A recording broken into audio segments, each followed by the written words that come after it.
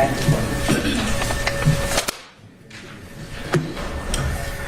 Mr. Matthews Sr., good morning. Is your son Junior with us this morning?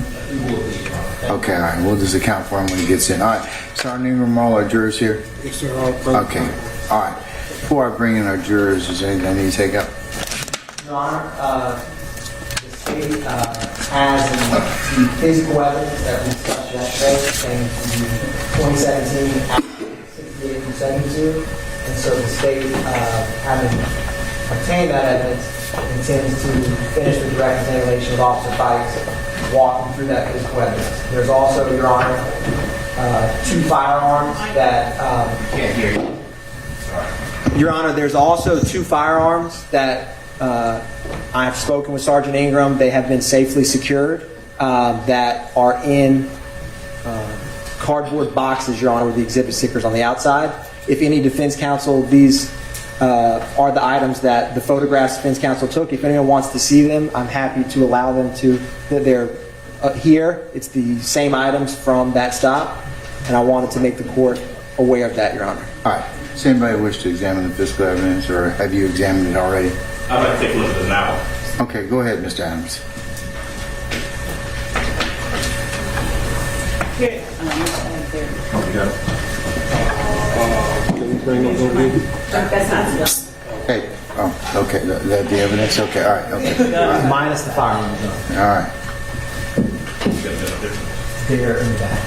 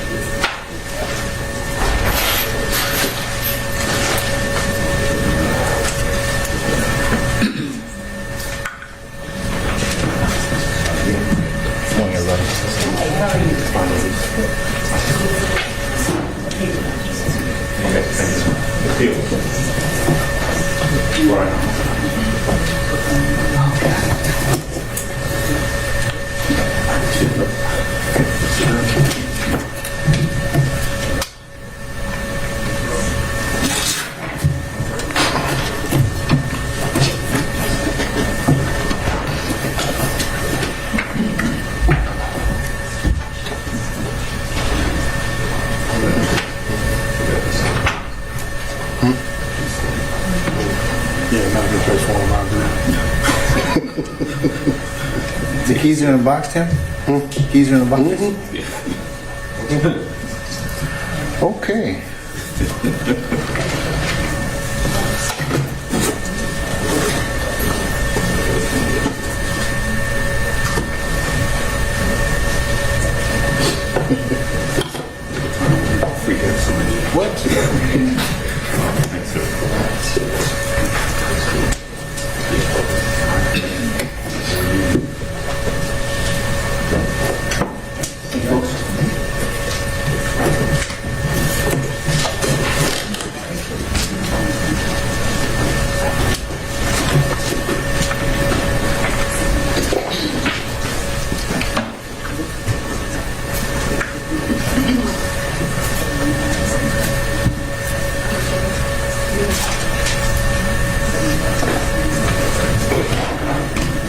Okay, so, Mr. Atkins, who do you have Officer Fikes outside? That is correct, Your Honor. Okay, all right.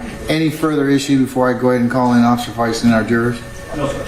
Your Honor, one matter I wanted to discuss. Defense counsel, Mr. Adams, was kind enough to share with the state some body cam that possibly defense could introduce related to the 2018 stop.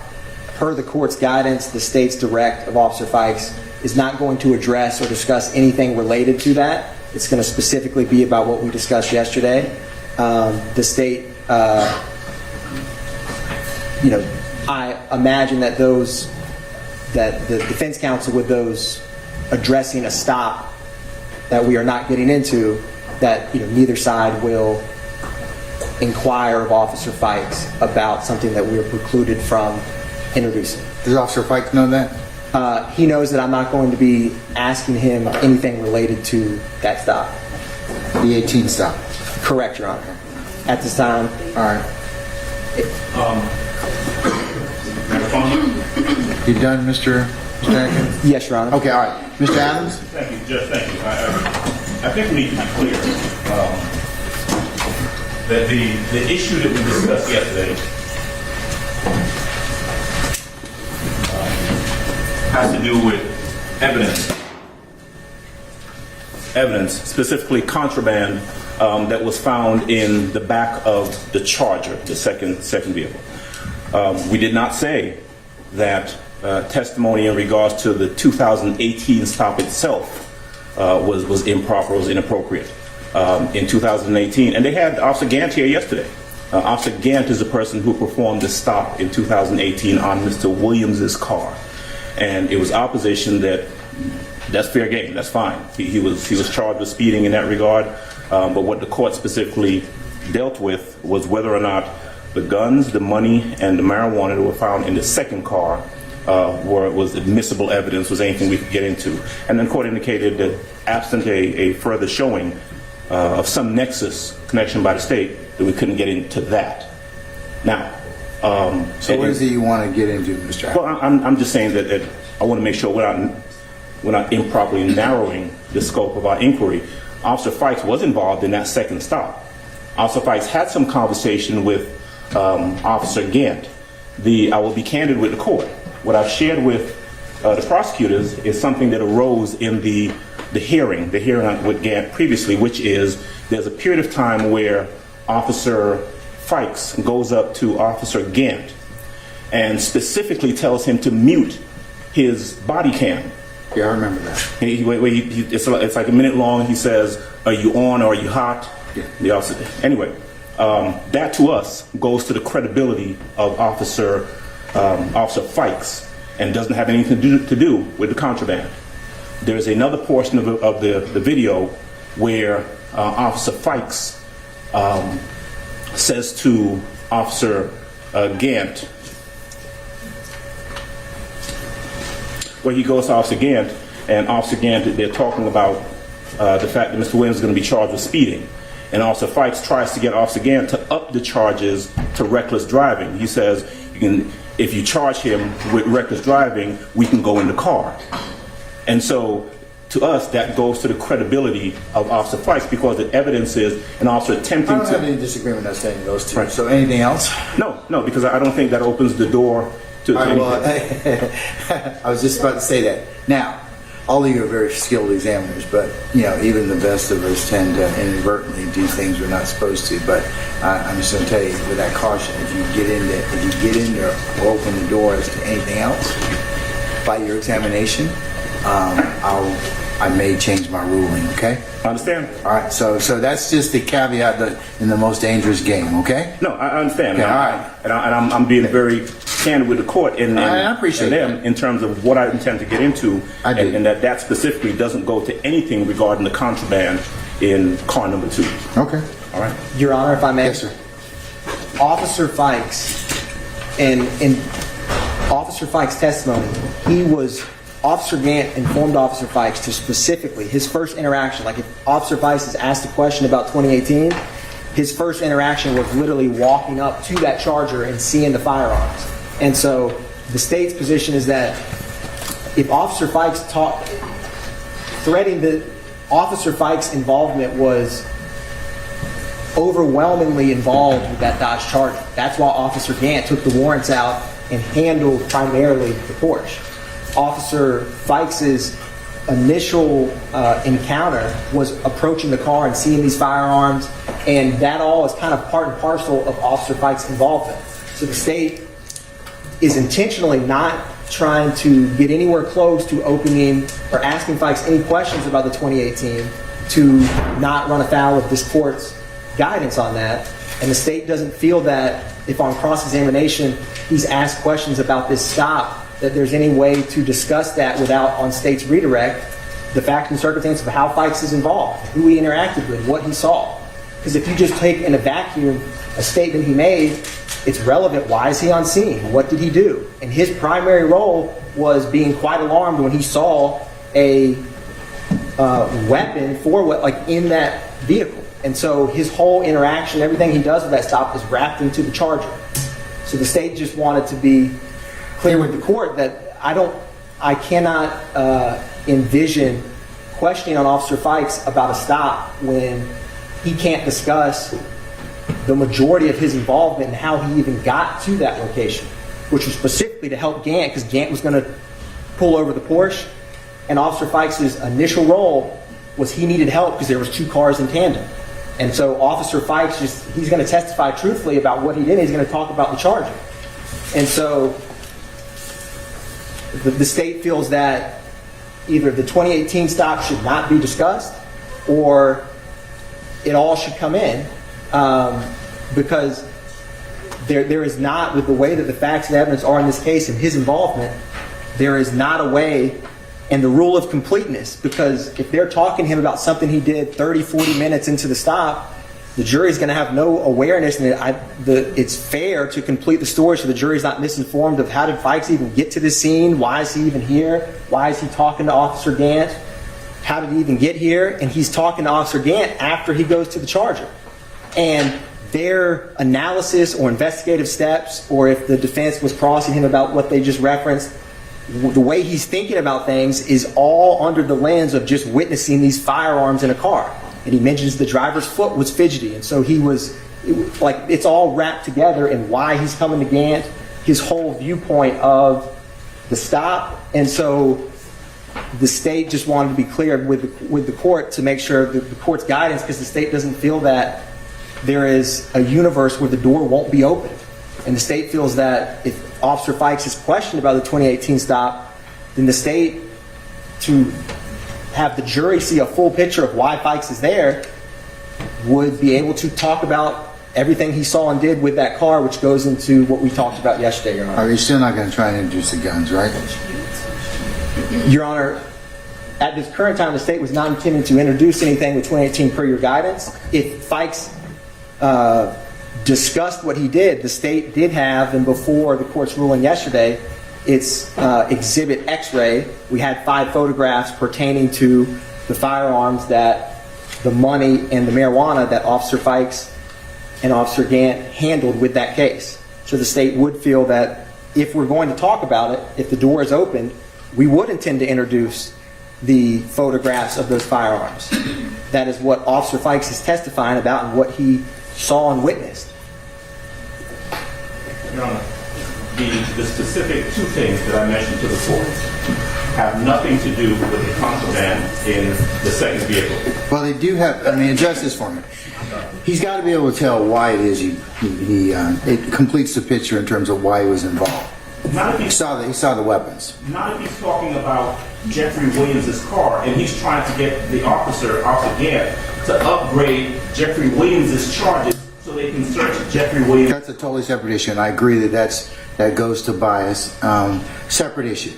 What the state's trying to tell me, or the state's trying to just have me rule upon, is whether or not they get to complete the picture as to why Fikes is there to begin with.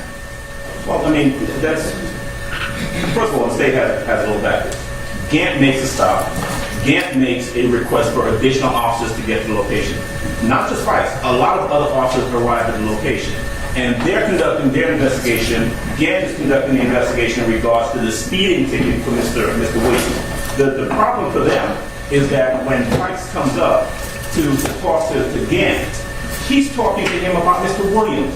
When he asks him to mute his body camera, he's talking to him about Mr. Williams. When he asks him about upgrading charges, we're talking about Mr. Williams. We're not talking about, it doesn't matter why he's there. My analogy, I'm sorry, Judge, but my analogy, let's say we have an issue about Officer Fikes' general credibility and bias in how he conducts investigations. And there was another case, a separate case, has nothing to do with it, where we have evidence that Officer Fikes has asked another officer to shut off their body cam, or has asked an officer to go ahead and upgrade charges on some defendants so that they could get in, they could search that defendant's car. That goes to that officer's credibility. It has nothing to do with this case. It has nothing to do with the reason that the person's there. It's just that officer's actions, right, that go to his credibility or his bias. And it shows obvious credibility and bias. I'm sure you can make that determination, but that doesn't open the door to allow them to talk about the second car, because we're not talking about it. To talk about the second car or contraband that's found in the second car that has no connection or nexus to Mr. Williams. Okay. Your Honor, I still agree, Mr. Atkins. I still agree that it's not relevant. Your Honor, you agree with the state's position? No, I agree with the defense's position. Your Honor, may I respond? Sure. OCGA 24-8-822, and I'm going to prevents litigants from 24-8 what? 24-8-822, Your Honor, prevents litigants from misleading the jury by presenting portions of prior statements taken out of context, and it is often essential in order to arrive at the true drift, intent, and meaning of what was said on the previous occasion. And the reason that's so salient, Your Honor, is that it's not just Officer Fikes being there, it's Officer Fikes, the information when he approaches Officer Gant is part and parcel of the firearm. So if he's crossed about, yes, Your Honor. We covered this yesterday. It doesn't have a nexus. Stop trying to get into it. I'm still not convinced.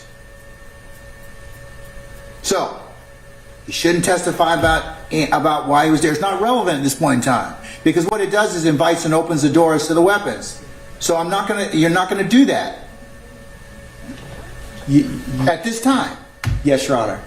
And What they're trying to assert is they're examining just on bias. That's it. On the 18 stop. I don't see another reason at this point in time. I still have to, I understand what 24-8-822 does, 822 does, but I'm still not convinced. understood, Your Honor. After cross-examination, the state will, depending on how the testimony comes out, approach Your Honor before asking any questions related to that, if the state feels that the door has been opened. So I'll be listening. Yes, Your Honor. Okay. All right, is Officer Fikes here? Yes, Your Honor. All right, let's go ahead and recall him, please.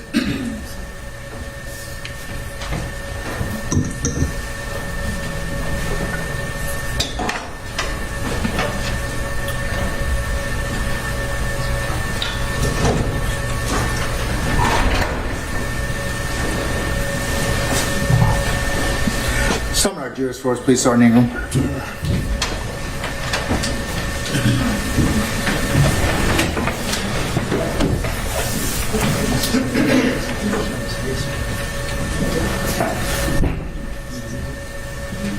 Can you excuse me temporarily, Mr. Mayor?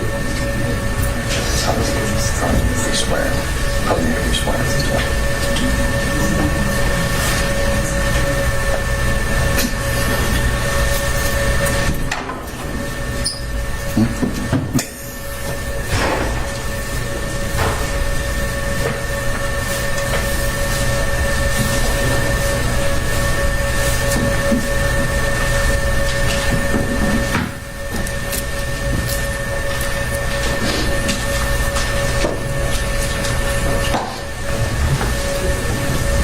You got lash out?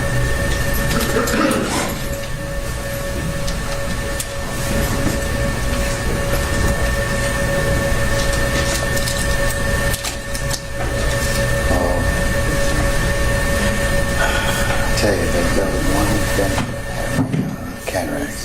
No eye cataracts. No, I got my lenses replaced because I'm old. I've seen too much.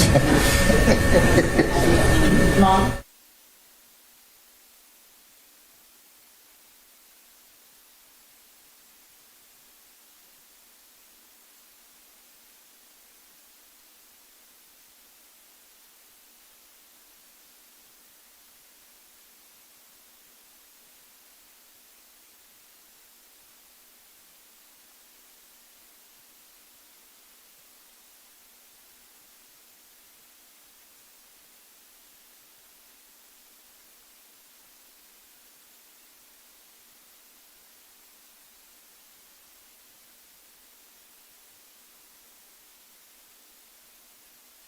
Ladies and gentlemen of the jury, good morning.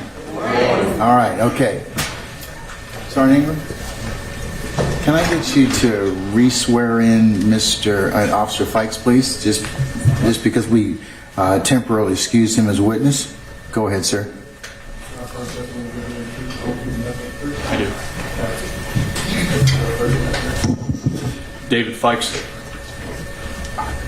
Good morning, Officer Fikes. Morning. Welcome back. I am one brief minute. I'm going to grab some Sure. brief weapons.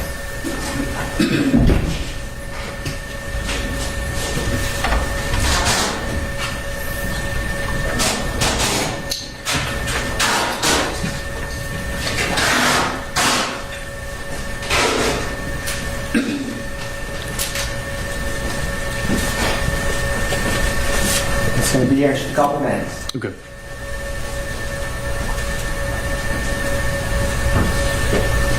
Your Honor? Sure. The state wanted to ask the court's permission to bring in the safely secured firearms into the court. You may, sir, as long as they've been running safe. Thank you, Your Honor.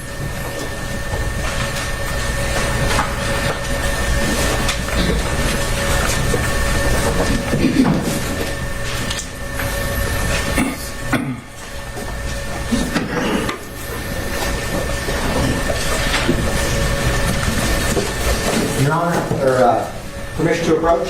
You may, sir. I'm handing the witness what is marked as 58 Lima. Officer Fikes, what is 58 Lima? It's the SCCY 9mm And how do you recognize it? by my handwriting on the outside of the box. And what is the, can you open up the box? What is inside 58 Lima? It's a gun with the toe tag on it. It's got Officer Latif's handwriting on it. And is that the firearm that you recovered from Defendant Williams' vehicle? Yes, sir. What is the serial number on that firearm? Give me 1 second.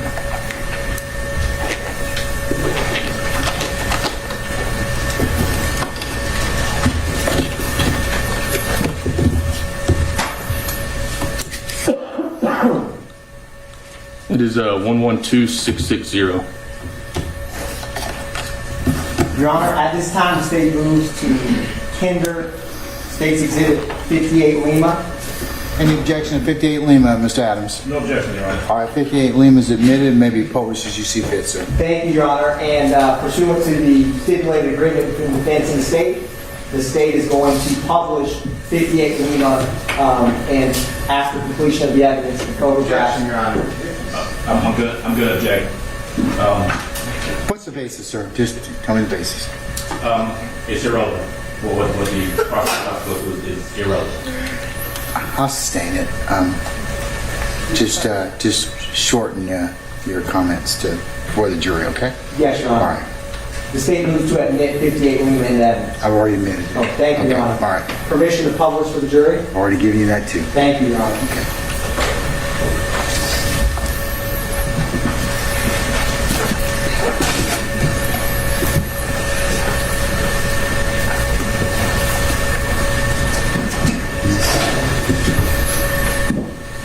What's on first? Publishing 58 Lima for the jury.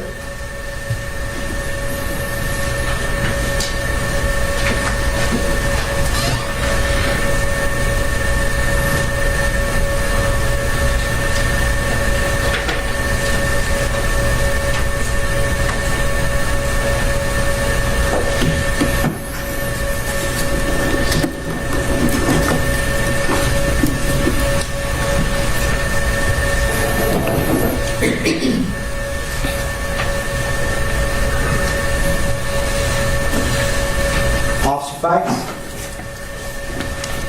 I am handing you what's been marked as 59 Lima. What is 59 Lima?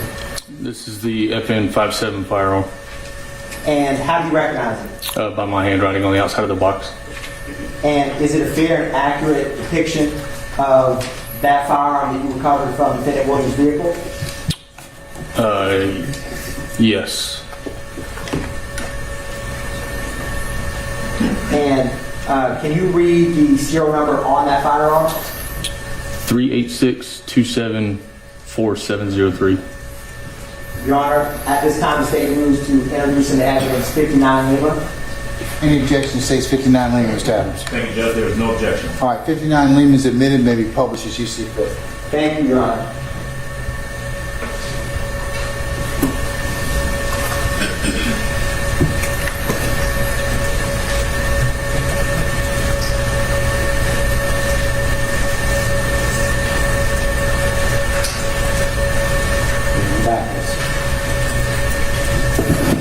Publishing 59 Lima for the jury.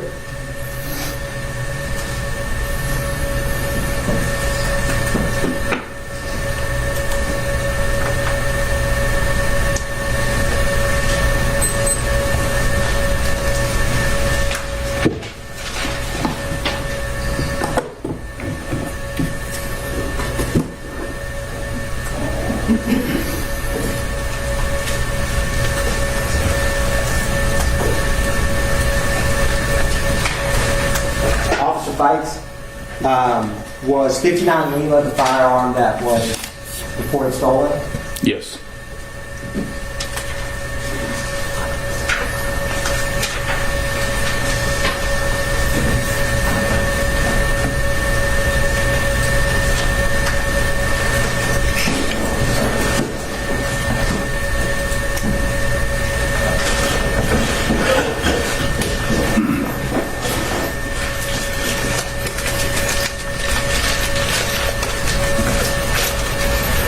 Handing the witness what's been marked as State Exhibit 60 Lima.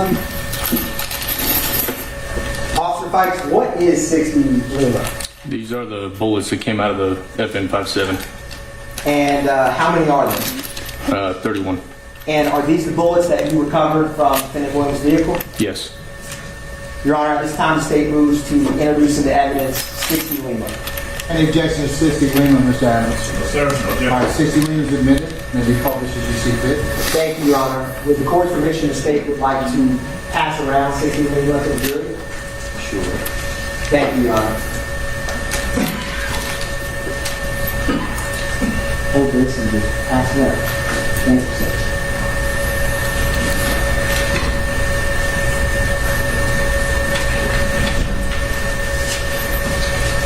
While they're looking at that, Officer Fikes, I'm going to approach you with 61 Lima.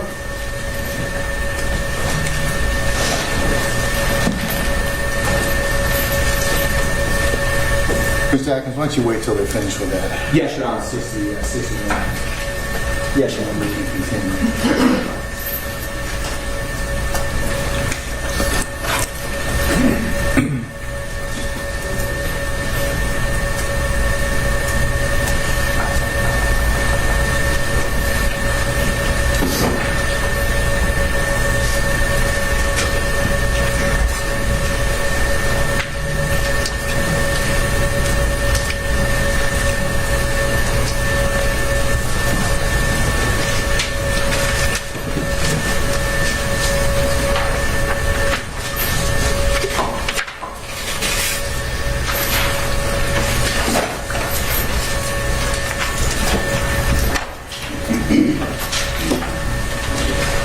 Thank you, sir.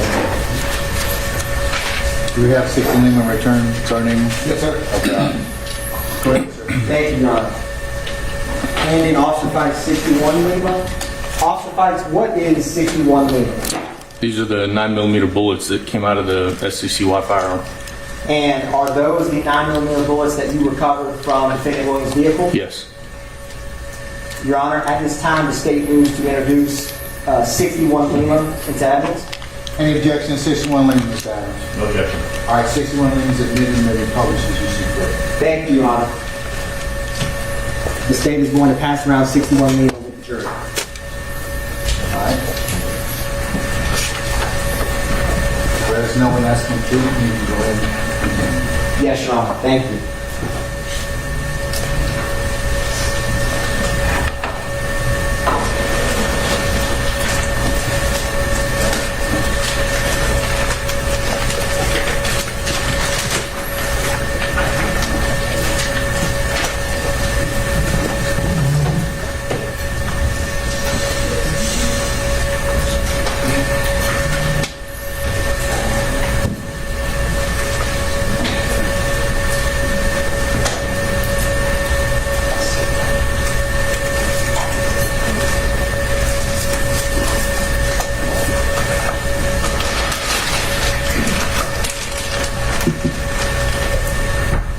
Your Honor, approaching the witness after 61 has been passed back. All right. Thank you. What are you approaching with now? My apologies, Your Honor. I saw Sergeant Ingram move. It is still with the jury. I didn't know.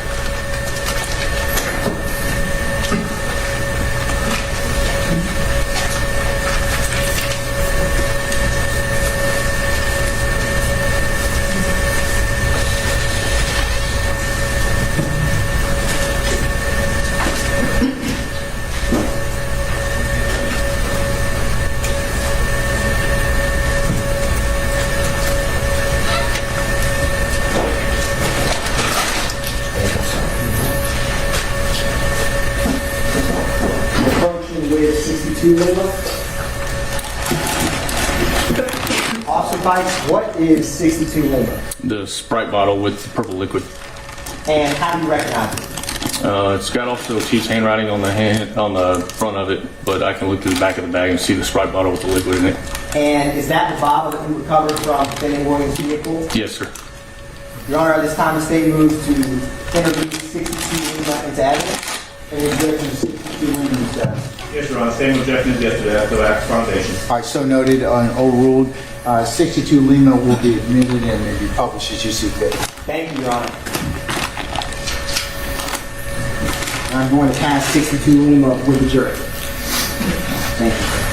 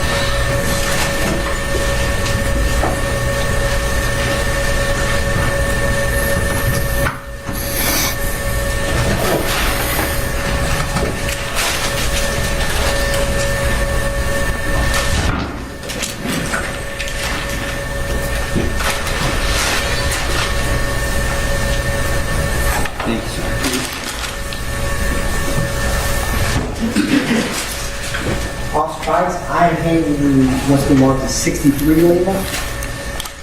What is 63 Lima?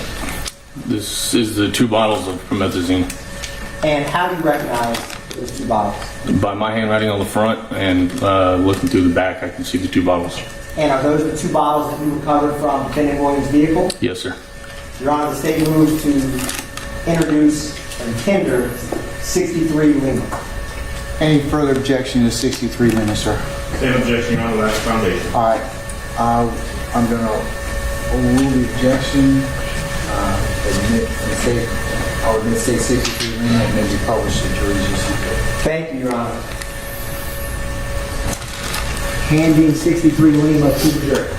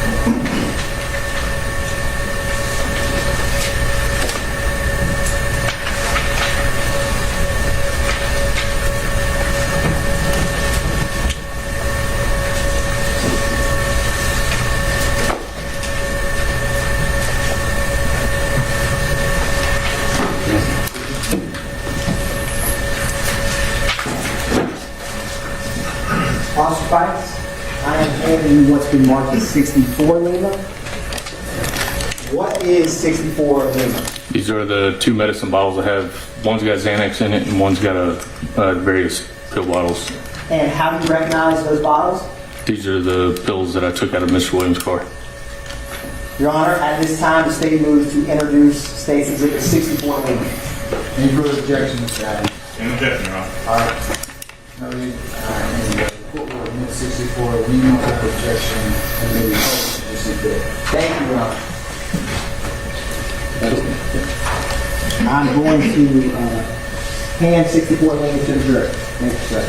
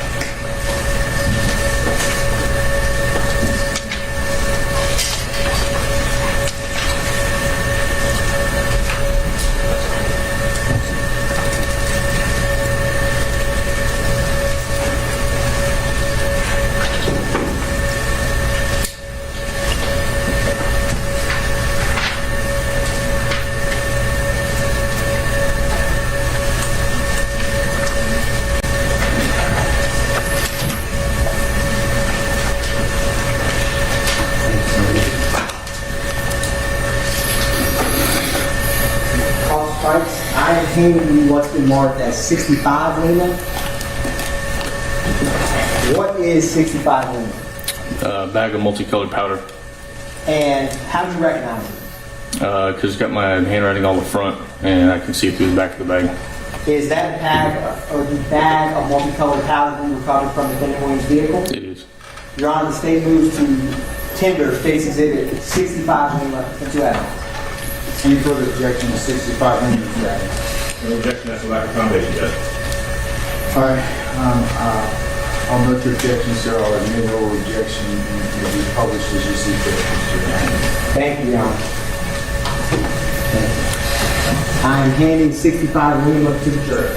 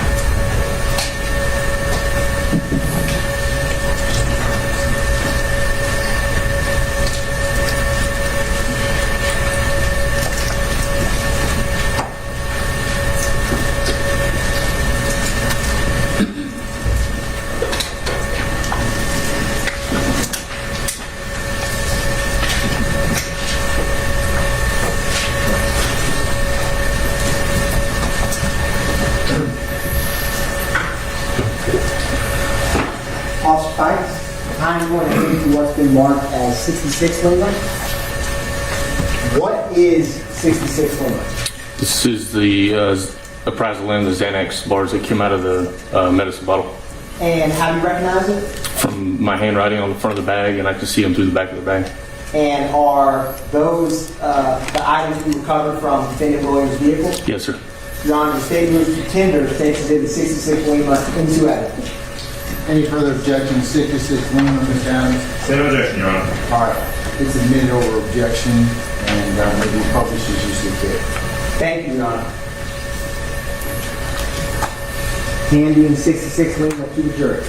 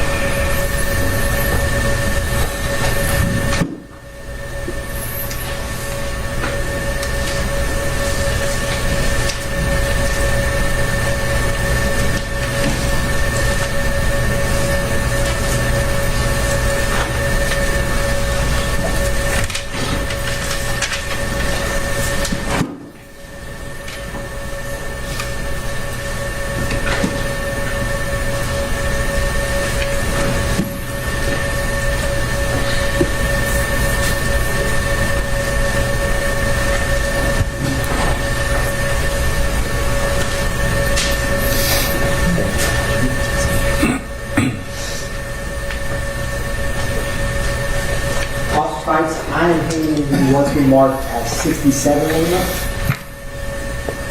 What is 67 Lima? These are the 4 Adderall pills that came out of the medicine bottle. And how do you recognize them? It's got also Latif writing on the front, and I can see the pills through the back of the bag. And are these the Adderall pills that you recovered from defendant Williams' vehicle? Yes, sir. At this time, Your Honor, the state moves to tender State's Exhibit 67 Lima into evidence. Mr. Adams, any further objections, sir? Same objection, Your Honor. All right, here's minute over objection to the publisher's use of field. Thank you, Your Honor. I am handing 67 Lima to the jury.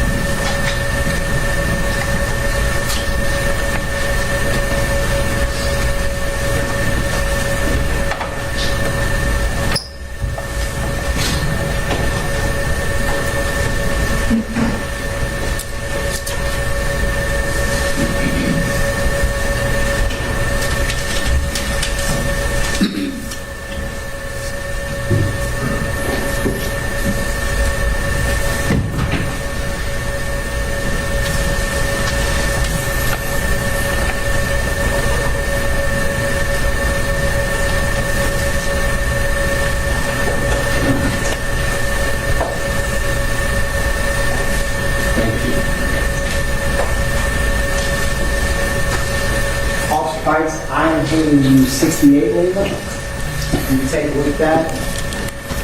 What is 68 Lima? These are the purple pills that came out of the medicine bottle.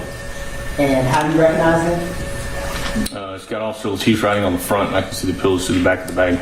And are those the pills that you recovered from defendant Williams' vehicle? It is. Your Honor, the state moves to tender State's Exhibit 68 Lima into evidence. Any further objections, 68 minutes, sir? Same objection as to lack of foundation, Judge. All right. There's minute over objection to the publisher's use of field. Thank you, Your Honor. Handing 68 Lima to the jury.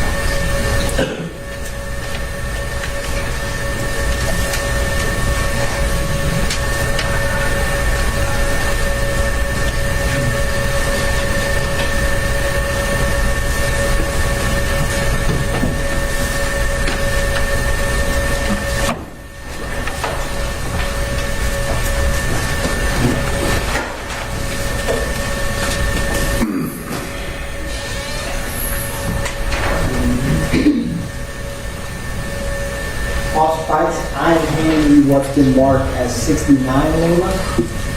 Can you take a look at that? What is 69 Lima? The 24 lower tap pills from Jeffrey Williams' car. And how do you recognize them? It's got Officer Latif's handwriting on the front, and I can see him through the back of the bag. Your Honor, at this time, stating you use 69 Lima into evidence. Any objection to 69, further objection, I should say 69. Yeah, objection, Your Honor. All right. 69 Lima is a minute order objection, and then the publishers you see fit. Thank you, Your Honor. Thank you. Handing 69 Lima to the jury.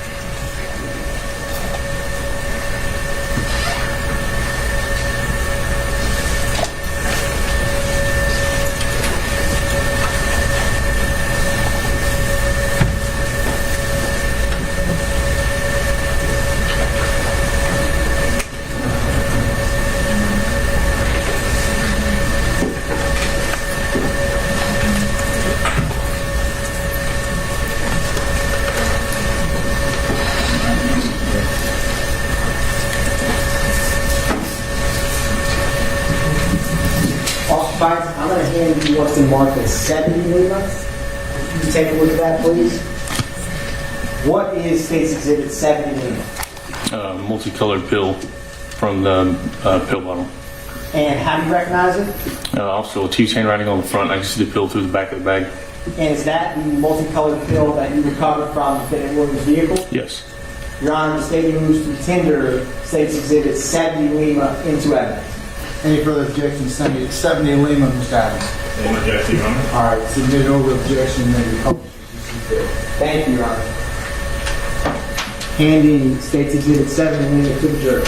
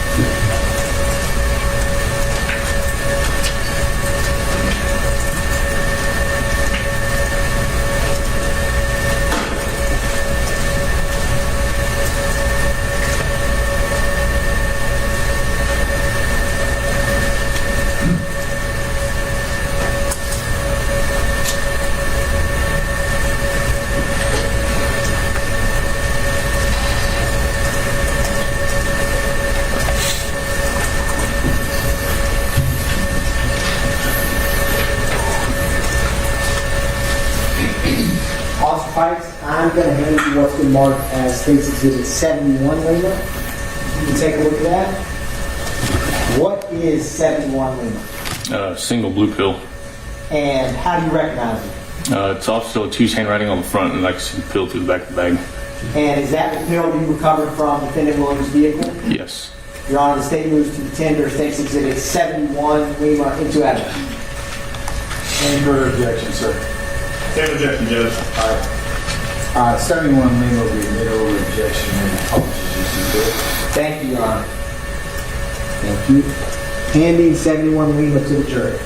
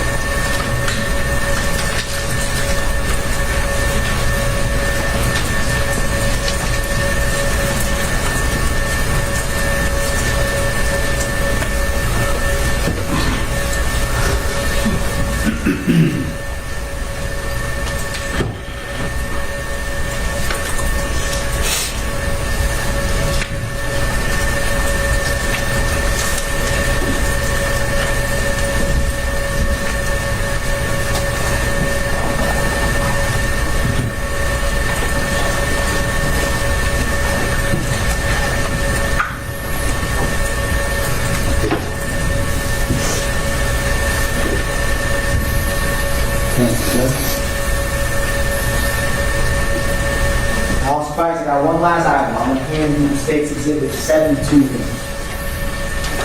What is 72? These are the rubber bands that came off of the large stack of currency. And how do you recognize them? From my handwriting on the front, I can see them through the back of the bag. And are those the rubber bands that were on money from defendant Williams' car? Yes. Your Honor, the state moves to tender State's Exhibit 72 Lima into evidence. Any objection, sir? No objection to the rubber bands. They're admitted, may be published as you see fit. Thank you, Your Honor. Going to hand State's Exhibit 72 Lima to the jury.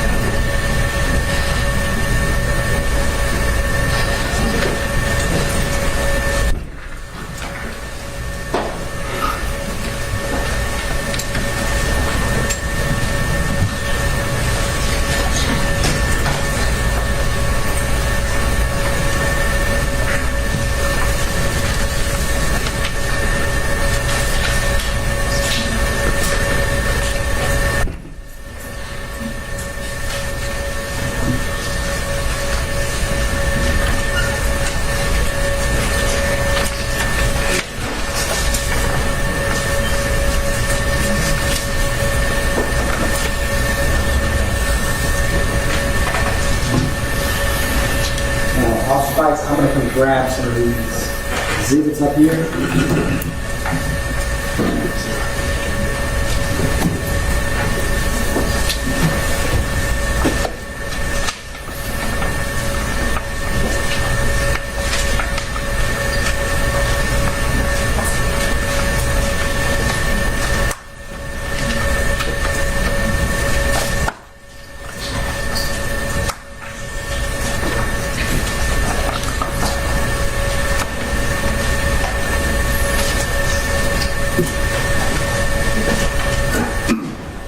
Officer Fikes, I'm going to hand you State's Exhibits 18 Lima and 19 Lima.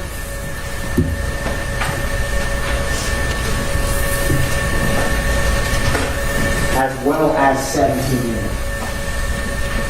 We had talked about these yesterday. Officer Fikes are Exhibit 17 Lima through 19 Lima. What are those? These are pictures of the box that the weapons are in. Is that the same box that we introduced to State Exhibit 58 and 59? Yes. Your Honor, the State moves to tender State's Exhibit 17 and 19 in evidence. Any objection to state 17 through 19?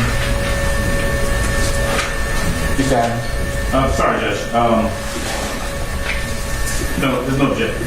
No objection. Is it 17 through 19 or 17 and 19? 17 through 19, Lima, Your Honor. All right.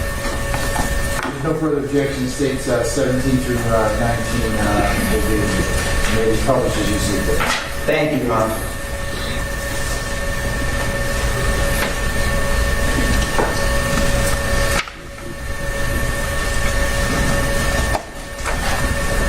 Officer Fikes, I'm handing you what's been marked as State's Exhibit 20 Lima through 22 Lima. What are those, Officer Fikes? These are pictures of the bag and the bullets from the FN-57. And do those photos depict the FN bullets of State's Exhibit 60? Yes. Your Honor, the State moves to tender State's Exhibit 20 through 22 in evidence. Any objection, Mr. Adams? No objection. All right, here's the... Thank you, Your Honor. Officer Fikes, I'm handing you Exhibits 23 Lima through 25 Lima.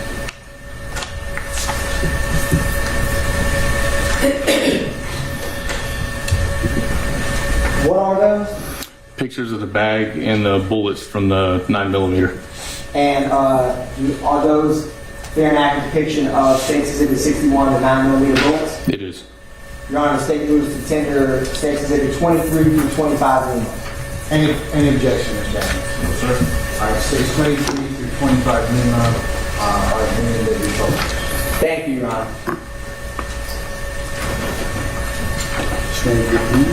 I'm handing you, Officer Fikes, what's been marked as State's Exhibit 26 through 28. What are those, Officer Fikes? They are pictures of the bag and the Sprite bottle that has a purple liquid in it. Do those accurately reflect the State's Exhibit 62, the Sprite bottle? Yes. Your Honor, the State moves to tender State's Exhibit 26 through 28 into evidence. Any objection, Mr. Adams? No, sir. All right, states 26 through 28 Lima are admitted and will be published as you see fit. Thank you, Your Honor. Officer Fikes, I'm going to grab those and hand you 29 Lima through 31 Lima. You can take a look at those. What are those, Officer Fikes? The bag that has the 2 bottles of promethazine. And is that accurately reflect what was admitted to State Exhibit 63? Yes. Your Honor, the State moves to tender State's Exhibit 29 through 31 Lima. Any further objections, Mr. Adams? Subject to previous objection, All Judge. right, there being no over objection and will be published as you see fit. Thank you, Your Honor. Officer Fikes, I'm handing you what's been marked as 32 Lima through 34 Lima.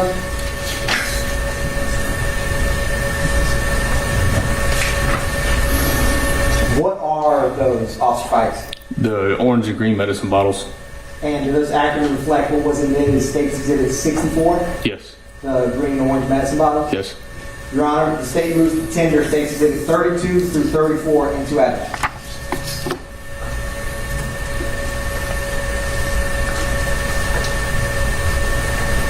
Any further objections, sir? It's subject to the same objection, All right, Judge. there being no over objection and will be published as you see fit. Thank you, Your Honor. Mr. Fikes, I'm going to hand you what's been marked as 35 Lima through 37 Lima. Take a look at those, please. What are those, Officer Fikes? It's pictures of the evidence bag with the multicolored powder in it. And does that accurately depict the multicolored powder bag of State's Exhibit 65? Yes, it does.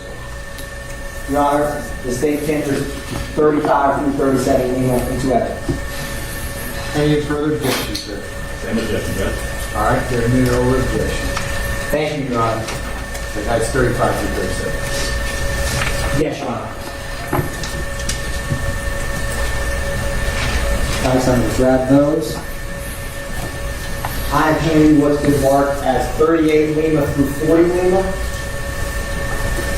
What are those, Officer Fikes? It's the evidence bag that contains the alprazolam or Xanax bars. And does that accurately depict what was intended as State Exhibit 66? It does. Your Honor, the state is going to tender 38 through 40 Lima into evidence. Any further objection? Same objection, Judge. All right, there's no over objection. Maybe publish as you see fit. Thank you, Your Honor.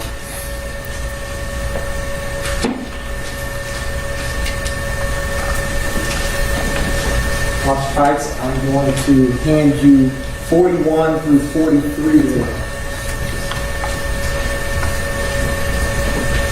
What are 41 through 43 Lima? It's the evidence bag that's got the 4 Adderall pills in it. And does that accurately depict the evidence bag State Exhibit 67, which was the Adderall bill? Yes. Your Honor, the state tenders 41 through 43 Lima into evidence. Any further objection, sir? Don't judge the same All objection. right. There admitted over objection. Maybe publish as you see fit. Thank you, Your Honor. Officer Fikes, I'm going to hand you 44 through 46 Lima. What do those depict? It's evidence bag that's got the 2 purple pills in it. Is that accurately reflect State Exhibit 68, which was the evidence bag with the 2 purple pills? Yes. Your Honor, the state tenders State's Exhibit 44 through 46 Lima into evidence. Any further objections, Mr. Adams? Your Honor, no, sir. Same objection. All right. There admitted over objection and maybe publish as you see fit. Thank you, Your Honor. 44 to 46. Correct, Your Honor. The state is handing Officer Fikes what's been marked as 47 through 49 Lima. You can take a look at those, please. What do those reflect, Officer Fikes? It's the evidence bag that's got the 24 Lord Tap pills in it. And is that accurately depict what's been admitted as State Exhibit 69, which is the bag with the Lord Tap bills? Yes. Your Honor, the state tenders 47 through 49 Lima into evidence. Mr. Adams, any further objection in states 48 and 49? Same objection, sir. All right, there's admitted over objection and maybe publish as you see fit. Thank you, Your Honor. Officer Fikes, I'm going to trade with you. I'm handing you what's been marked as State's Exhibit 50 through 52 Lima. You can take a look at that, sir. What is State's Exhibit 50 through 52 Lima? There are pictures of the evidence bag that's got the multicolored pill in it. And does that accurately reflect what's been admitted as State's Exhibit 70, which is the multicolored pill bag? Yes, it does. Your Honor, the state tenders 50 through 52 Lima into evidence. Any further objections, sir? Further, same objection, Judge. All right, there's admitted over objection and maybe publish as you see fit. Thank you, Your Honor. Thank you. I'm handing what's been marked as 53 Lima through 55 Lima. You can take a look at those, please. What do those depict, Officer Fikes? It's pictures of the evidence bag that's got the single blue pill in it. And does that accurately depict what's been admitted as State Exhibit 71, which is the evidence bag with the blue pill in it? Yes, it does. Your Honor, the state tenders 53 through 55 Lima into evidence. Any further objections, Mr. Adams? Same objection, Judge. All right, admitted over objection and maybe publish as you see fit. Thank you, Your Honor. Officer Fikes, handing you what's been marked as 56 and 57 Lima. What are those, Officer Fikes? Evidence bag with rubber bands. Does that accurately depict what the marked as State Exhibit, or enter in evidence as State Exhibit 72? Yes. Your Honor, the state tenders 56 through 57 Lima into evidence. Any further objection, Mr. Adams? No, Your Honor. All right, states and 57 Lima are both admitted, maybe published as you see fit. Thank you, Your Honor.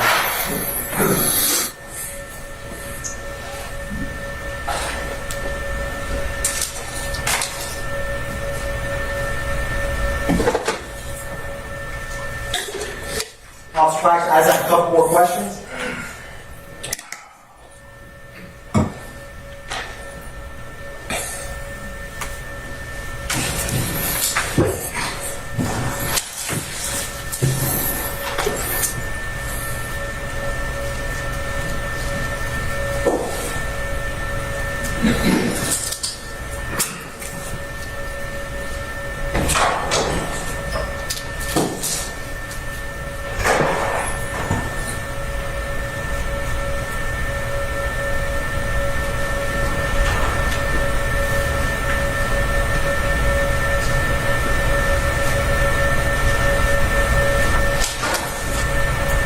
Your Honor, the state is publishing 20 Lima, or excuse me, 12 Lima.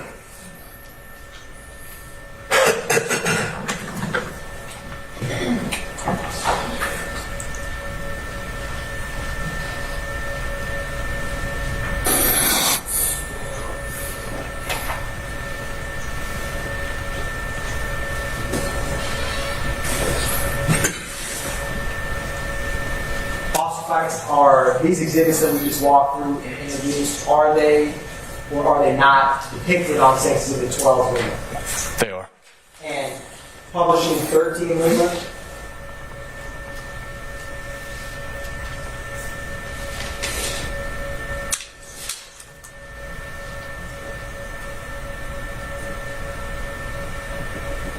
Officer Fikes, do you see any of the items that we just walked through and every single evidence depicted on 13 Lima?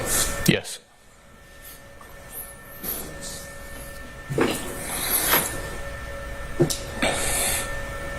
And what would the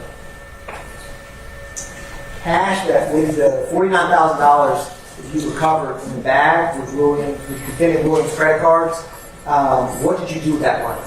I put it into a evidence locker. And was that, what happened to the money? At some point, it was taken to the bank and deposited, but I don't. Once I put it in the evidence locker, I don't see it again. Understood. And why did you photograph all of these items, including the money, as depicted in 12 Lima and 13 Lima on scene? Just for digital evidence to show what was recovered on scene. And which of these items were recovered from the hidden compartment in defendant Williams' car? And if you need to review those items, let me know. This right here with the marijuana, and then these two medicine bottles were in the compartment. Thank you, Officer Fikes. One brief note, Your Honor.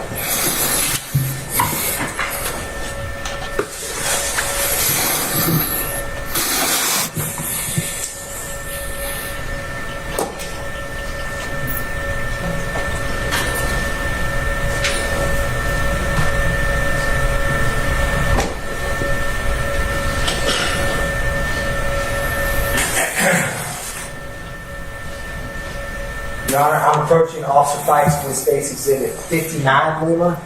It's been admitted to 59 Lima.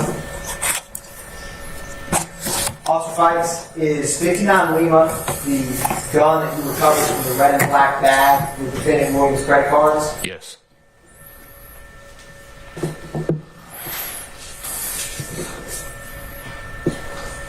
No further questions for Officer Fikes, Your Honor.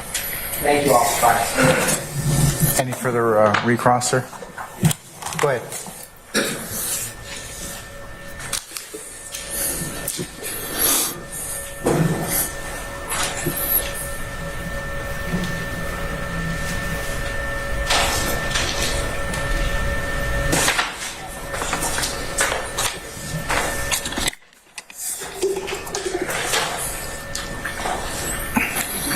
Officer Fikes,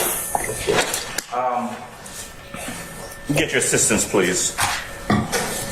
And if I can also beg the court's indulgence and the state's indulgence to like to use some of their exhibits and ask them if they could put those up on the screen as I request.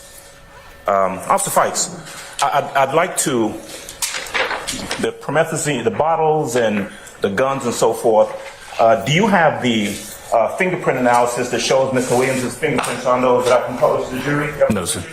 No, sir. No? No fingerprints? No, sir. The object of any investigation when items of contraband are found to determine who the contraband belongs to, right? I'm not understanding what you're asking. You don't understand that question? No, sir. Can you rephrase it? Sure. Let me break it down for you.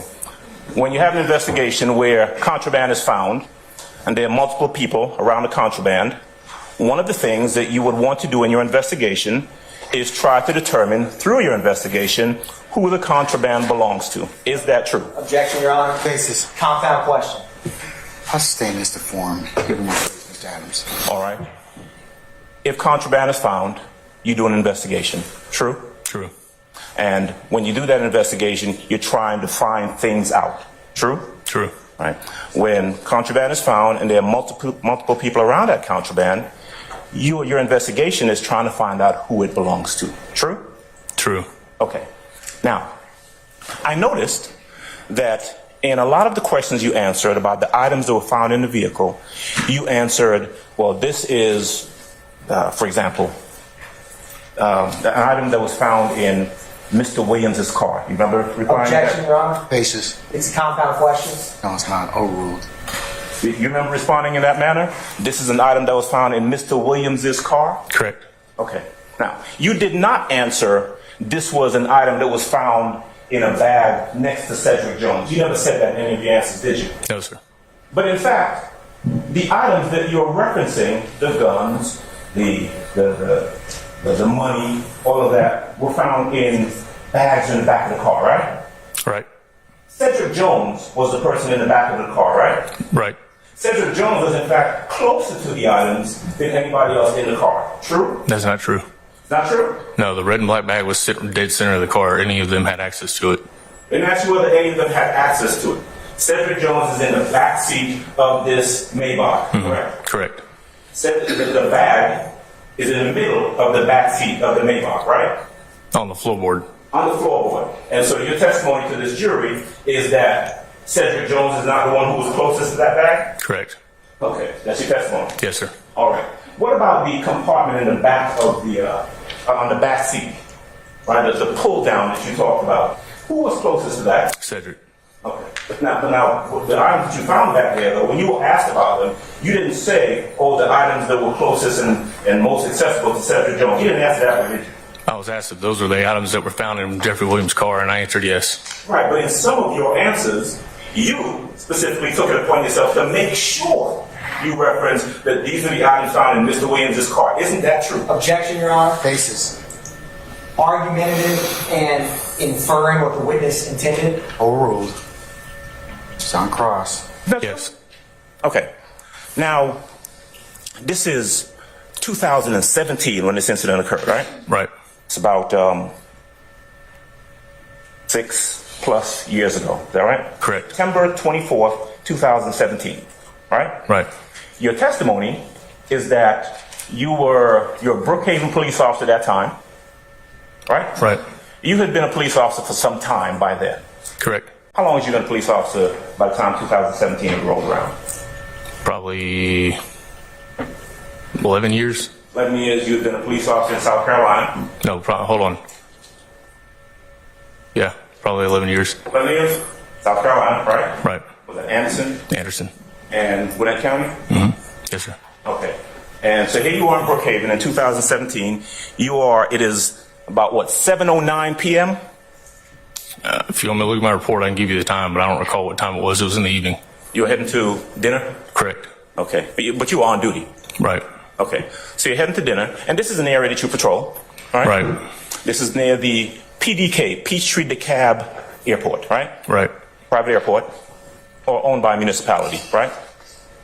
It's a private airport. I don't know who owns it. It's not Hartsfield. Correct. Right? Okay. Private jets and planes land at that airport, right? Right. Private jets and planes take off from that airport. Right. Any entertainers, sports figures, private individuals use that airport to come and go from. True? Objection, Your Honor. Basis. Speculating who comes out of that airport. I sustain an objection. Do you know? Do you know whether or not this is an airport that's used by celebrities, sports figures, private individuals? Objection, Your Honor. Basis. Relevance. I sustain the objection. There's more than one entrance to the airport, right? There's one main entrance to the airport. I don't know if the other ones are all limited access like the one they first turned into. Okay. The one with limited access is limited access, but it's an entrance to the airport, right? Right. And then there's another entrance, right? Right. So there's more than one entrance to the airport. True? True. Okay.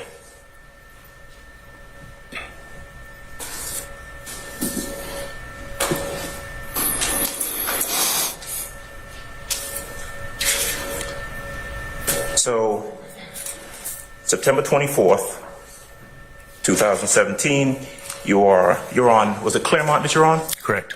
All right. Can I have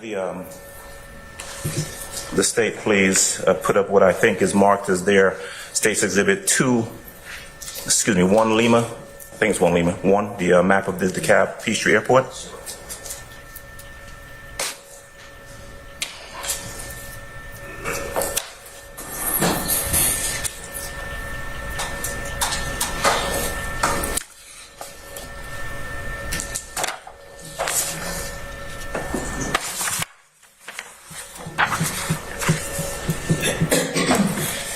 All right. Judge, do you mind if I step close to the witness and the No, screen? No. So that point with you over there? Right here. Bring right that phone, if you don't mind. All right. Does this map show where you were at the time you first saw the vehicle? Just barely. I was right here in your Bragg in Claremont. Okay, let's try exhibit number 2, please. All right, how about that one? Yes, sir. Right here. All right. Go ahead, point again and then keep the point up there. Is that where you were? I was traveling in the left lane going northbound. Okay, that's on Claremont Road, right? Correct. All right, do me a favor also, while your back is turned, I want to make sure that Madam Court Reporter can hear you. Keep your voice up a bit, please. And then also folks in the back there can hear you. All right, so you're on Claremont, and show us where you first see the vehicle. It was somewhere right in this intersection, right about this area. Okay? Was it heading towards you? No. I was traveling northbound, and they were traveling northbound in the right-hand lane. Okay, so you were behind the vehicle. Oh, no. No? They're in the right-hand lane. I was in the left-hand lane. Okay. Were you in front of them or were you behind them? I was beside them. You were beside them. Okay. And at some point, do they pull ahead of you or do you pull ahead of them? They pulled ahead of me. Okay, and where did they go? Where did they go? Yeah. You're going to have to go to the next slide. Okay, well, let's stay there for a while. Okay? So it's about a little after 7 on the 24th. It's September. But if I remember your testimony correctly, it was still light out, right? Right. You could still see. I mean, it's still daylight. Right. Hadn't gotten dark yet. No. Okay. What you indicated was that you noticed that this car next to you, and you can see a reflection in one of the windows of the car. So it's And the windows. the windows of the car. Right. One window, right? Yes. Okay.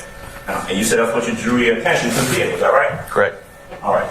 So we got States 3 up there. Does that show us where you are and where the vehicle went after you first saw it?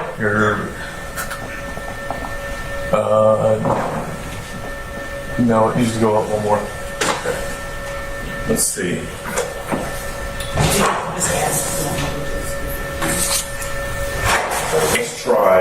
Let's try 5.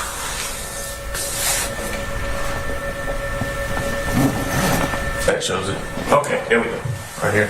All right. So the vehicle is traveling north. North. Okay, on Claremont, right? Yes. And you see them turn into where that blue arrow is, right? I see them turn into this entrance right here. Okay. You were behind the vehicle at that time. Yes. Okay. And you are still traveling where, in the left lane? In the left lane. Okay. And at that point, you have already noticed that according to your testimony anyway, that you can see a reflection in the windows of the car, right? Correct. Okay. I'll go ahead and have a seat for a second. Let me ask you a couple of questions. Let's leave that up there for right now. I got a couple of questions about that. Now, when you were testifying yesterday, you indicated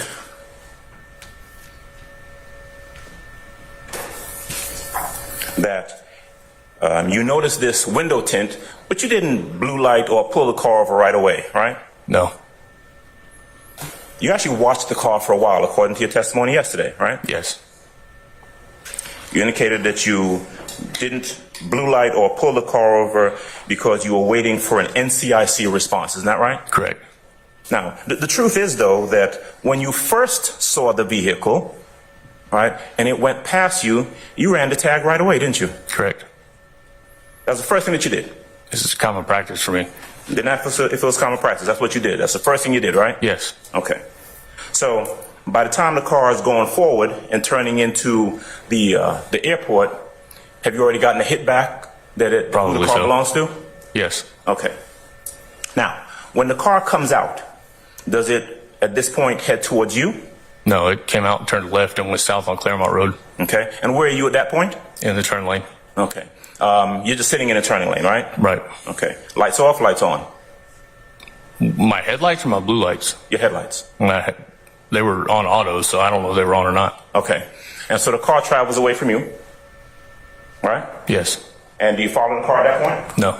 Okay. What do you do? I watched it in my mirror for a minute, and I saw they were turning on their brake lights several times, so I pulled off on 9th Street. Okay. Car wasn't speeding, right? No, I don't know. I don't have radar in my car. Car didn't appear to be speeding, right? No. The car wasn't committing any traffic violations, right? Not at that time, no. Okay. Other than the window tint. All right. They had just come out of, and you said earlier, you pull over folks for window tint all the time, don't you? Correct. It wouldn't have had anything whatsoever to do with the fact that you saw 3 black guys in a Maybach, right? Objection, Your Honor. What's the objection? I sustain the objection. Your Honor, the state asked the question yesterday as to whether or not he knew the race of the individuals in the vehicle. Objection, sir. What's your basis? What's the basis for my objection? No, I'm gonna sustain the objection. All right. I don't need a speaking response, Mr. Adams. Go on. Thank you, Judge. Okay. You at some point turned on your blue lights, right? Yes. Car pulled over, Yes. and it responded right away, right? Car didn't take off or anything like that, just pulled over. Right. You get out your car and you go up to the vehicle. You go up on the passenger side, right? Right. And maybe I heard you wrong. You testified yesterday that you knocked on the rear quarter panel of the vehicle and the back window rolled down. The back passenger window rolled down. Right. But in fact, the front passenger window is the one that rolled down first, right? No. No? No. The back passenger window rolled down first. You didn't put in your report that you wrote that the first window to go down was the front passenger window? I don't believe so. You need to refresh your memory? Sure. You got your report in front of you? Sure. Take a look at it.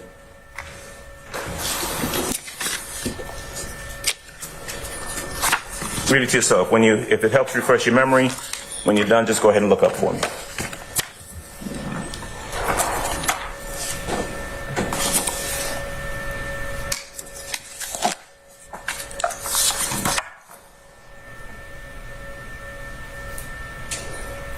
Yeah, that's correct. The front passenger window rolled down.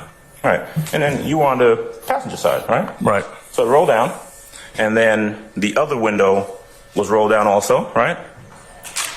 They rolled it down after. Okay. And so you're able to see inside the car at that point, right? At which point? At the point that you're standing on the side of the car. I couldn't see in the car once. Window down. I'm When, sorry. At the same time. My apologies. Go I ahead. didn't get the Yeah, let me, at the time when you're on the passenger side of the car, sir, and either the front and or the rear passenger windows roll down, are you able to look into the car at that point? yeah, that's what I was trying to clarify. Once the back window rolled down, I could see in the car. All right. And let's see, Cedric Jones sitting in the back with some, Kentucky Fried Chicken, Right. bag or box or something, right? Yes.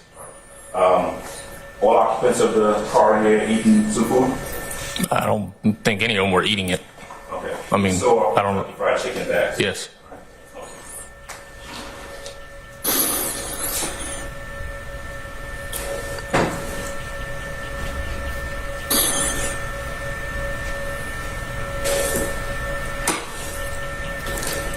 All right.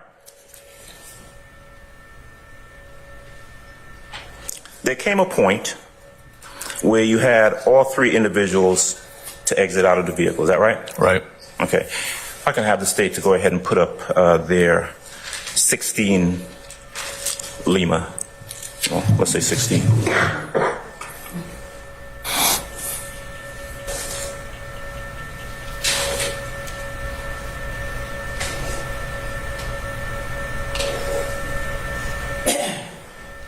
Here you go, Ms. Fikes. Is that 16 or is that 15?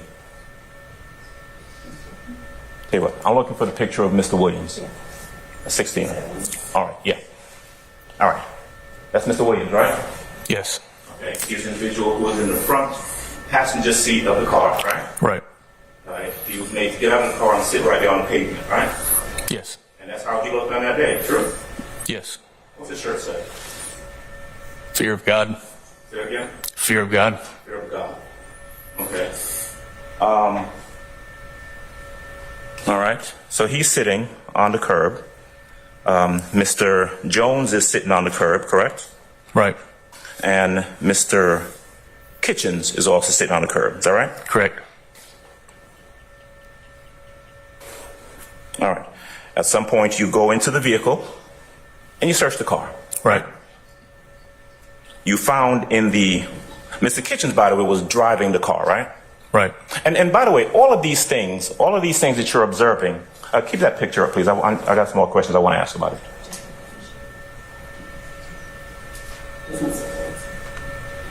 All of these things that you're observing become part of your investigation, right? Yes. And so one of the things that you notice is that in this vehicle, that by this time you know is registered to Mr. Williams. Right. Now, is it registered to Mr. Williams or is it registered to Mr. Williams' company? It said Jeffrey Lamar Williams. Okay. And so by this point, you know that this car is registered to Jeffrey Williams, right? Right. But you also know that it's not being driven by Jeffrey Williams, true? True. You know that he's a passenger in the car, Right. just like Mr. Jones is a passenger in the car. Right. You don't have at this point, any personal knowledge whatsoever about anything that's going on in the car or any of the contents of the car, true? True. Okay. You find what you identified as, in the front seat, as some, I think you called it either shake or what you thought to be marijuana residue on the floorboard of the front driver's area, right? Right. Okay. You find the Sprite bottle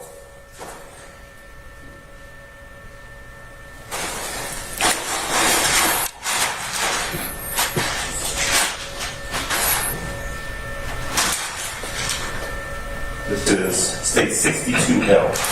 You find the Sprite bottle on the floorboard, right? Right. Front floorboard. Front passenger floorboard. Front passenger floorboard. Right. Anything else? Well, on Jeffrey Williams, you take $2,924 that he had in his pockets. Again, I had to look at my reports, find the exact number. Sounds about right. Roughly. Yes, sir. Okay. All right. Everything else you find in the back of the car, right? Right. Okay. Now,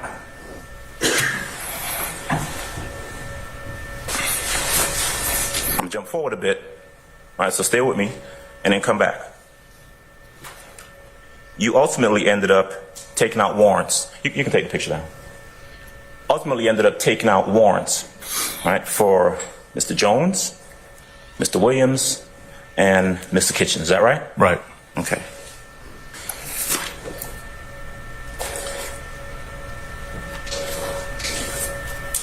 You charged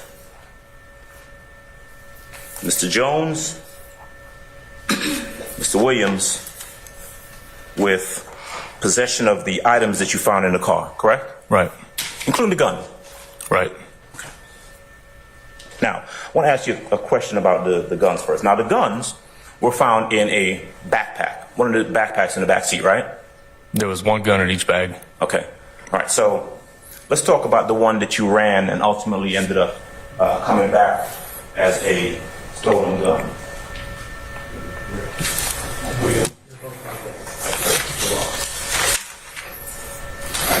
Which one was the one that came back stolen? The FN. The FN? That's this one, right? Yep. Okay. And by the way, we saw some pictures a little bit earlier, right, of of these bullets that were in, what's on? Okay, so this is states 60L. Labeled as FN bullets, 31 of them, right? Right. Where were these bullets? Were they actually in the gun? They were in the gun. All of them? I believe so. Gun holds 31 bullets? The magazine. Okay, all right. So although we have them here separated, what you actually have is a gun, and the gun had bullets in it, right? Right. All right. Now, you were actually able, and with the court's permission, if I may approach the witnesses and put this in front of them. Yes, you may, sir. Okay. So this is the FS. Showing him what exhibit number you're showing. Oh, and thank you, Judge. I'm showing him what's been marked as State's Exhibit 59L, 59 Lima. Okay. All right. So we got 59 Lima. That's the gun that you ran that came back as a stolen weapon, correct? Right. It was found in a bag, right? Right. On the back seat of the vehicle, Right. next to Cedric Jones. Right. Okay. It had a serial number on it. Right. Serial number wasn't scratched off. No. Right? There is nothing that, looking at this gun, tells you that it is a stolen gun. True? True. You got to run the number. Right. You have to run the number to see that it had been a gun stolen at some point out of East Point. East Point. Okay.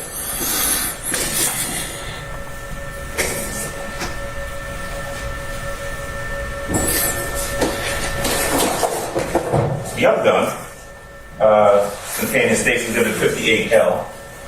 Right, this is the 9mm. Court's permission again to approach the witness. You may, sir. This is a 9mm found in the other bag, right? Right. Next to Cedric Jones, right? Yeah, right. Not stolen, just a gun. Right. Right. Who's that belong to? Is it registered to anyone? In Georgia, we don't get guns registered to you. Okay. Did you get any records that indicate who it was sold to or anything like that? Yeah, at some point I would have had to know because I got the warrants and it would have said who it was registered to. So you knew at some point. At some point, yeah. Okay. So I want to ask you something about both of these guns, and with the court's permission, one more time.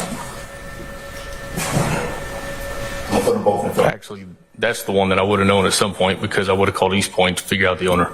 Okay. So that's this one. This one I wouldn't have known because it's not stolen. And by this one, I'm referring to the 9mm. Right. All right.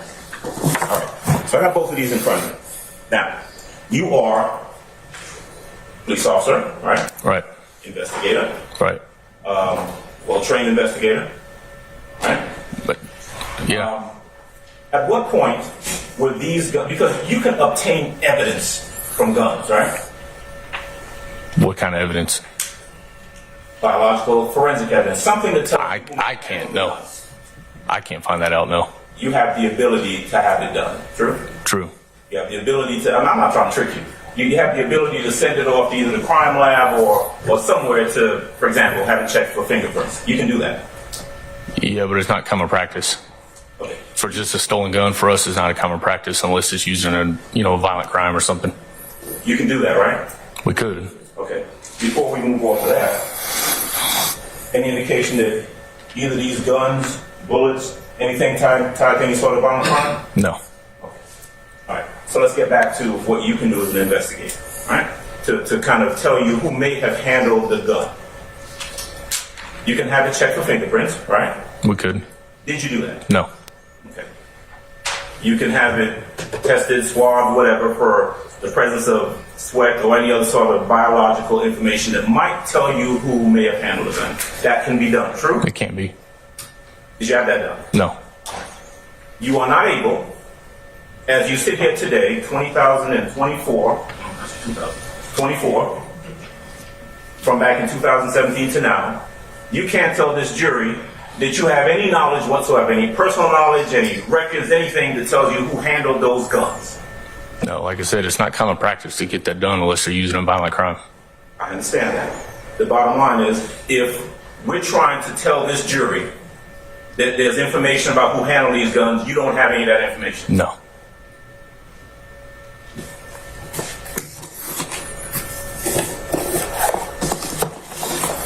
So we know we have two guns in two bags, respectively, in the backseat of a car next to Cedric Jones. We know that. Right. Now, there was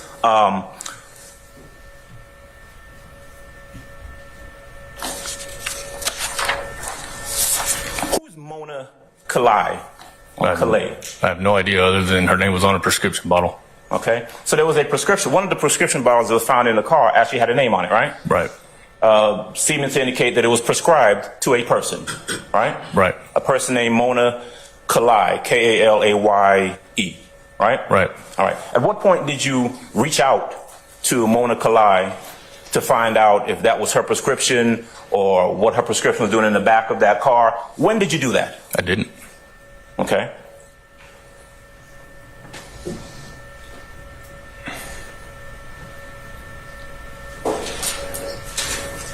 So, similar to the guns, right?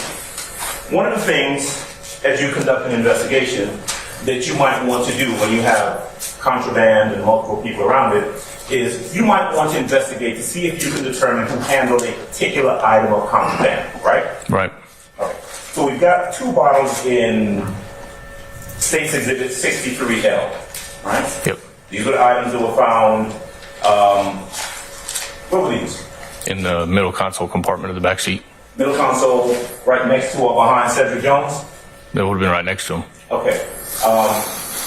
They're in a plastic bag now. Obviously, they weren't in a plastic bag there. This is an evidence bag, right? Right. The bottles were here as they are inside of this bag, right? They weren't in that bag. They were out. Right. Clear, right? Yeah. All right. These were seized, correct? Yes. And they're plastic, which means that if you handle them, there's the possibility you may leave fingerprints, sweat, something, biological fluid, something on the bottles, right? Right. All right. Now, tell the jury at what point, in an effort to determine who actually handled these bottles, who might have been in possession of them, tell the jury when you sent them off to the crime lab or wherever to have them analyzed for fingerprints. I didn't. All right. So, 2017, you found the bottles. We're in 2024. You cannot tell this jury that you have any information about who handled the bottles based on any investigation you did, right? It's not needed because it's illegal to be in. And if you don't have a prescription for that medication, it's illegal to be in possession of it. Sure. But if I'm in a car with someone else, and that person is the one who is in possession of and is holding and handling the contraband, you would want to know that it's that person who's been handling and holding it as opposed to me, right? Not necessarily. Okay. So let me just ask a question. You didn't bother to have any fingerprint analysis done on any of these? No. Not that you couldn't, you just didn't. It wasn't needed. Again, like I said, it's illegal to be in possession of medicine that's not prescribed to you. Could you have sent the bottles off to be analyzed to see who handled them? I could have, but it wasn't necessary You could have. You did not. True? because it wasn't necessary.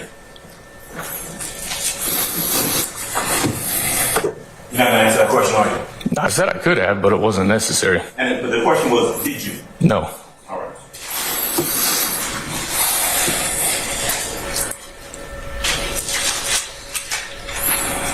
State 64 Lima. 2 pill bottles. Same question. No analysis done on these fingerprints or biological fluid. No. No? No. How long did you say you were? By the time this occurred in 2017, you'd been a police officer for, what, 11 years? About 11 years. What was your rank? An officer. Officer? Okay.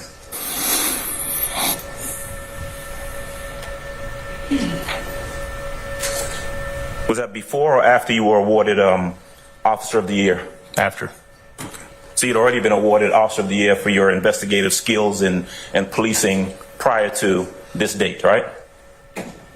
I got awarded Officer of the Year because I got shot in the line of duty, not for skills. Okay. Time-wise, right? You were awarded Officer of the Year, and you had all this investigative background by the time this incident occurred in 2017. True? Right. All right.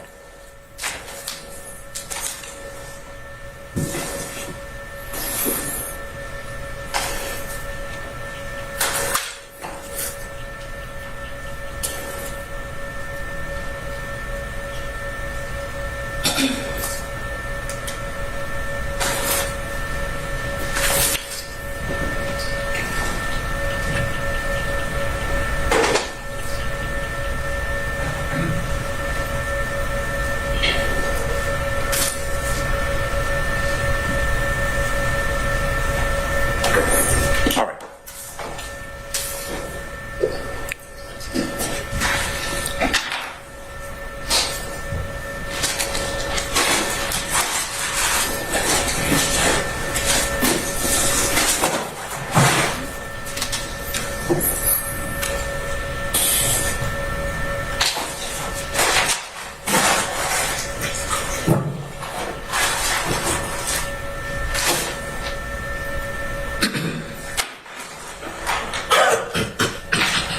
Ticket 72L. Rubber bands. Right. These were the rubber bands around the money that was found in the bag. Right? Right. See these because they were evidentiary value, presumably because they were around the money. Right. Okay. That money ultimately gets deposited or taken into evidence by Brookhaven, right? Right. Okay.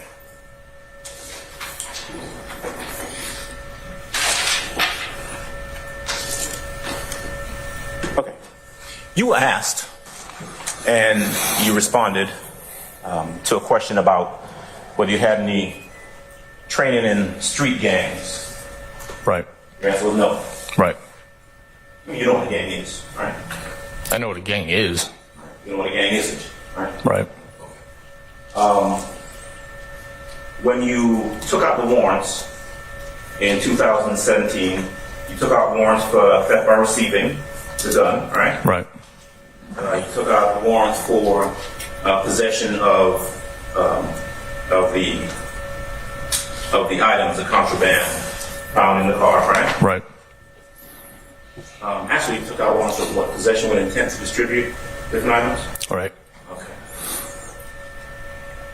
And by the time you actually go to the county magistrate and take out warrants, you have done what you consider to be a thorough investigation. True? True. You have garnered as many facts as you think you need to present this magistrate to get the warrants that are appropriate in this case, right? Right. And in September of 2017, you go and you get the warrants that we've just talked about. What you do not get are warrants for any sort of gang offenses, right? Right.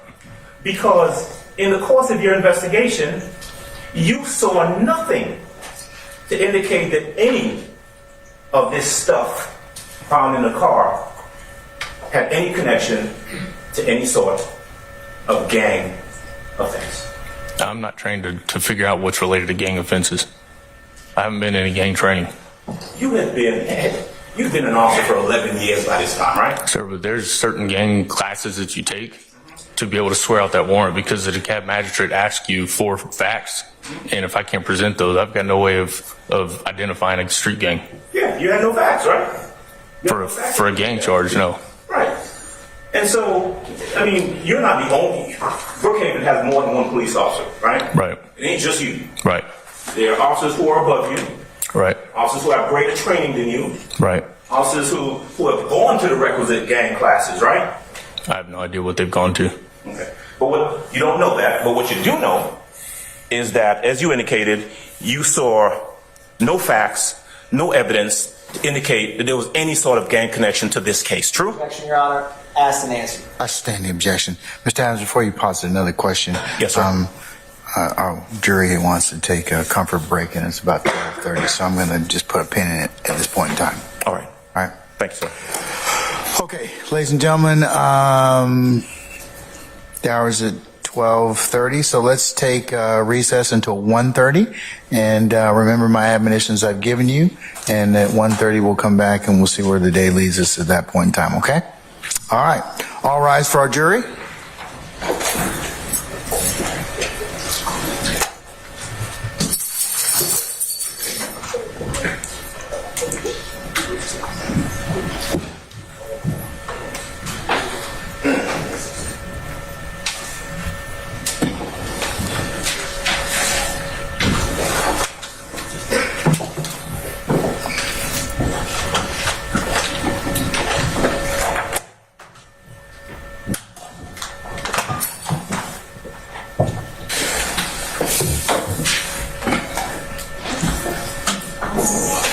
All right, please be seated. Our jury has left us.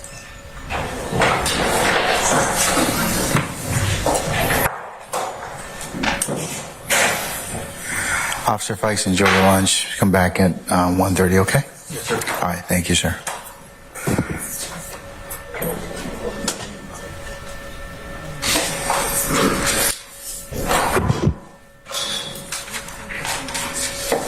All right, councils, we'll be in recess until 1:30. I'll see you at that point in time, all right? All right, we're in recess.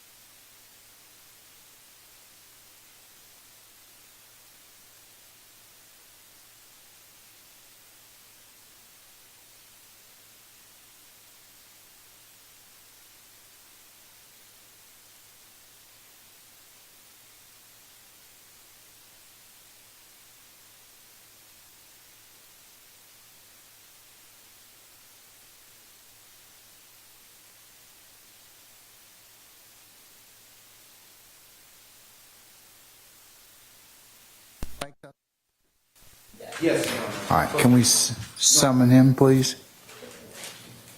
Your Honor, before Mr. Fikes comes back to the stand, we address another issue. Can't hear you. Before Mr. Fikes comes back to the stand, the state would like to address the outside issue with the court, if that is Does permissible. it have anything to do with Officer Fikes? No, You're not. Well, yes, ancillarily. All right, what is it? We just wanted to inform the court that at this time we did confer with defense counsel about another witness that has a child care issue for today, and we did confer and get an idea of the time that the cross and possible redirect would take. In the alternative, if it looks like we will go past the point that we were initially informed, we would like to know if it's permissible by this court to kind of take that witness out of order before our redirect. Brittany Scott, GBI expert Brittany Scott. Counsel's any issues with taking Miss Scott out of order? No, sir, I don't think that would be an issue. Would you like to go ahead and possibly take her now? Is she here? She is here. I can confirm that. She should be here. And confirm. How long will it take?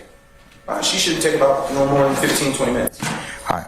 No, sir, I would, Oh, okay. All right. I think we can finish Officer Fikes in enough time. The biggest lie that you lawyers tell me is, I only have 2 questions. That's yours. 2 questions. When you had 4, you really did good because you actually did get it.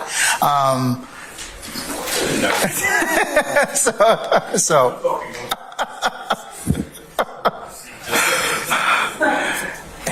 okay, if you tell me that, here's my concern. I would rather us go ahead and do that, and then we just kind of complete yours and the redirects and everything else. Given, I think we can probably complete cross and redirect in enough time to bring that witness. Who was short? I think we can. And I feel really averse to kind of interrupting where I am in my cross-examination right now. well, I know that's what you'd prefer. Of course, the court controls the method and manner of examination, and for good cause. I'm not doing it because I just want to interrupt your examination. We got a child care witness, and life happens and you practice your vocation. So I would afford that to almost anybody. What time does she have to leave? He has to leave at 3. So if he can finish his call. Okay, all right. Thus you've got about. It's 5 minutes to 2 at this point in time. Mr. Adams, I know you'd rather do that. Let's just go ahead and take her, and then we won't have the issue of breaking or other issues given that. Sure thing, Your Honor. Okay, all right. Who is our witness? This would be GBI expert Brittany Scott. All right.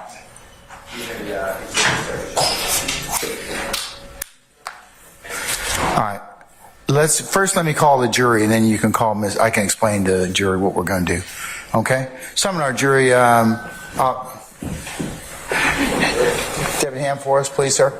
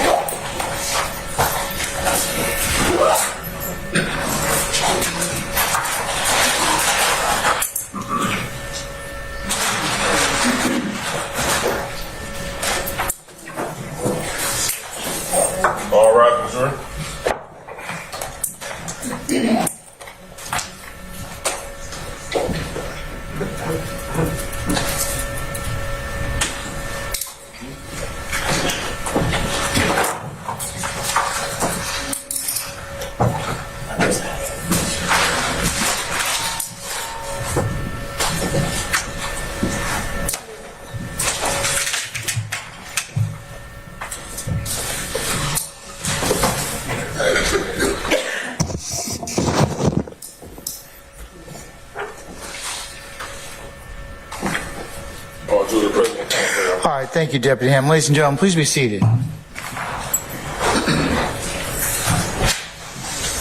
All right, ladies and gentlemen, jury, good afternoon. All right, just as a way of preview, with your permission and concurrence, we have a witness that is to be called today who has child care issues and need to be out of here within the next hour to meet those obligations. So we're going to take this witness out of turn, is what we call it. So I know you're listening to the witness that we have right now, Officer Fikes. Bless you. We're going to go ahead and pause. We'll take those next witness, should be relatively short, and then we'll reconvene with Officer Fikes right after that. Just wanted you to know what we're doing and the reason why. So with that, without further delay, State, call your next witness. Your Honor, at this time, the state calls Ms. Brittany Scott to the stand. All right, summon Brittany Scott, please. Ms. Scott, good afternoon, madam. If you would please approach the witness stand. Once you get there, if you'd be so kind to turn and face Deputy Ham to be sworn as a witness before you sit down. Raise your right hand. Do you swear and affirm the testimony you're about to give in court is the truth, the whole truth, nothing but the truth? Yes. You may be seated. Can you state your first and last name with the spelling of both, please? Brittany Scott, BRITTANY SCOTT. Good afternoon, Ms. Scott. Good afternoon. Are you employed? Yes, I am. Where are you employed? I'm employed at the Georgia Bureau of Investigations, Division of Forensic Science, also known as the State Crime Lab. And what is your official designation? I am one of the assistant managers of the chemistry section. How long have you worked in that capacity? I have been assistant manager for just about 1 year now. However, I have worked at the crime lab for a little over 10 years. Okay. And have you worked in any other capacity with another different titles? Yes, so previously I was a crime lab scientist. I was a drug chemist. Okay. And what do you do in your current role? So I just manage all of the different drug chemists in our section. And what did you do as a forensic chemist? I tested different items for the presence or absence of controlled substances. What kind of educational experience do you have? I got my Bachelor's of Science degree from the Georgia Institute of Technology back in 2013. I then obtained my job at the GBI, where I underwent about a year-long training program to become a scientist. Okay. And have you ever attended any conferences or trainings related to forensic chemistry? Yes, I have. Tell the jury a little bit about those. Yes, so every year we are required to do continuous trainings, so that can either be internal trainings or external. So a couple of different conferences that I have attended. I've attended the SAFS conference, which is the Southern Association of Forensic Scientists. I've also attended a virtual symposium for the past several years, which just goes over all of the current drug trends. Okay, and have you ever been admitted to testify as an expert in court? Yes, I have. And have you ever testified in Fulton County? Yes, I have. Have you ever testified in your particular field of forensic chemistry? Yes, I have. Can you tell the jury what forensic chemistry is? Yes, forensic chemistry is how chemistry relates to the law. And what kind of information can the results of forensic analysis provide us? So the forensic analysis in the field that I'm involved in, so chemistry, can give the identification of what different substances are. And to be sure, have you had an opportunity to perform testing as a forensic chemist yourself? Yes, I have. Okay, and about how many times have you performed such analysis? I've probably worked somewhere between 5,000 and 10,000 cases. And what type of materials or evidence do you test? We test all different types of suspected drug evidence. So we test different solid materials, substances, liquids, leafy material, tablets, things of that nature. How do you test those type of materials that you described? Yeah, so we have a variety of different tests that we can do depending on what the actual item is and what we suspect the controlled substance or lack thereof might be. And do you use certain instruments to test? Yes. What type of instruments do you use? Would you like me to list Yes. them all?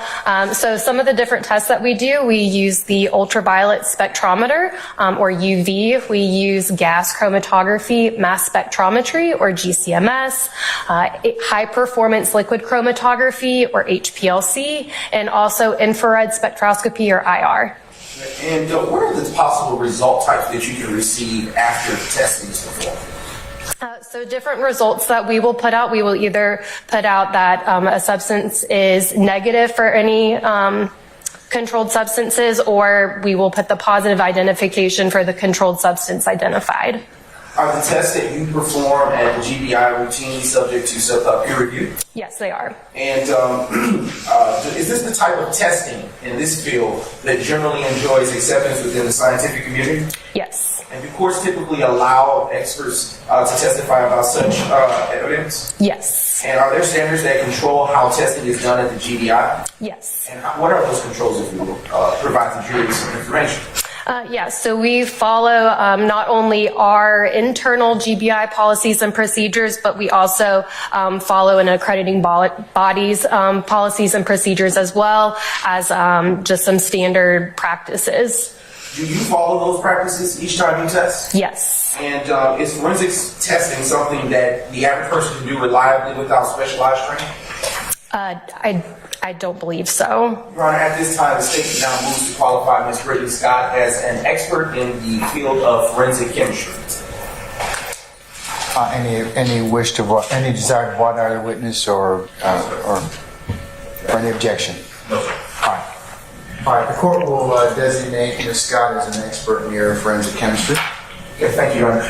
Ms. Scott, did you perform any testing for the case that you're here to currently testify on? Yes, I did. And what, if anything, do you do after you perform testing? So after we perform testing, a report is generated listing all of our results and findings. Once that report is complete and reviewed, then the evidence is then sealed back up and returned to the submitting agency. I have in my hand State's Exhibit 73 Lima, and I am now showing the defense counsel what has already been shared in discovery. Just a brief indulgence, Your Honor. Yes, sir.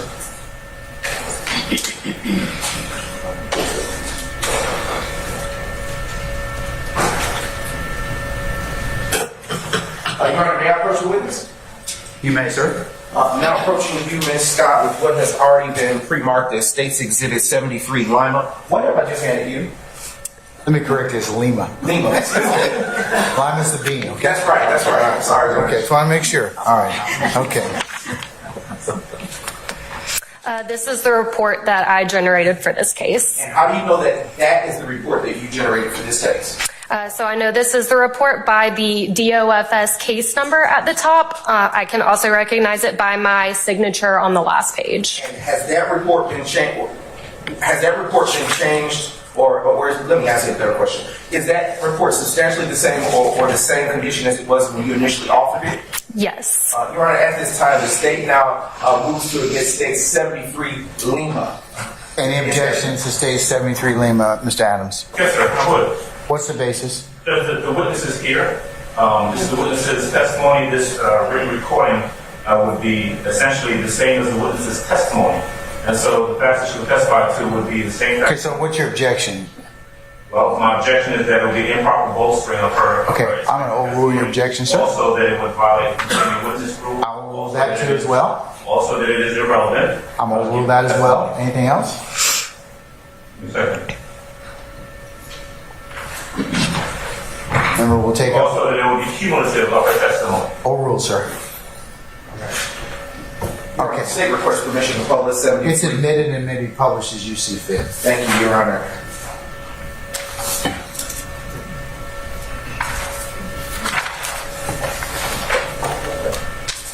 Was this report that is now shown on the screen to your left, you can view it next to you, was this report subject to peer review?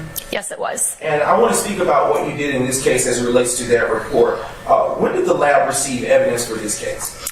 The lab received the evidence on December 11th, 2017. And to be sure, what is the DOFS case number associated with this report? It's the number in the upper right-hand corner, so 2017-10288885. And when was this report authored? The report date was released on February the 9th, 2018. And can you tell the jury what type of evidence that the lab received for this case?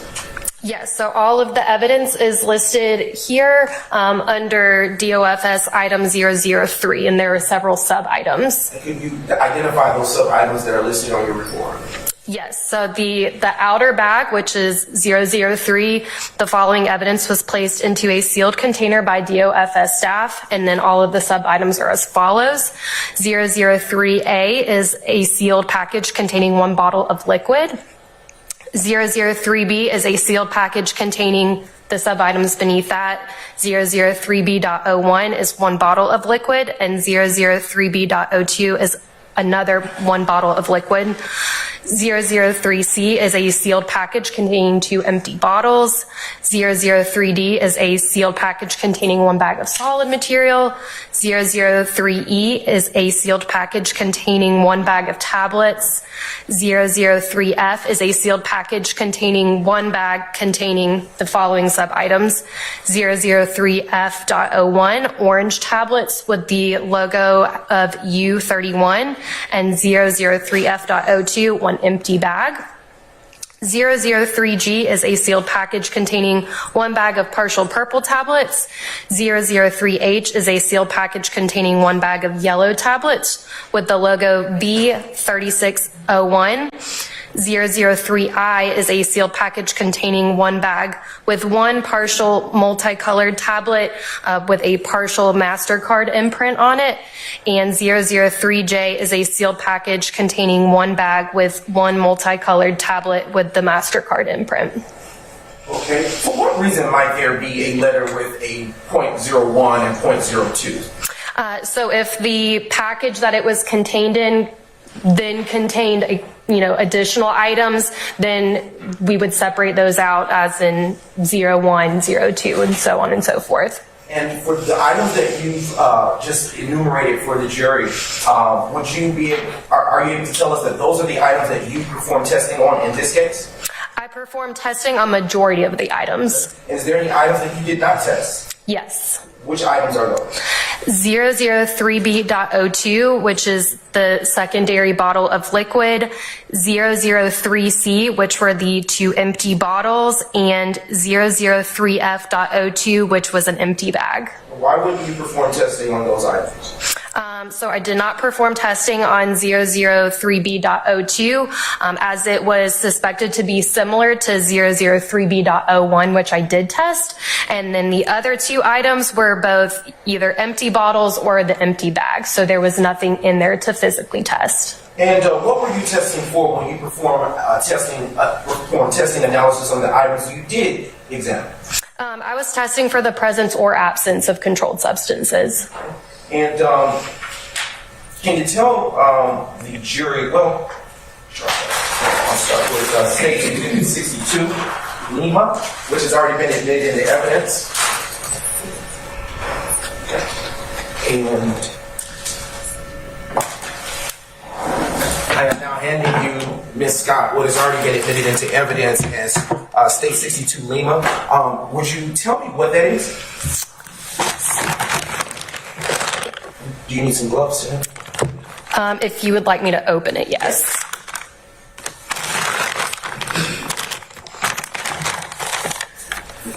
Thank you. So, yes, I do recognize the bag. How do you recognize it? So I recognize it. So that same DOFS case number that was in the upper right-hand corner of the lab report, it is on here as a barcode. And then I also recognize it by the seal at the bottom. It contains my initials and the date that I sealed it. Okay. And what is that barcode number that you described? Yeah, so it's 2017-10288885, and then it has the sub-item 003A. And given that, is it okay to reference those by the last 4 digits, 3 or 4 digits, for simplicity's sake?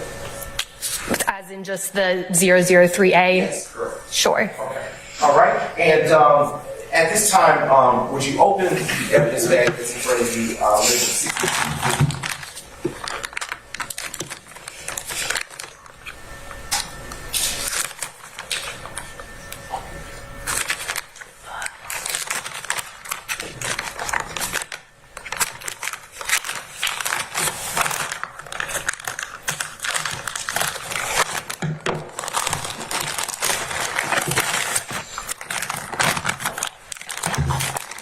Would you like me to cut into all of the inner packaging? Like cut it all the way in? Okay. Yes, please.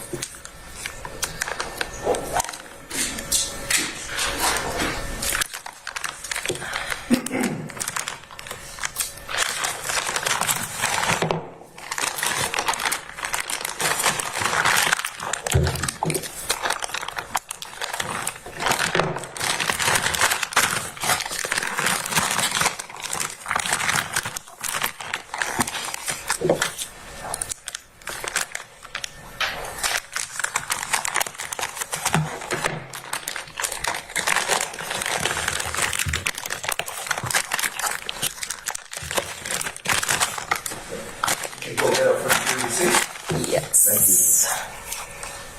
Okay. Which test did you perform on that object? So I performed the gas chromatography, mass spectrometry, as well as the high performance liquid chromatography. And what was the result of that test? The analysis confirmed the presence of codeine. And what is the testing that you described? The gas chromatography. You want me to describe both tests? Yeah. So the gas chromatography mass spectrometry test is a very specific two-part test. So the first part will allow a sample to be broken into its different components if there are multiple components present. The second part of that test detects each of those components, and it will give us a spectrum or a graph that we can compare to either a chemical standard that we run on the instrument at the same time, or we can compare it to reference material.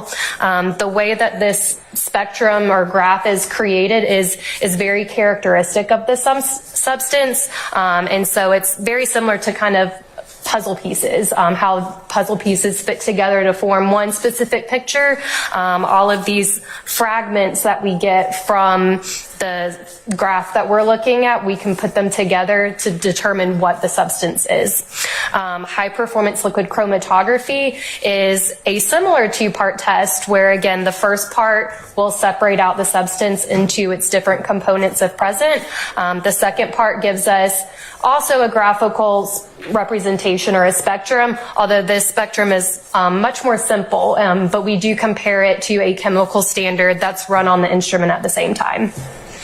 And I will be reclaiming, could you replace that and the other bag? Yes.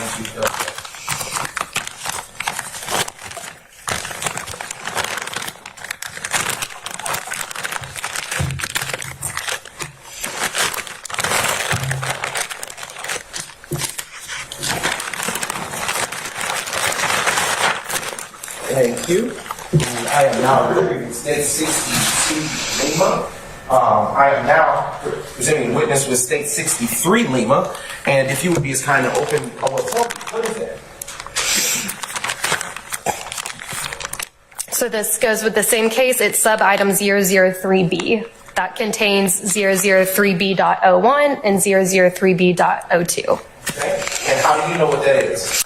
Again, it's got the little barcode on it, which it says the full case number and the sub-item 003B. And then it also, at the bottom, I did have to place some evidence tape because the bag was too small to heat seal it back. But again, this is our DOFS evidence tape, and then there are my initials and the date on this side. What does DOFS stand for? The Division of Forensic Science. Would you be able to open and publish the items containing that evidence bag for the jury?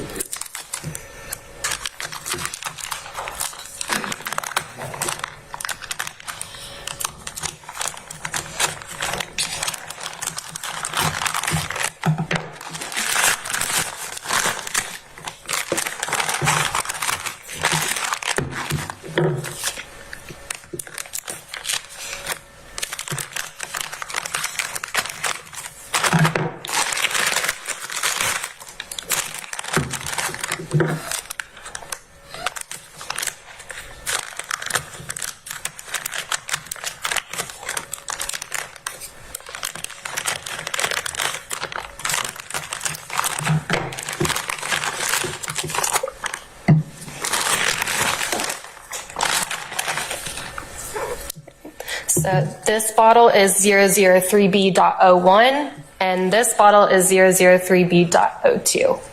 And did you test both of those? I did not. Okay.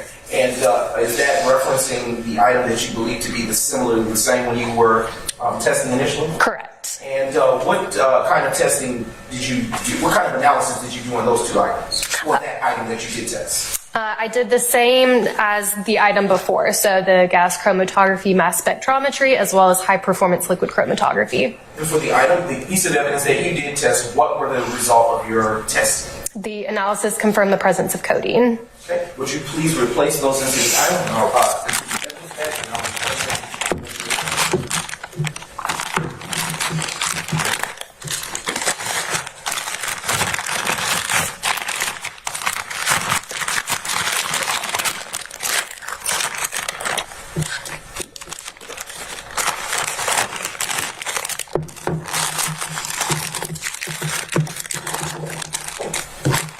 Now taking from the witness state 63 Lima and handing the witness state 64 Lima. What have I just handed you, Ms. Scott?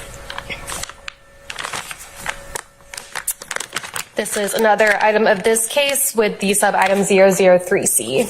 Okay. And, excuse me, how do you know what it is?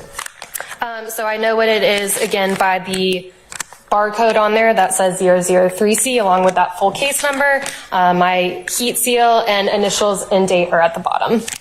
And would you please open and publish that particular evidence to the jury if you've done the others?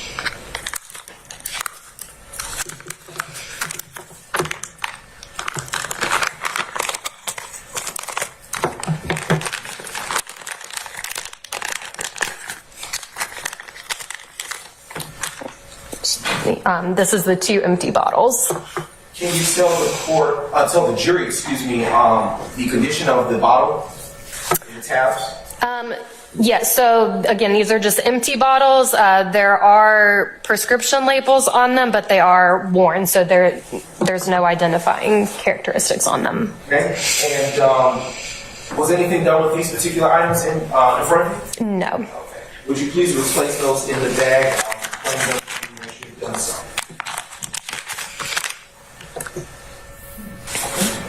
Faster than I expected. I'm now taking from you state 64 Lima and have now handed you state 65 Lima. What is it that I have just now handed you? This is sub-item 003D for this case. And how do you know what it is? Again, by the full case number and the sub-item 003D, as well as the heat seal, my initials, and the date at the bottom. Okay, and would you please open that particular piece of evidence for the jury and publish it upon having done so?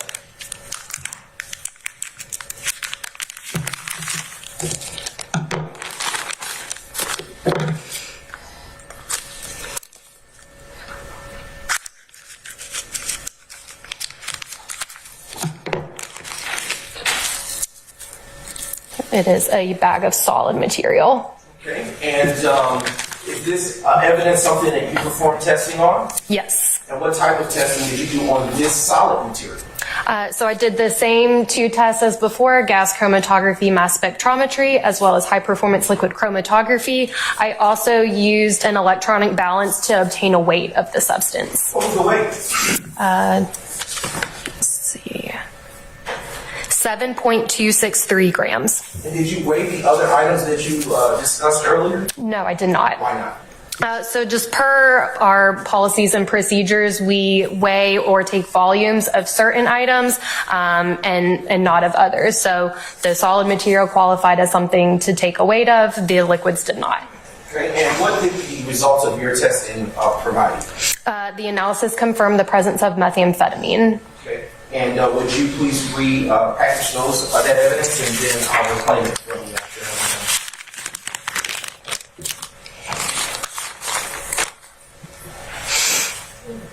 Okay. I am now reclaiming states 65 Lima and have now handed you what has been intended previously as state 66 Lima. What have I just handed you, Ms. Scott? This is sub-item 003E.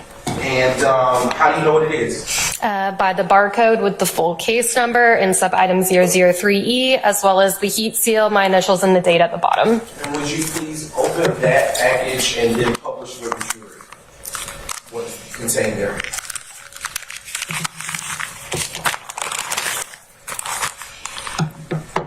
So it is a bag of tablets. All right. And did you perform testing on those tablets? Yes, I did. And what type of testing did you perform on those tablets? The same two tests as previously described, the gas chromatography, mass spectrometry, and high performance liquid chromatography. Your testing reveal any results? Yes. What were the results? The analysis confirmed the presence of alprazolam in the sample tested. Is there another name by which alprazolam is known? It commonly, in pharmaceutical form, is known as Xanax.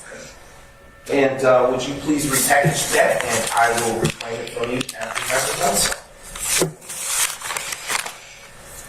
Okay, I am now retrieving State 66 Lima and now handing the witness State 67 Lima. What have I just handed you, Ms. Scott? This is sub-item 003F. Okay, and how do you know what it is? I recognize it by the DOF's case number and the sub-item 003F, as well as the heat seal and my initials and the date at the bottom. And would you please open and publish what's contained therein for the jury?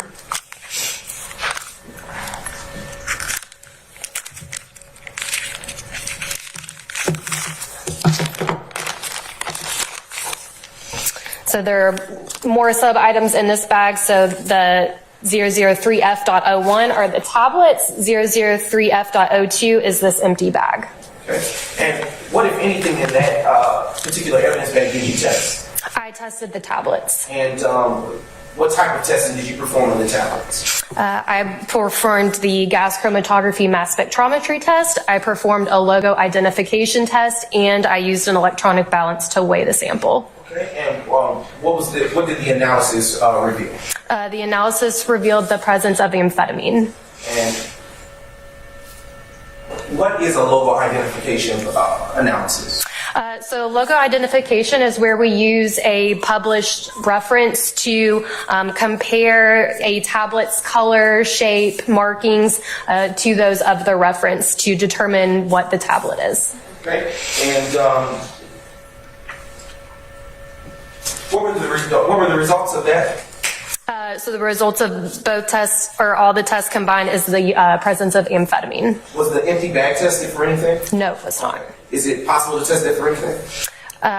It would be possible if there was any sort of residual sample in it, but in this case, it just appeared to be an empty bag, so no. I am now reclaiming from you. Well, would you repackage State 67 and then I'll reclaim it and hand you what I have in my hand? I am now reclaiming State 67 Lima and have now handed the witness what was previously been admitted as State 68 Lima.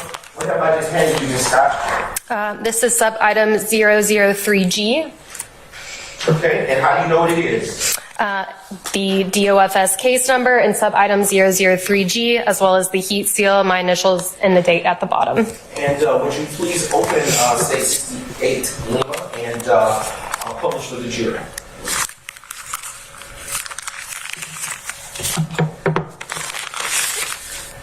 So it is a partial tablet. Okay. And what type of testing did you perform on this particular evidence? The same type of testing, the gas chromatography, mass spectrometry, the high performance liquid chromatography, and using an electronic balance to weigh the sample. And what was the weight of that sample? It was less than 1 gram. Okay. And can you tell the jury what were the results of your analysis? Yes, the analysis confirmed the presence of methamphetamine. And would you please repackage that piece of evidence, and I will then pass you the next. I am reclaiming State 68 Lima, and I've just now handed the witness State 69 Lima, which has already been admitted into evidence. Mrs. Scott, what have I just handed you? This is sub-item 003H. And how do you know what it is? By the DOFS case number, as well as the sub-item 003H, also by the heat seal with my initials and date at the bottom. And would you please open that evidence package and publish it with the jury?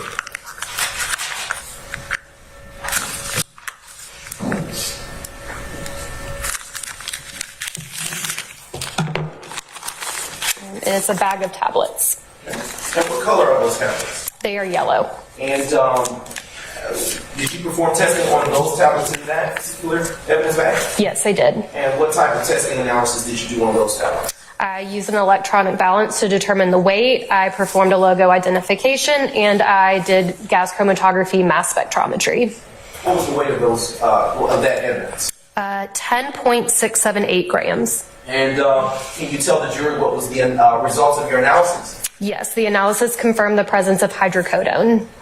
And would you please replace that evidence back in that bag? Thank you. I am now reclaiming State 69 Lima, and I've just now handed Mrs. Scott State 70 Lima. Mrs. Scott, what have I just handed you? This is sub-item 003I. And how do you know what it is? By the DOFS case number, sub-item 003I, and the heat seal with my initials and the date at the bottom. And would you please open that evidence bag and publish what's contained therein for the jury?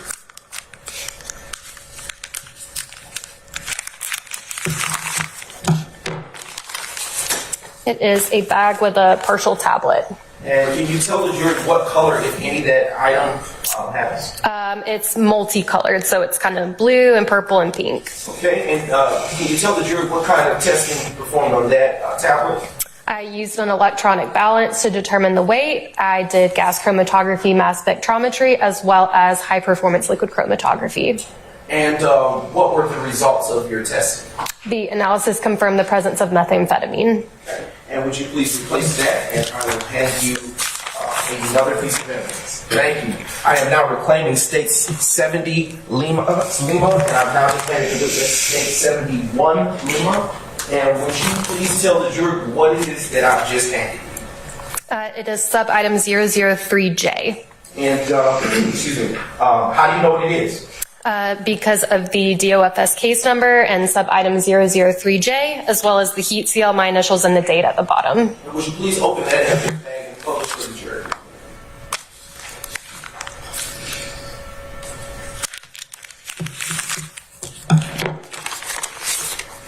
It is another partial tablet. And does that tablet have a color? It's multicolored. It's mostly blue. It's got some pink and green in it. And what type of testing analysis did you perform on that multicolored tablet? I used an electronic balance to determine the weight, gas chromatography, mass spectrometry, and high performance liquid chromatography. Did you weigh that multicolored tablet? Yes, I did. And what was the weight, if you recall? It was less than 1 gram. Okay. And would you please, and what were the results of the testing for that multicolored tablet? The analysis confirmed the presence of methamphetamine. Okay. And would you please replace that piece of evidence? And I'll reclaim it. Thank you. Now reclaiming State 71 Lima. Ms. Scott, I would like to ask you, were there any items, what does a 99.73 coverage probability mean? So that part pertains to any quantitative analysis done. So in this case, it would pertain to the weights. So it's a very statistical term, but in order to simplify it, if say you were to step on a scale 1,000 times, your number fluctuates slightly, but 997 times out of 1,000 times, you're going to get a weight that's within a very close range. So that is what that statement is referring to. It's saying any of the weights that are on the report, there is a small measurement uncertainty window. And so it's basically saying that 997 out of 1,000 times, the weight is going to fall in that measurement uncertainty range. The couple times it would fall outside of that measurement uncertainty range, it would be barely outside. And I want to direct your attention to page 1 of your report, and you can look at it from on the screen that is to your left. And I want to inquire as to just a little further up. Thank you. Does your report identify from which agency you received this particular, all of these pieces of evidence that we just discussed? Yes. From whom? Brookhaven Police Department. Is there a person that listed on your report that requested it be tested? The officer listed on both the submission form and all of the evidence was D. Fikes. And are there subjects related with this particular evidence? Yes. What are their names? The subjects listed on the submission form and the evidence were Cedric Jones and Jeffrey Williams. Does that conclude your involvement with this case? Yes. No further questions, Your Honor. Cross. Mr. Adams, go ahead, sir.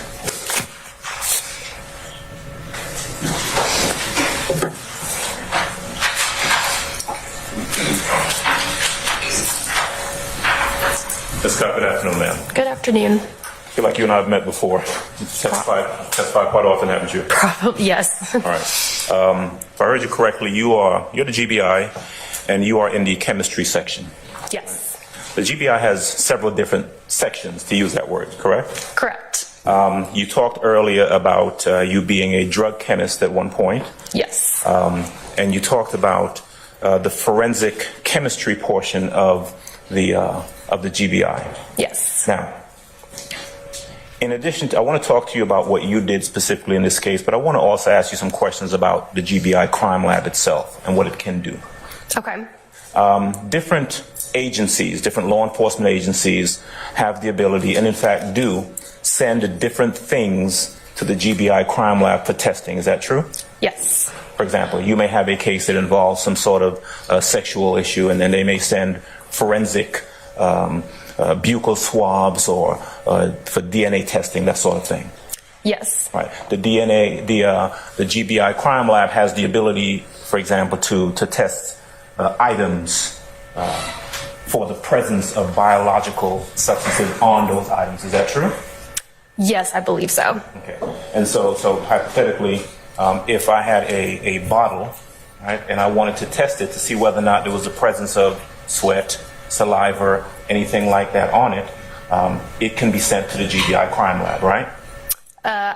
Again, I can only speak to the drug chemistry part, but yes, there are items that are submitted for other types of testing. Right. I mean, that is something, maybe not where you work, but that is certainly something the GBI crime lab can and does do. And does. All that. Yes? Yes, there are other sections in the crime lab that perform other testing. Okay. Now, do you know when these items came to you, do you know whether or not they had gone to any other portion of the GBI crime lab before they came to you? I do not believe so. Okay. Do you know? From what I can see in the case file, no. Came just to you, right? As far as you know. As far as I'm aware, yes. As far as you know, there's no other testing that was required of any of these or requested of any of these items that came to you, right?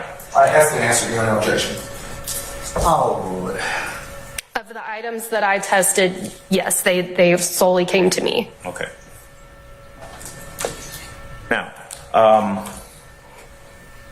if I can have the state's indulgence, I think their exhibit was labeled 73 Lima, or Lima. And if I can have you put that up on the screen, please. All right. Ms. Scott, can you see it right there on the screen next to you? Yes. All right. This is the front page of your report, correct? Correct. And to be fair, your report essentially is just a synopsis of everything that you did and the results of your testing, right? Yes. You were asked a little while ago where these items came from, what police department, and you were able to identify that it was a Brookhaven Police Department that sent it to you, right? Yes, that is who submitted it to the lab. Came from D. Fikes, that's the person who requested the testing, right? That was the person listed on the submission form and the evidence. And the case individuals who are listed here, two people, Cedric Jones, Jeffrey Williams, correct? Yes, that is who is on the submission form and the evidence. Right. Now, you don't know anything about the persons listed as the case individuals. You just know that that's what the officer put on the submission form, right? Correct. Right. You are not able to tell this jury anything about the involvement with any of these items by either Cedric Jones or Jeffrey Williams, correct? That's correct. The only thing that you know essentially is that there's some items that are sent to you, you're asked to test them, and you're asked to say what they are, right? Yes. And while the GBI crime lab and your ability to test can do several things, it cannot tell you. Your testing does not tell you who any of these items belong to. True? Yes, my testing only determines what substances, if any, are present in a sample. There is nothing about your testing or your finding out that, for example, let's see, 003A, right? That's the bottle of liquid that tested for, it was positive for the presence of codeine. Right? Correct. That's what you know. There's nothing about your testing that tells you who used that, if anyone used it, or who was in possession of it, correct? Yes, I don't know where the item came from. Codeine is what? Is that a painkiller? Yes, so codeine, it does have pain relieving properties. Codeine is found in, painkiller tablets, Tylenol, stuff like that. But it has to be prescribed, true? Yes. All right. Same thing with amphetamines and methamphetamines. They are stimulants, right? Correct. They are found in a variety of different drugs. ADHD medication. Yes, there are a couple of pharmaceuticals that contain either amphetamine or methamphetamine. They are legal substances, but they got to be prescribed, right? Yes. Okay.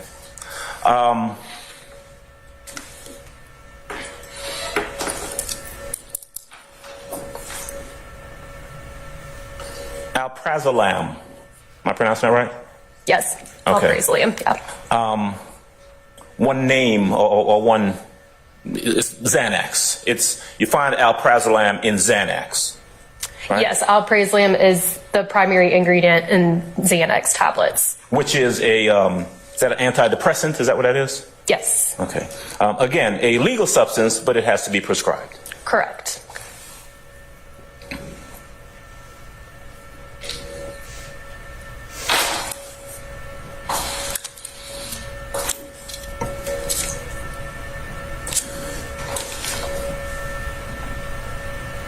This was submitted to you, if I'm looking at this correctly, on December the 11th of 2017. That's when the laboratory received this item, right? Yes. You completed your testing and looks like you issued a report somewhere on or about February the 9th of 2018.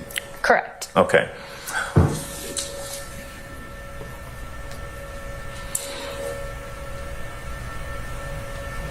Have you ever worked in any other division of the crime lab other than the chemistry division or the forensic chemistry division? No, I haven't. Okay. So it is fair to say, and again, thank you for your testimony, but what you're able to tell this jury is that these items came to you and this is what they tested positive for in terms of what was in the items, right? Yes. Okay.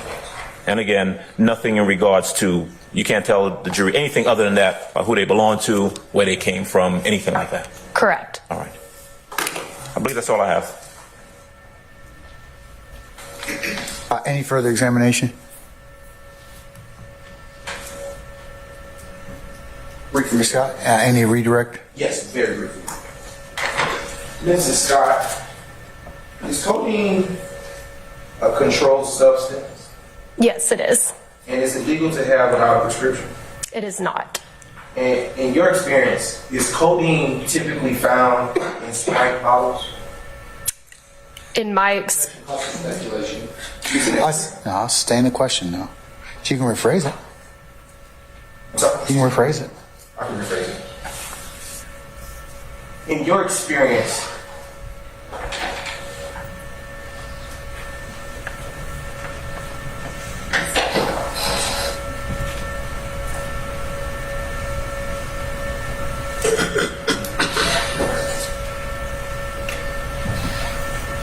can you tell the jury what does it mean for a substance to be a controlled substance?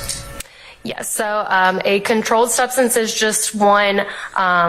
There are several different levels that are based on, just how their abuse potential and just how they're used and stuff. So that the highest Schedule 1, are things that could be highly abused and there's no medicinal use for them, so no prescriptions in the U.S. All the schedules underneath that, Schedules 2, 3, 4, and 5, do have medicinal uses for them. Okay. And is Tylenol a controlled substance? Tylenol just by itself is not a controlled substance. And I want to ask you just a couple more follow-up questions. Do you know all of the other protocols and procedures for the other departments at the GBI? I do not. Why wouldn't you? Because I don't work in those sections, so I know the policies and procedures that the chemistry section uses. Brief indulgence, Your Honor. Yes, sir.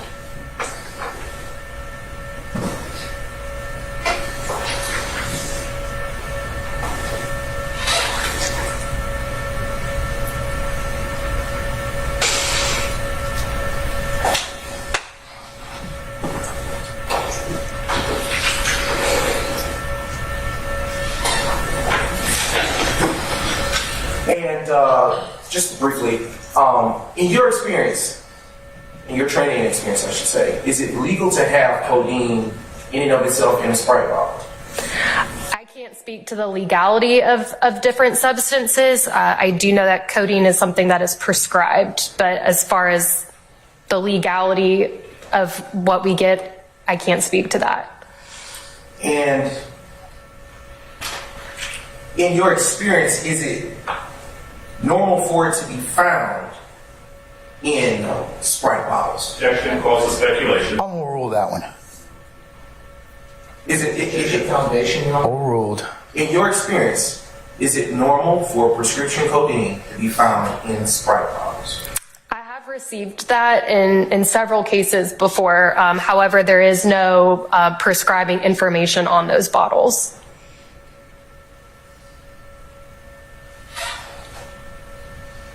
No further questions, Your Honor. Anything further, Mr. Adams?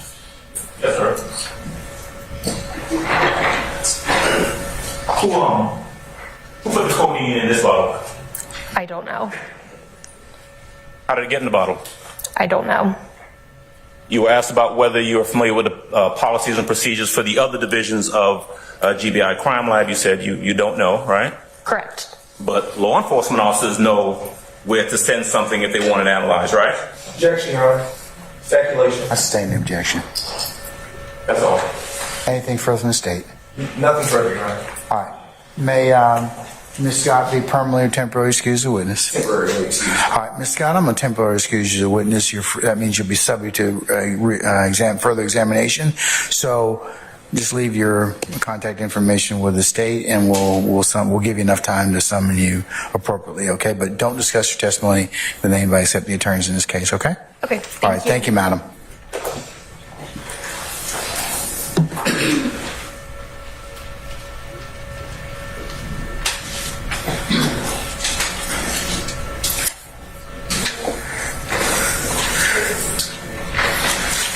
Okay, is it the state's pleasure to recall Officer Fikes? Yes, Your Honor. All right. Can we recall Officer Fikes, please? And Your Honor, when we left, he was on cross-examination. We remember.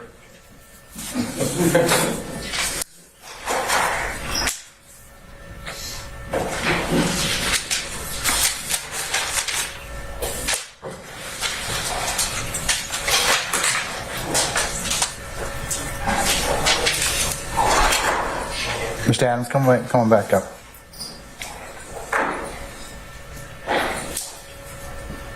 All right, sir.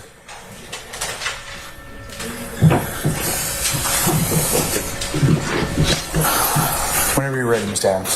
Thank you, Judge.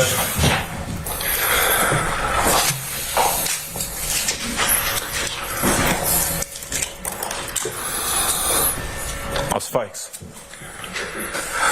Welcome back. Question. When we left off, we were talking, as I recall, about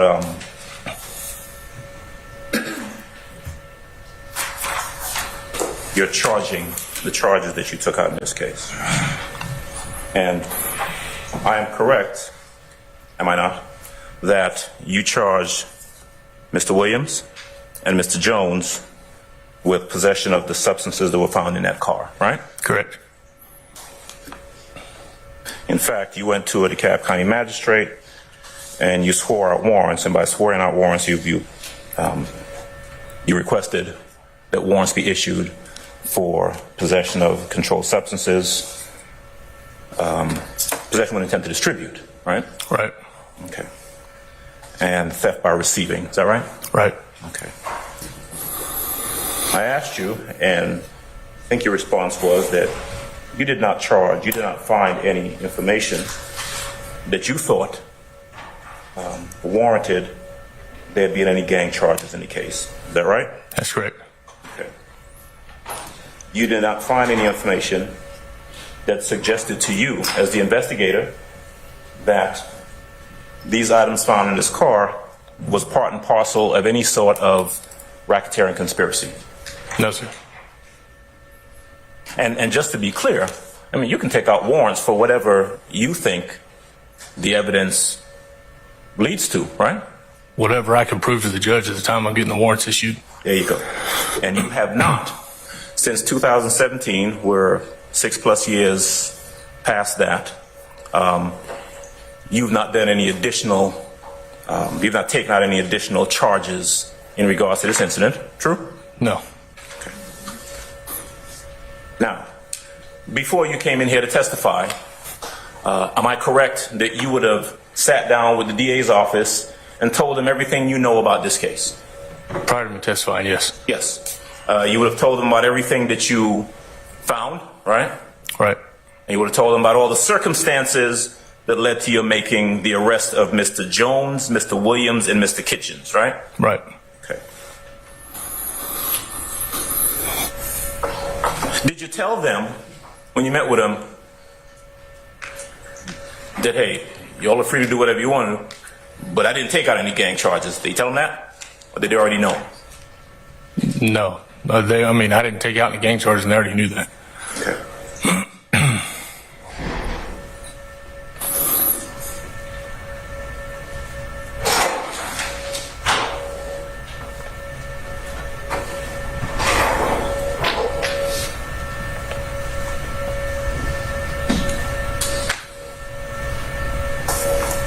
One moment, if I may, Judge. Yes.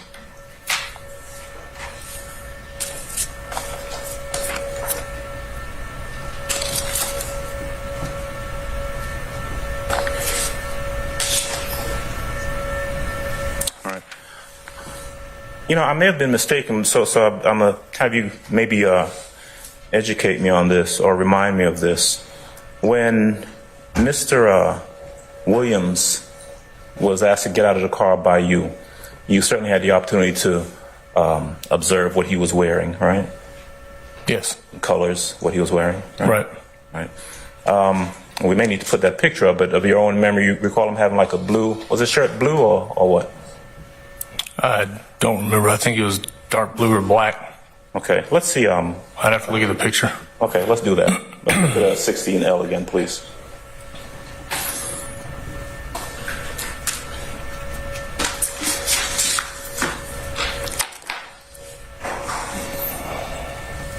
Is that dark blue or black shirt, light blue?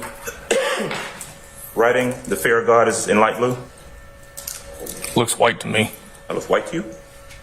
Looks white to me. Okay. Colors of shirt? Either dark blue or black. All right. Let's see 15L, please. Mr. Kitchens. All right, that's Mr. Kitchens you took out and told to sit on the curb, right? Right. Wearing a black hoodie, Correct. camouflage pants, it looks like. Yes. Okay. 14L, please. Mr. Jones.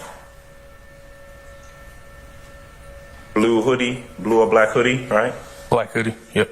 Blue shirt underneath, Correct. red bandana. Yes, sir. What color pants he wearing? I know you can't tell from this. I have no. You remember? I don't know. Okay. All right. Let's go back to 16L.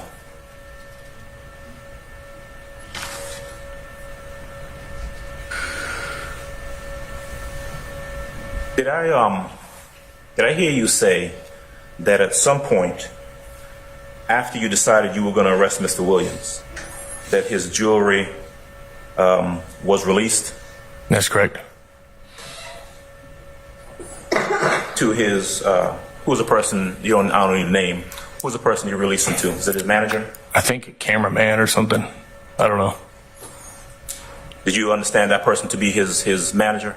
No, I think, like I said, I think he said it was a camera guy. The camera person? Okay.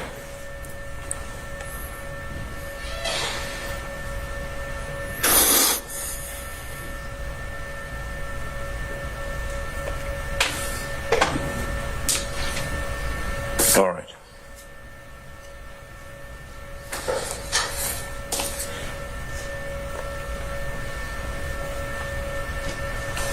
Second judge.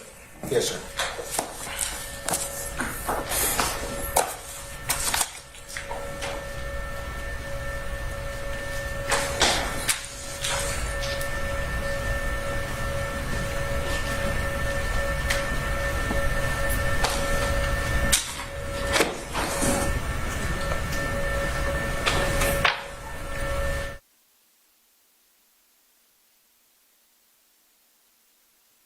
Hold on, Mr.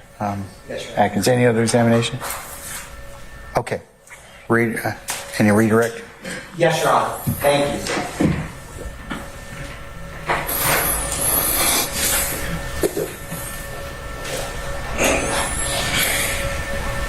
Officer Fikes, beyond the traffic stop, did you continue to investigate or have any other involvement in this case?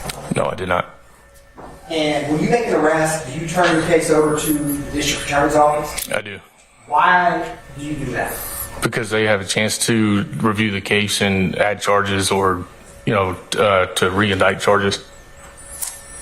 And do you control what charges are presented to a grand jury or brought by a district attorney's office for a case that you work? No. Now, Officer Fikes, on cross, defense counsel had asked you about the firearms in the red bag. Do you recall that? Say that one more time. On cross-examination, defense counsel had asked you questions about the firearm found in the red bag. Do you Right. remember that? Yes. I wanted to talk about that.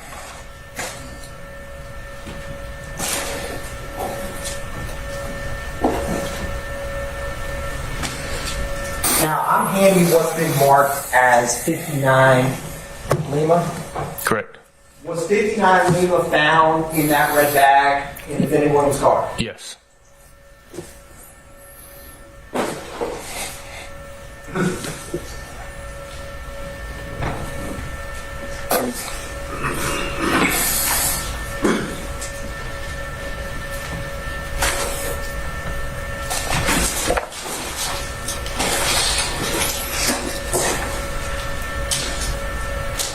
Officer Fikes, I'm handing you what's been marked as 72 Lima.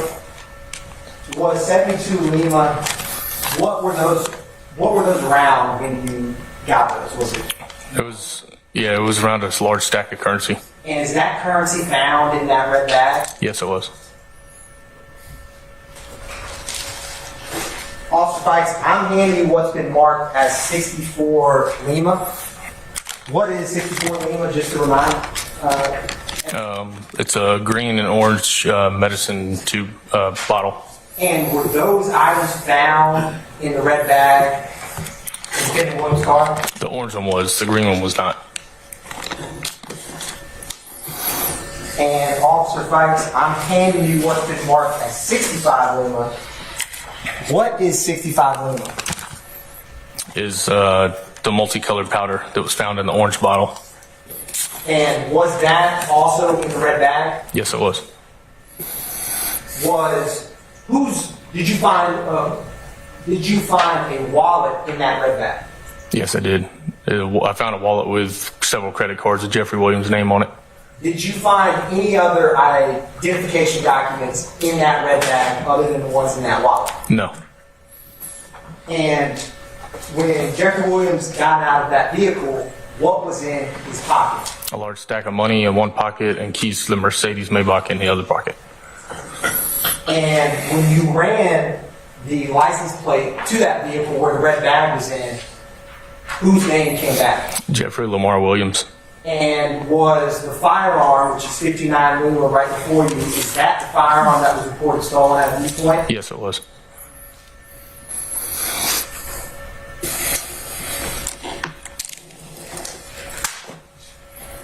Officer Fikes, in your experience as a law enforcement officer, do you typically submit every item that you recover to the Georgia Bureau of Investigation? No. Why? Because some items don't need to be processed. For instance, narcotics all usually get sent to the GBI because even though with my experience I know what ecstasy looks like, I have to have it tested by the GBI to get those results back.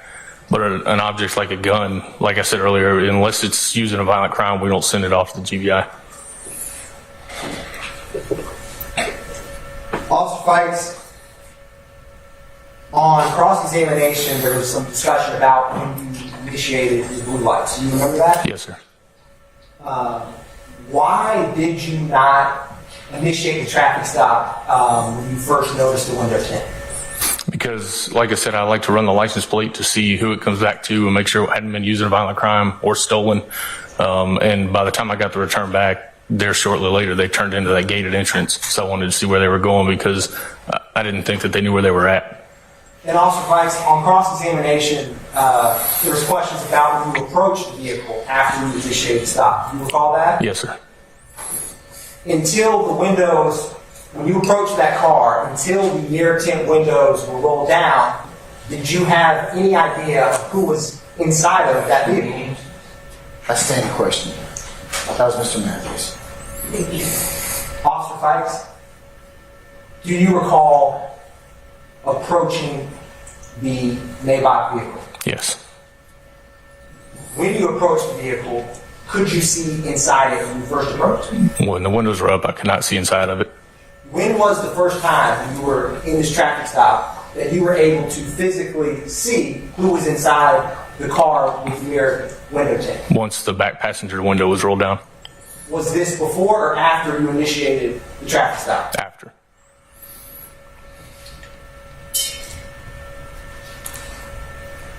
Officer Fikes, do you know what slat means?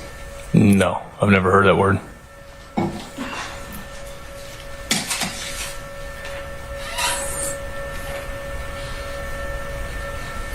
Publishing 14 million, Your Honor.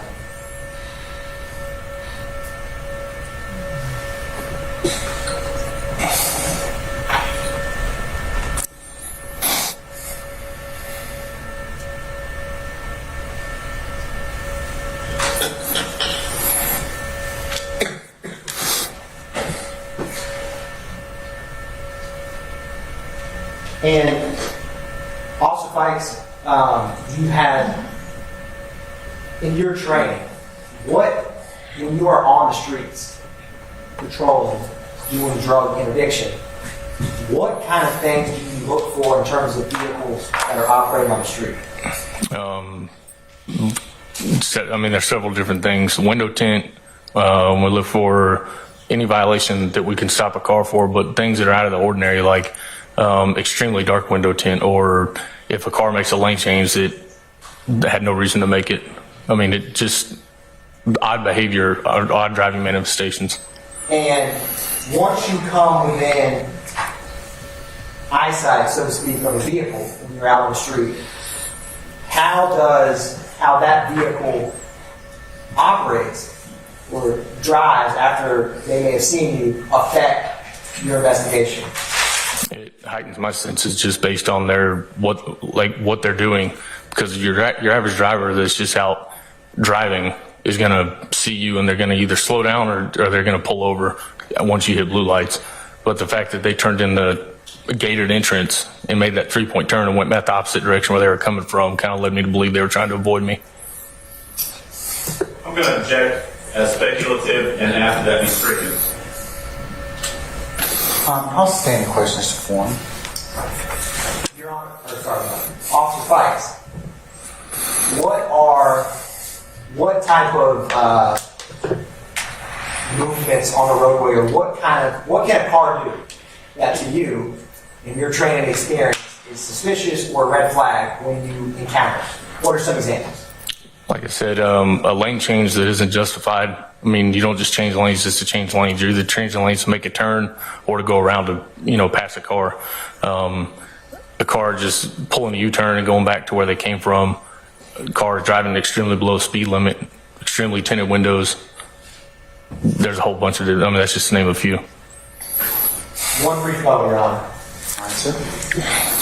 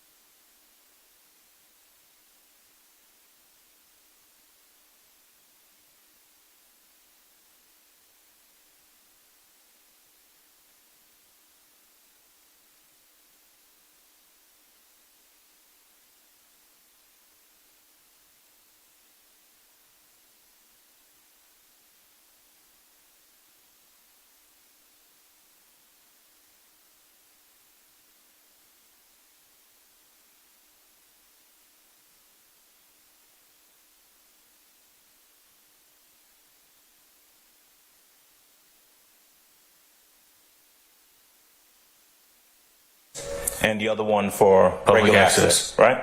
You're right. All right.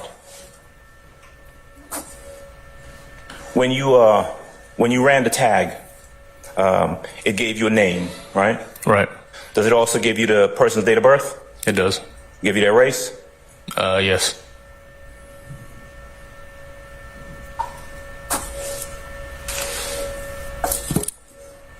So the computer check told you that you were behind a car that was registered to a black male by the name of Jeffrey Williams, right? Right. Thank you, that's all. Anything further from the state? Your Honor, no further questions for Officer Fikes. All right, may Officer Fikes be permanently or temporarily excused as a witness? Temporarily, Your Honor. All right. Officer Fikes, I'm going to temporarily excuse you as a witness. That means you're subject to being recalled at some point in time. We have contact information for you, so we'll give you enough lead time and have you come back with us. The only admonition I give you is just don't discuss your testimony with anybody except your attorneys in this case, okay? Yes, sir. All right. Thank you, sir. All right, ladies and gentlemen, much like when we're at the ball game, the seventh inning stretch, so we're going to go ahead and do that. So let's take 15 minutes to do that, and you can take a comfort break, okay? All right, so and then I'll find out where the afternoon is going to lead us from there. All right, all rise.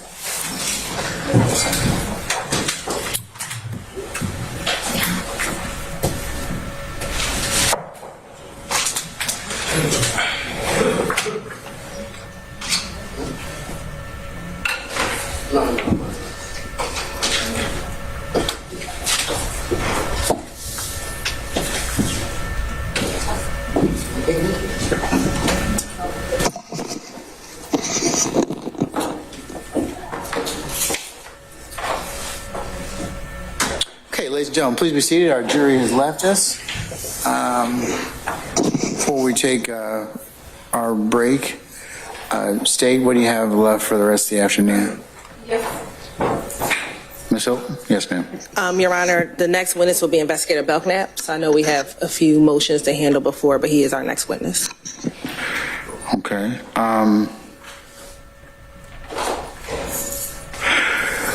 Given that, would it be more prudent for me to release the jury?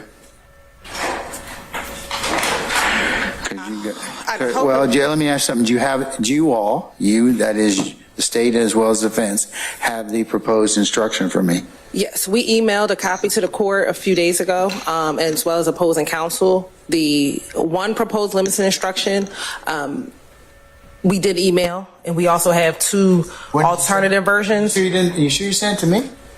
I believe it went to Mr. Kearns. I believe it did go to Mr. Kearns. Mr. Kearns ain't wearing a robe, okay? I know. I mean, he's a nice fella, but you know, we talk sometimes. I mean, but if you all could include me on important things like that, I'd greatly appreciate that. We sure will, and I will forward it to you right now. Okay. We hope it will not take. Hope's not a strategy. You are right. You know, I always say I'm a firm believer in that.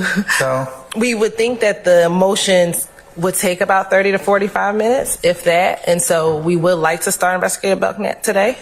He has been here multiple times, so we would like to start him today if we can, and at least finish him tomorrow. Okay, we need to cover the instruction. We also need to cover what else with... I think Mr. Steele had a few motions, so I'll let Mr. Steele respond to that. Mr. Steele, what else do we have in terms of... I need to cover. Oh, I wasn't talking to you. I was talking to Mr. Steele. I understand. Are you his puppet? Sometimes. Oh, okay. I wasn't talking to you right now. I mean, I'll give you an opportunity to chat, okay? But can I go ahead and take that first? Okay. I was nominated by the defense to respond to. Okay. Well. All right. Okay. Whatever y'all want to do is fine. Okay. All right. Mr. Sharp. Thank you, Your Honor. All right. What is it? So, on behalf of the defense counsel, I think that we may, when we're talking about this jury instruction, we may be putting the cart before the horse, so to say. I understand the jury instruction, but we've had numerous discussions throughout the trial of this case about the repeated testimony of Officer Belknap. I get it. As an expert. And this is his first time testifying as an expert, right? That is not correct, Your Honor. Respectfully. He was the first officer to testify. The state led their case with Officer Belknap's expert testimony. He testified as an expert. He testified about gang histories, about gang identifiers, about gang attire, the history of gangs. You are correct. You are correct, sir. You are correct. And they've exhausted his testimony as an expert. We have been under the understanding, based on discussions and based on emails and correspondence with the state and discussions with Your Honor, that Officer Belknap was testified as an expert one time, and going forward from that testimony on the first day of trial, he could be recalled, but to testify as a fact witness on particular overact or charged acts. And we've been under that understanding. We've been operating under that understanding. The state has memorialized their understanding of that.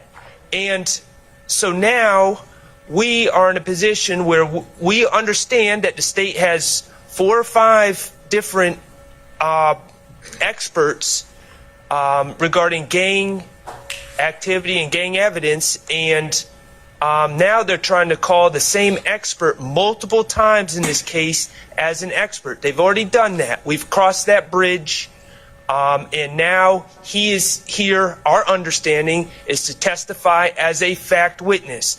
Since he's here to testify as a fact witness only, this jury instruction, I'm not, other co-counsel may feel different than I do, But from my perspective, the instruction is not necessary at this time because he's just going to be testifying as a fact witness. Well, it's a limiting instruction, not jury instruction. Yeah, a limiting instruction. Yes, Your Honor. And Ms. Westmoreland has something to add as well regarding the correspondence and the rules that we've been operating under with this case so far. Good afternoon, Your Honor. Good afternoon, Ms. Westmoreland. On November 28, 2023, at exactly 5:56 p.m., per your instruction, I sent over to you, Your Honor, and to Mr. Kearns, and to all of the defense counsel, and to the state, proposed instructions in reference to Detective Belknap. The state responded November 28, 2023 at 11:35 p.m. with their proposed instructions.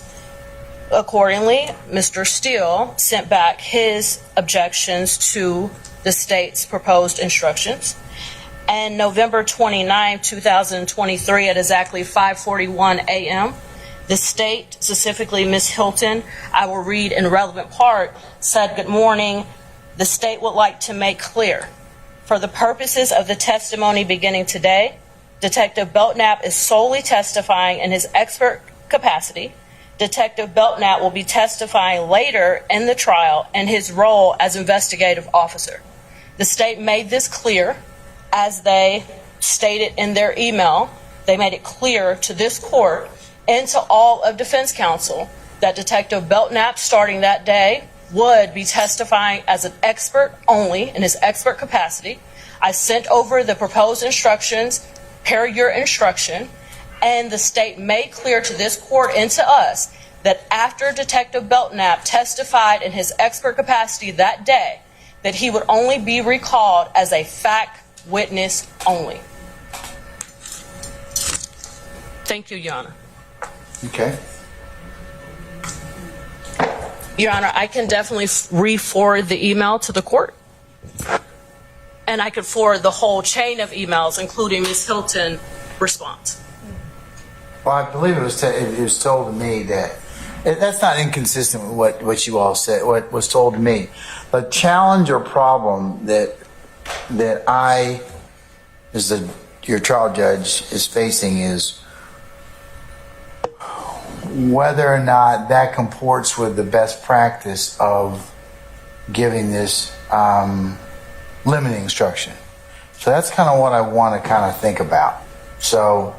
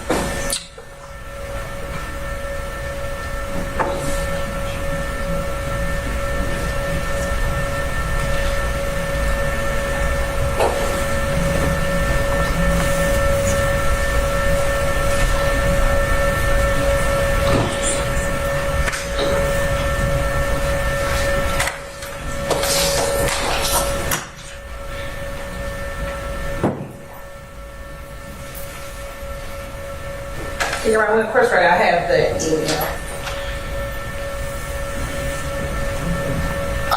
The issue is not really your conversation between another.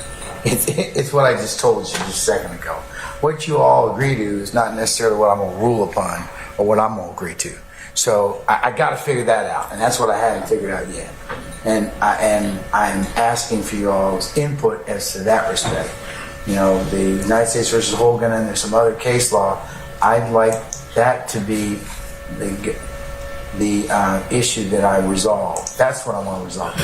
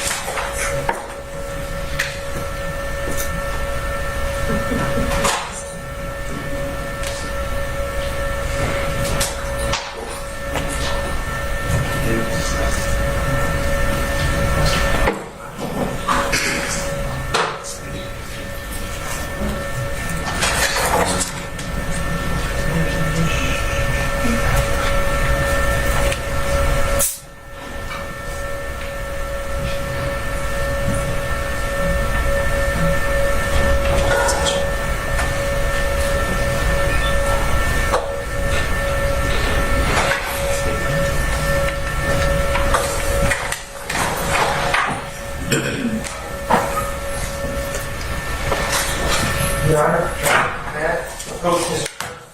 All right.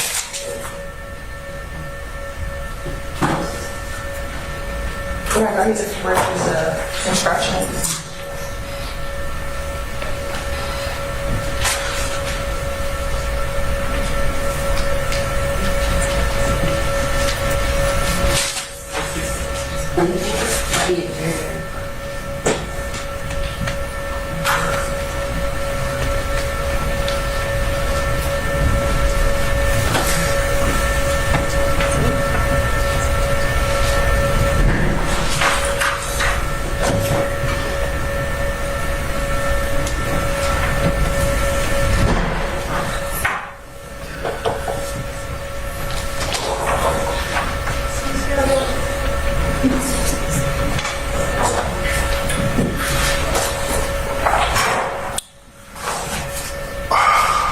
Okay, all right. We need to take our break. I'll come back and we'll talk a little bit more, and I'll make a decision as to how we're gonna handle the rest of it. Okay? Your Honor, it is going to take longer than we can. I was just saying, If it is going to take a little bit longer, Your Honor, then we can surely bring Investigator Belknap tomorrow. I know. We can stand down on what our position is if we just need some time to deal with Let it, me Your just Honor. kind of Mr. Sharp? Just if I could just bring one thing to the court's attention. State's Exhibit 1 is the PowerPoint presentation, which is very extensive about the gang testimony that Officer Belknap gave on the first day of testimony. So it is available for the court to review as well. I just wanted to remind the court that it's in evidence. Yeah. I want you all to think about while we're taking our break, the United States versus Holgan, as well as the Golden Peanut case that we have here in Georgia. It seems like there's more federal case law in terms of how, or how a dual purpose witness is supposed to be dealt with. So that's what I'm going to think about over the next few minutes and see how that goes, okay? But anybody else before I go? Mr. Steele, anything? I do have a motion, but they go to the actual testimony. I can do that now, or we can wait till you decide. Yeah, how long do you think it'll take, sir? Are you motion? 30 minutes. Yeah, okay, I'm just for planning, okay? All right, okay, all right. We'll be in recess, come back. All right.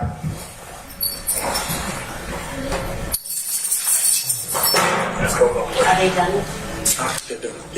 Yeah.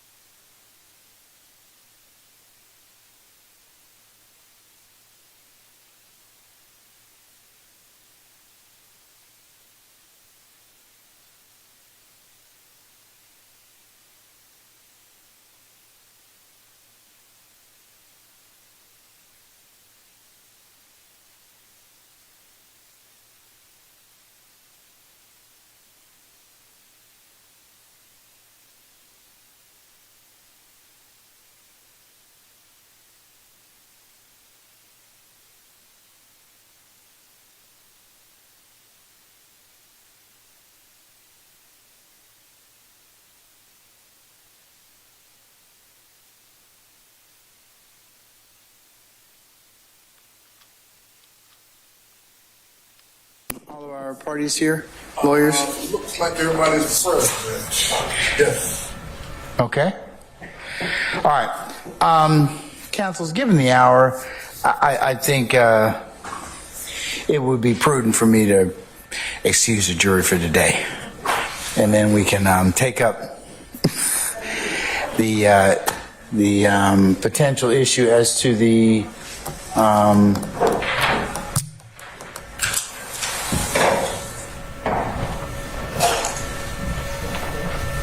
limiting instruction, as well as anything in regards to anything other substantive that Mr. Steele was to raise. So, was there anything else we need to take up in regards to that issue? Not on behalf of this lawyer. All right, Ms. Shart, you rose. Anything else, sir? Ms. Shart? Yes, I was. Was there anything else other than those two things? I believe so, Your Honor. Okay. I view them as three issues. Well, two if we exclude Mr. Steele's issues involving his client alone. We still have the issue, in my mind, of the repeatedly calling. That's related to the first two. Okay, yes, Your Honor. Okay, all right. Okay, Sergeant Ingram, if you could summon our jurors for us, please. Thank you, sir. Before we do that, Mr. Adams and representative from the state, can you come up for a second?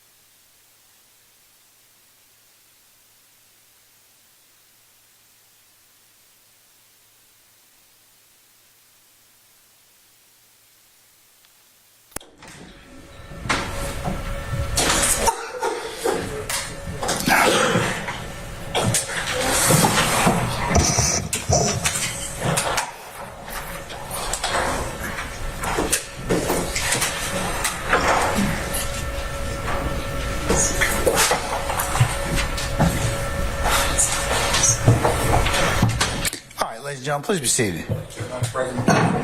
Okay. All right, ladies and gentlemen of the jury, let me tell you where we are at this point in time. We have a little more work that we need to do, and it doesn't require you sitting in your headquarters waiting on us, okay? And given the length and the hour of the day, it's 4 o'clock, we'll just take up that business and send you home, okay, for the evening. So, unless you just want to stay here till late in the evening, what do you say? Okay, apparently not. Okay, all right. Just want to make sure, all right, okay, so,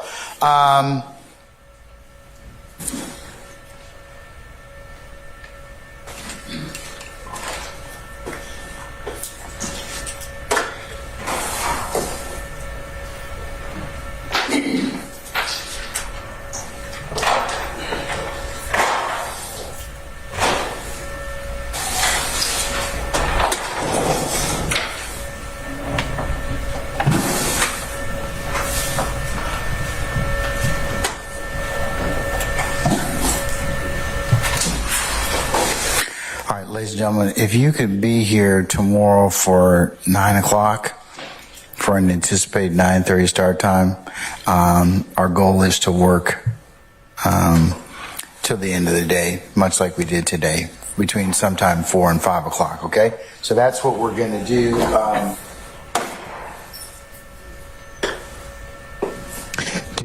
tomorrow.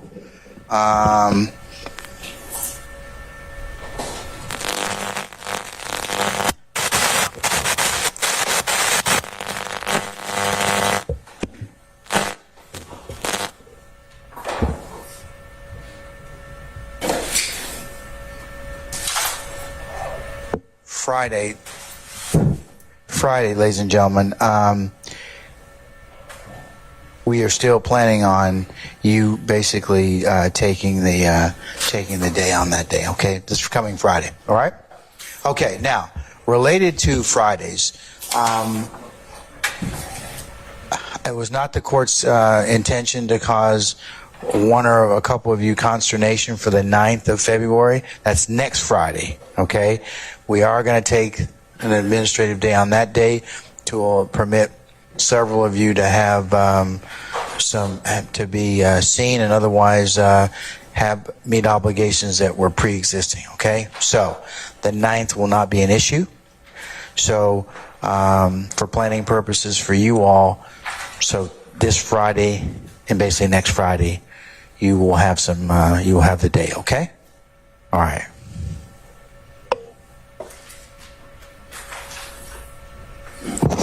What other ministerial inquiry of me do you have, ladies and gentlemen?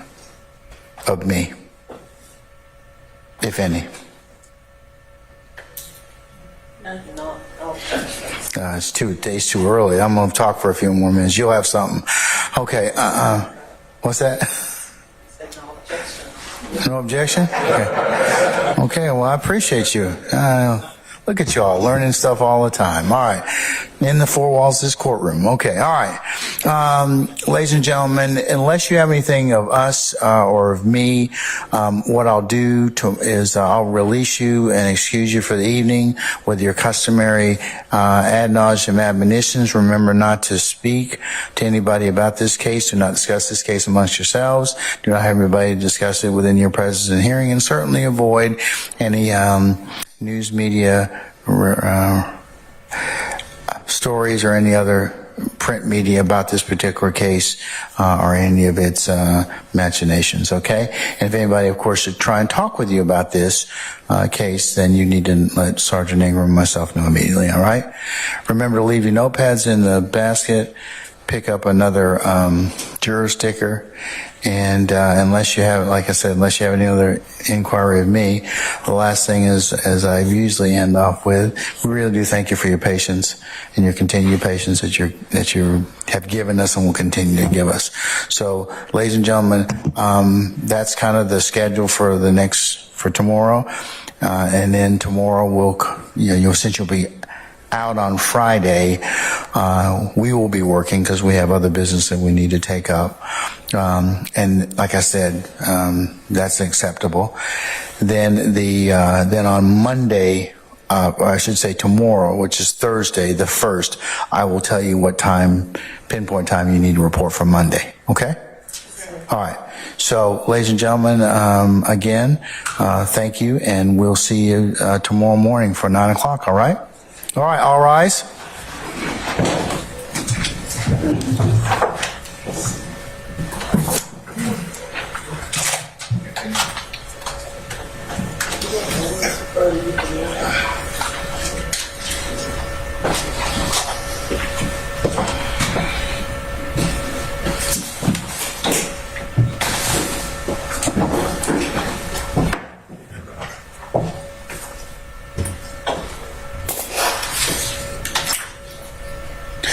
Ladies and gentlemen, please be seated.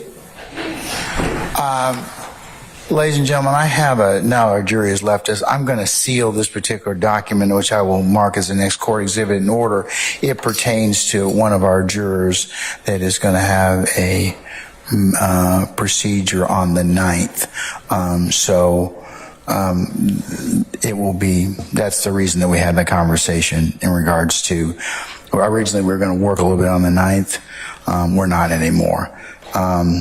In terms of the bench conference with Mr. Adams, if that pertains to he and he alone, if he wishes to explain that to you, he certainly may, but that's it. Okay? All right. Anything else in respect to any ministeria? All right. Okay, let's talk a little bit about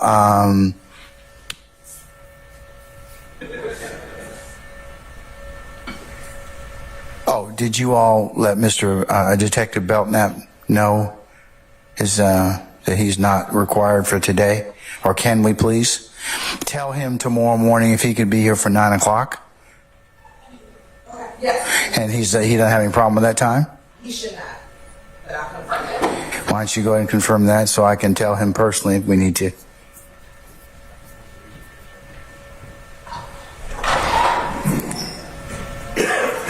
Chris. This one needs to be sealed, okay?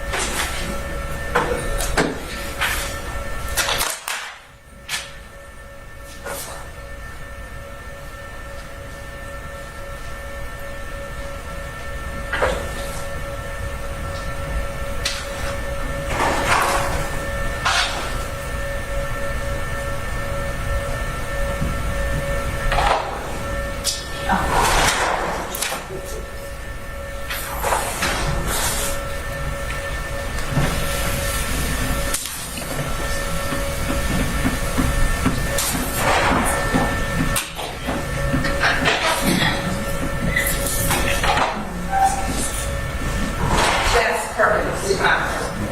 All right. He's good for 9 o'clock. All right. And we'll take his testimony. Is he the first witness tomorrow?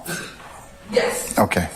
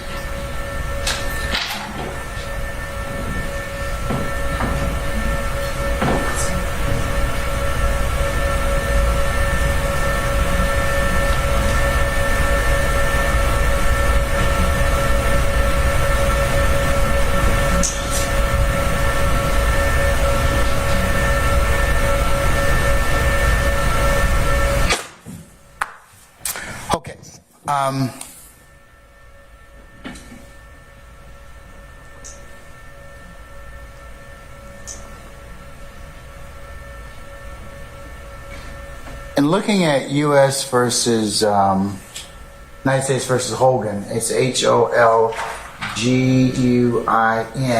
at 51 F 4th 841 and continuing Ninth Circuit, which y'all's instruction or limited instruction comes out of.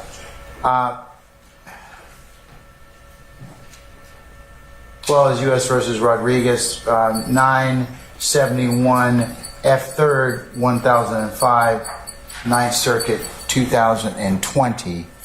And the Golden Peanut case cited by this court earlier from our Supreme Court of Georgia, written by Justice McMillan.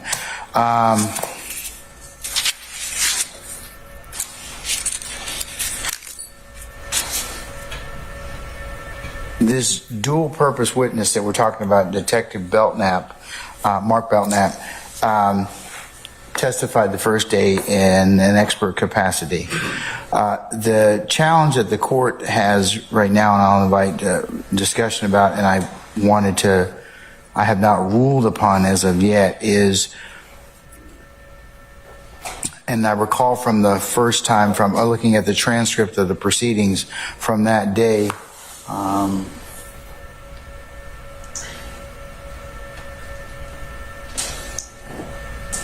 Detective Belknap testified, which was November the 29th of 2023.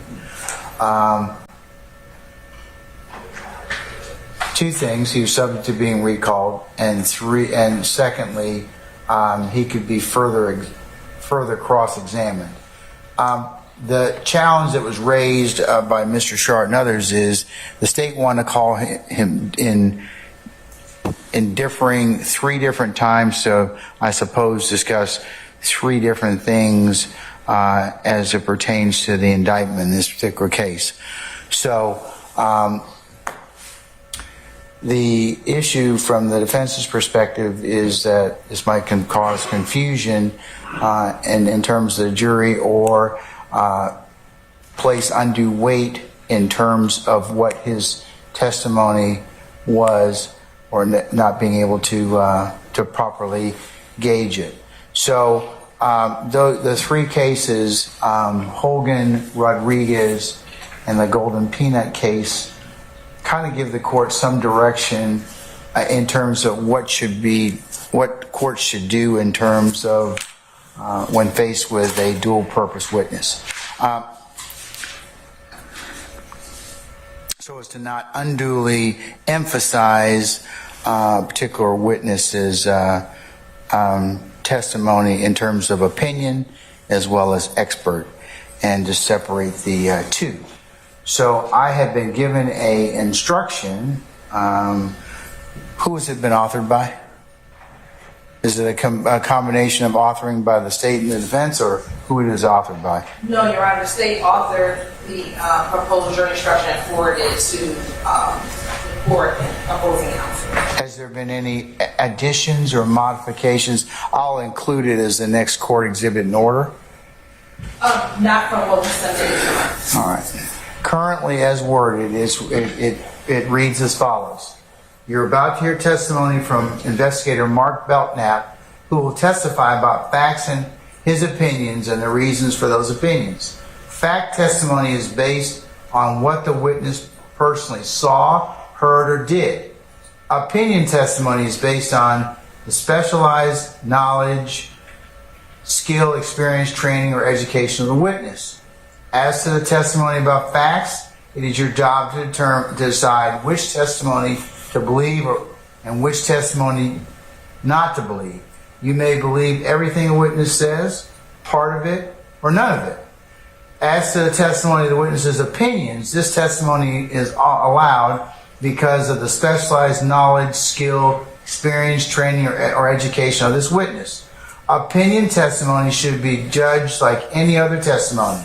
You may accept all of it, part of it, or none of it.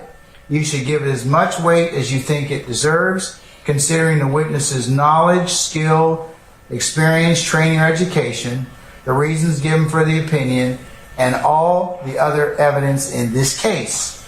You should consider whether the witness testified to personal observations or involvement as a fact witness or testifying to an opinion based on specialized knowledge, skill, experience, training, or education. When a witness provides opinion testimony based on knowledge, skill, experience, training, or education, that person might rely on facts that are not based on his or her personal observations or involvement. But that opinion cannot serve as proof of the underlying facts. And this comes from the Ninth Circuit Model Criminal and Jury Instruction 3.5. And it references two cases, United States versus Hogan and United States versus Rodriguez. The other thing that the court has already undertaken that Rodriguez recommends that we have done already is that Detective Belknap has already gone through a Daubert pre-admission expert determination, which was done earlier, and the court is satisfied that as a preliminary gatekeeping function that he would meet the qualifications for an expert and authorize him to testify as one, be given the foundation to be laid. So my questions at this point in time are, and I asked to say this before, is why can't we just bring, or why can't Belknap, because this issue is going to come up with other witnesses, how come you just can't bundle all of them up at once and just take them all and then maybe just make it simpler in terms of the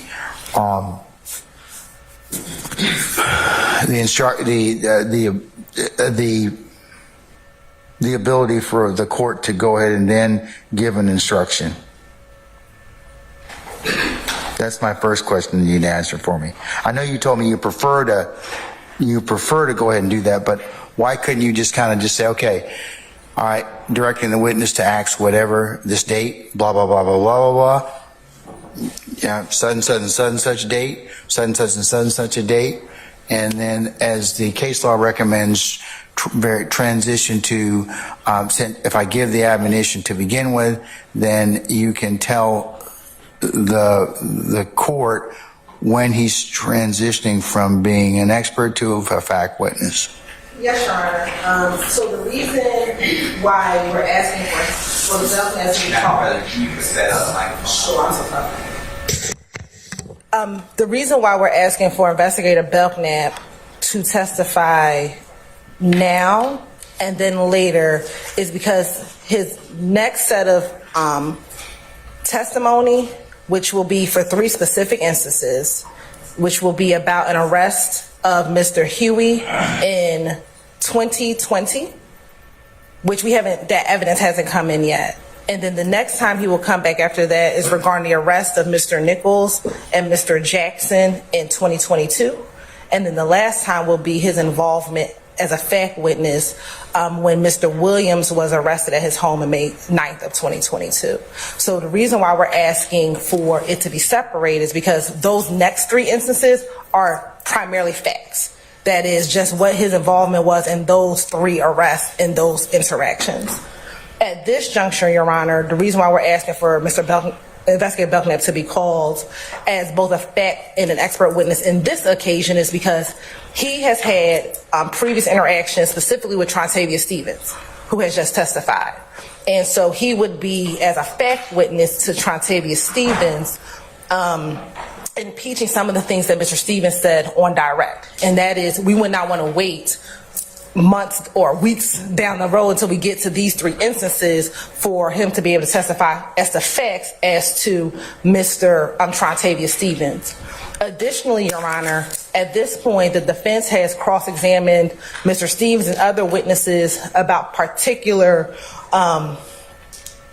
pieces of evidence, such as whether or not, for example, Mr. Steele went into a line of questioning with Mr. Trontavia Stevens about whether or not Mr. Williams might be a studio gangster or some things of that nature. Additionally, Your Honor, there's been some cross-examination, or excuse me, Mr. Stevens has elicited on direct, maybe on cross as well, that Mr. Williams and some of these other defendants sitting in this room are not members of Rock Crew, or weren't really members of Rock Crew. And we now have what we believe Investigator Belknap will testify to tomorrow is specific tweets and things of that nature that he pulled himself regarding directly addressing those particular issues. And so we believe it's prudent at this point to have Investigator Belknap come back, one, as a fact witness as it relates to what he's done with Trontavia Stevens, as well as things that he's pulled, that he's observed as it relates to the testimony that has already come out. In transitioning to his expert testimony, Your Honor, the state would expect that some of these tweets that we intend to get into has language that we believe that in his expert opinion, he could enlighten the jury as to very specifically. And so that is why we're asking for him to be called tomorrow as both a fact and an expert witness. And So Your are Honor, you going to, I'm sorry to hijack you, but I need to ask this question. Are you going to delineate what he's testifying in terms of fact and then expert? Yes, Your Honor. So that we could, so that I can give a particularized limiting instruction? Yes, Your Honor. So the state has created its questions such that there is a clear bifurcation. I call it phase 1 and phase 2. So when am I going to give this particular instruction? The state would believe that you would give it prior to his testimony, so before he testifies, letting the state know what this witness, what the intentions are. And what the state would ask is, when I complete phase 1, we could take a break, whether it's a comfort break at that time or a lunch break, depending on what time it is, and we can come back for phase 2, which would be the expert, because there is a clear bifurcation between what is fact and what is expert, to keep it very clear so that the jury knows there is a distinction. But the way that the state's questions are designed is to bifurcate the two testimony, and we could literally take a comfort break between phase 1 and phase 2. All right. Okay. Mr. Sharp?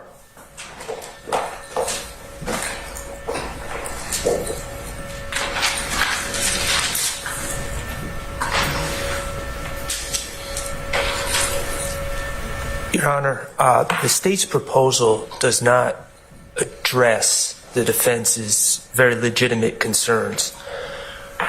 They're essentially seeking to call Investigator Belknap repeatedly to ask him questions. 3 times. I think 3 times. Well, and just to be clear, on behalf of Mr. Stillwell, I don't necessarily have a problem with them calling him as a fact witness about different acts. The issue I specifically have is with them calling him as an expert repeatedly. If they are calling him as a fact witness tomorrow regarding some interactions he had with Mr. Williams, Mr. Steele may have something to say about that. I do not. But to have someone, this song, this case is music in some ways. It's like a chorus. The state wants to keep calling this expert to sit in front of this jury, very close to this jury, and repeat their expert testimony as with all his training and all his accolades again and again and again and again, and there's a reason why chorus exists in a song. It's catchy, it sticks with you, and that's the repeated testimony that they want to bring in again and again and again in front of this jury, to repeat the same things. Your Honor, there's an extensive PowerPoint that talked about Rock Crew, that talked about Bloods, that talked about Sex, Money, Murder, that talked about colors and red and bees. And yes, Mr. Stevens testified to what he testified to, but Detective Belknap already testified as an expert about what a B stands for and what red stands for and Rock Crew and where Rock Crew's from. So there's no need to retread that information and go over again and again and again. Wouldn't he go to impeachment, potentially? Impeachment, no, Your Honor, I don't believe that it's proper to impeach a lay witness with expert testimony, and to the extent that that it is impeachment, it's already been said. Just, you don't get to re-impeach people. He said, Investigator Belknap said what he had to say as an expert. Trontavious Stevens said what he had to say as a lay person talking about his tattoos, and the jury gets to consider both testimonies and make their decision. But Investigator Belknap does not get to testify 5 different times as an expert, and Trontavious Stevens testify once. That's the problem with the chorus. Your Honor, it's cumulative. It invades the province of the jury. It violates our client's due process, their right to a fair trial. And it also, quite frankly, Your Honor, it makes it very difficult to cross-examine an expert when there's no end to his testimony. We cross-examine someone. You can cross-examine. I mean, look, there's some of you that wish to defer cross-examination to the end. I'll let you cross-examine him now and or at any time that he appears. That's a bit of a Hobson's choice, though, Your Honor. No, it's not. I mean, I'm not limiting your cross-examination. Well, we're not saying you can cross-examine him.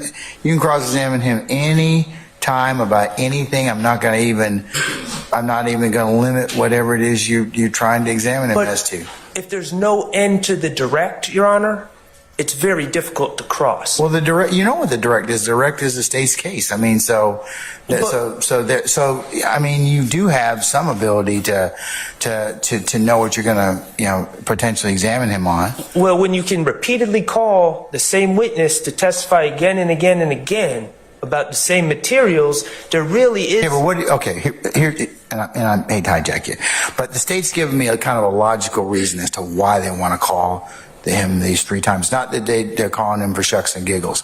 They're calling him because of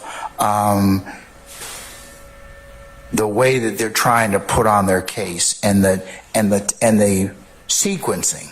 So it makes sense in terms of that. It's not like, where they're just kind of putting forth a way to kind of get him, in front of the jury, as you call it, to sing the chorus over and over again. It's not that. They're trying to kind of make it as simple and as plain as possible for people to understand. And to the extent that they call him as a fact witness. So your heartburn is you don't want him to be called as an expert in the same breath. Absolutely, he's already testified as an expert. But the case law seems to indicate you can do that. I respectfully, Your Honor, I have not seen that case law. Hogan. I mean, I can tell you from Hogan right now. Okay, it has in here. Okay. Yes. Even as one of the large head notes, dual role instructions. It's got it right in here. Right. Okay. And it talks about the district court twice instructed the jury on dual role testimony. First, before Officer then Rodriguez testified, and second, at the close of the case, with language hewing closely to our model instruction. And that's where that. So courts have struggled with this issue because you had a witness, much like a Detective Belknap, who is going to offer fact as well as expert testimony. The problem with, or the challenge in those particular cases is, one of them was, you need to have them, that you need to still go through the Daubert expert gatekeeping, which we did in this case, which we did in Belknap's already gone through that, so that's not an issue. So the other concern that the case law in particular, Hogan seems to indicate, is just to make sure that the jury knows what is being offered and for what reason, and that it's not unduly emphasized. That's why the instruction was given. So to your discussion, and in the Golden Peanut case that Justice McMillan talks about, is a police officer that was offered for a dual role, but again, a little different than our case. In the Golden Peanut matter, there was no predicate laid for or Daubert expert determination. So that's why it's a little different in our case. So that's why I'm asking you to really kind of just focus on that. I understand what you're talking about. I can take some issues off the table. I completely agree with Your Honor about the Daubert issue, okay? And I also acknowledge that the cases we're talking about deal with dual roles. I get that. But those cases, as I understand them, don't involve repeatedly calling the witness as an expert. Again. I agree. I would agree with that. And I'm going to ask the state to kind of deal with that, because that is something that is not dealt with in any of these. Have you found any cases, Ms. Holton? Yes. That have indicated that sequencing is fine? Yes. Okay, what is that? And can you give it to for the good of the order? Yes, I have two cases, Your Honor. The first case is going to be Mitchell v. State. Mitchell v. State. Which is 222. 222. Georgia App. 878.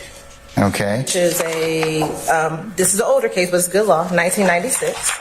1996. Yes, and then we also have a federal case which really specifically talks about experts, which is going to be United States versus El Mazain, EL-MEZAIN,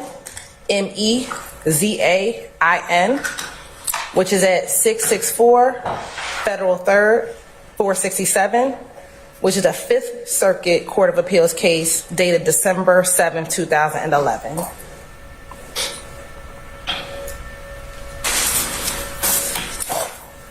Okay, and what does Mitchell indicate to me? Yes. Does it demonstrate anything about a witness being or an expert being called multiple times? So this is just generally, but the trial court has discretion to allow such repeated testimony by, this case was an unsequestered lead investigator. So this, the Mitchell v. State case dealt with the lead investigator being called multiple times in that case, and that lead investigator actually sat at the table with the prosecution, and they were allowed to be called multiple times, being unsequestered, and the court said that that's in the discretion of the court to allow the lead investigator to sit. So not an expert, but that was a law enforcement officer being able to be called multiple times. Okay, all right, but what about an expert? El Mazain specifically talks about an expert, and in this case, Your Honor, the expert was a Hamas expert, or an expert on Hamas. And the expert came the first time as a general expert. So they really talked about generalities of Hamas and things of that nature. Then, as a result of cross-examination by the defense, that expert was able to be called back again to talk specifically about Hamas and specifically the evidence in that particular case. And Your Honor, that is exactly what the state intends to do here. Investigator Belknap was called as the first witness to talk about general terms, general gang evidence, very general. Now we are asking him to come back to testify to specific evidence that has been now introduced in this case. Prior to him being called as first witness, there was no evidence introduced. But now, because evidence has been introduced in this case, we want him to come back and speak with specificity regarding the evidence in this particular case. And we believe that this is analogous with United States versus El Mazain, and I will quote from the opinion. It says, as noted above, Levitt was the government's expert witness on Hamas, and he testified twice at trial. First, he gave an overview of the rise of Hamas and the role that Hamas social wing played in the accomplishments of its goal. That testimony has not been challenged. Second, the government recalled Levitt to provide testimony about evidence that had already been admitted through other witnesses. The evidence has shown telephone calls, financial transactions between defendants and Hamas leaders between 1989 and 1993. It had also shown the presence of the defendants' names in the telephone book of Hamas leader Marzouk. Levitt was recalled to testify about the relative inaccessibility of the Hamas leadership to the general public, which highlighted the significance of this evidence. For example, Levitt testified that the presence of the defendant's name in Marzouk's book was significant because this is personal and direct evidence of a relationship. He also testified that someone calling the public number for Hamas was not likely to get the senior leaders of an organization, etc. The defendants argue that Levitt's testimony about the significance of the context between them and Hamas prior to Hamas's designation as a terrorist organization was improper expert testimony under Rule 702, because the jury was capable of determining for itself what inferences to draw from the evidence. The government argues that Levitt's testimony was necessary in order to prevent the jury from assuming that Hamas leaders were available to anyone, or that those leaders engaged in a wide range of arm's length business deals with third parties. We find no reversible error. So in that case, they were allowed to testify twice. The expert, this is the same thing that is occurring here as the state just alluded to. What we expect the evidence will be tomorrow is that investigator Belknap will talk with specificity about certain evidence that has come in, as well as introduce evidence specific to both sex, money, murder, YSL, and some of these defendants sitting here in this courtroom today. All right. Mr. Sharp, anything else, sir? Yes, Your In Honor. that respect?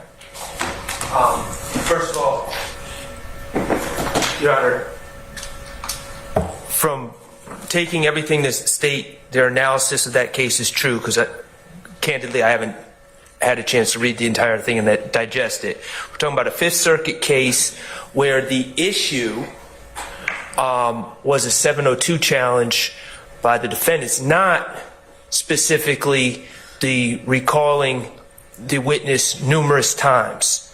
Now, the other thing, Your Honor, that's separating this case from the current case is there was absolutely, when we're talking, this is an investigation that apparently started around 2015. Discovery was supposed to end some time ago.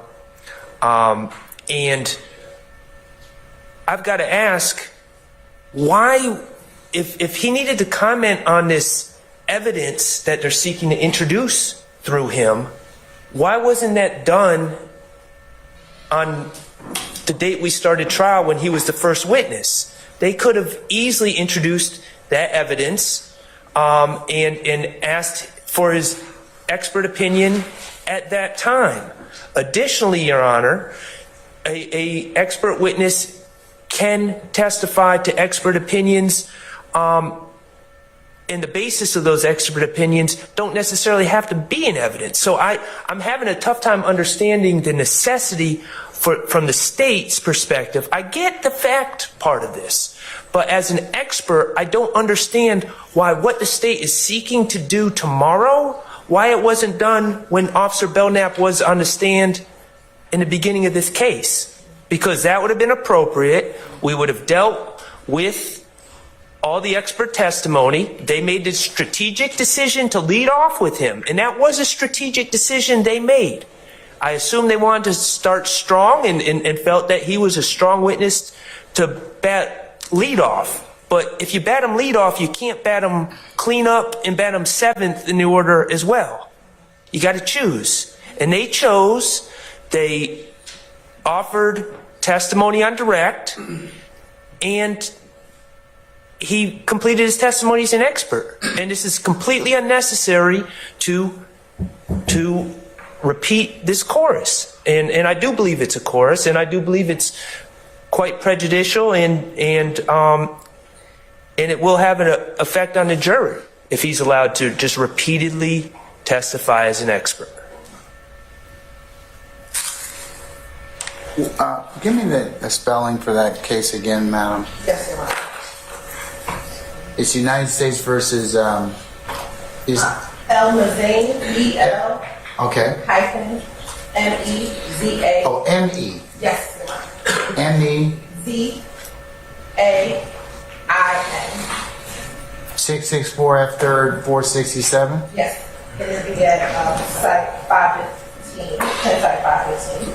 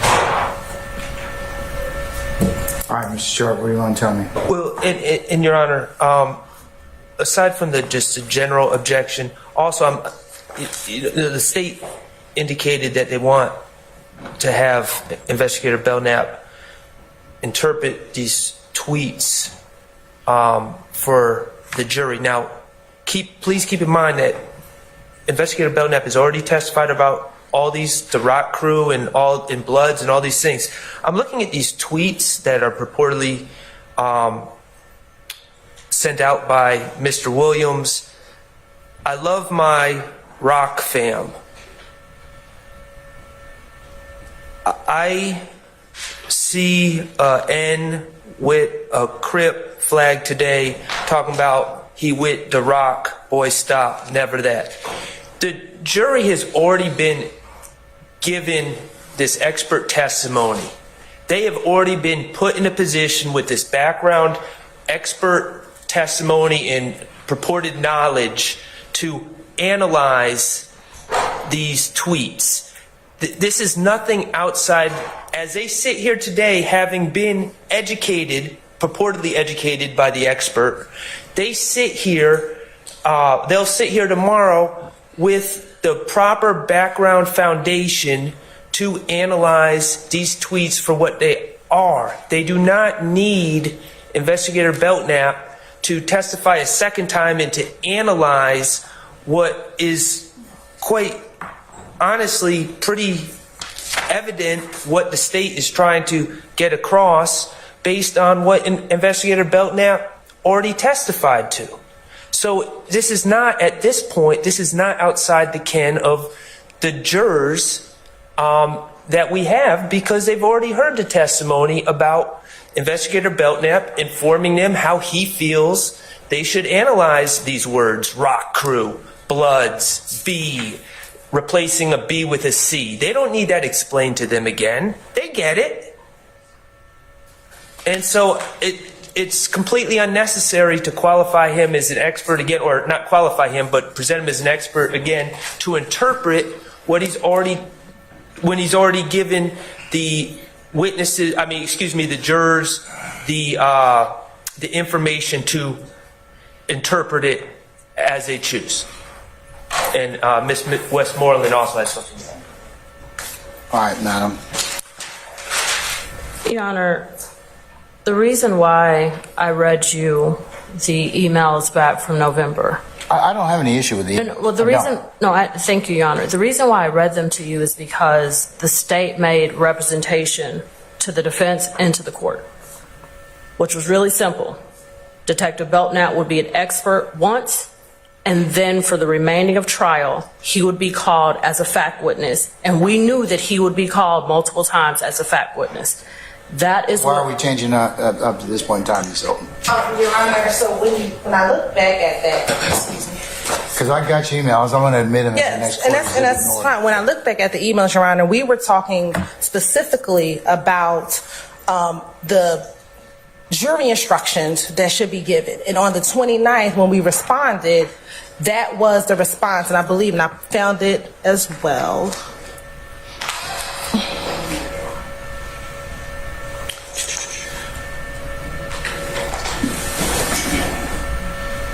I want to make sure.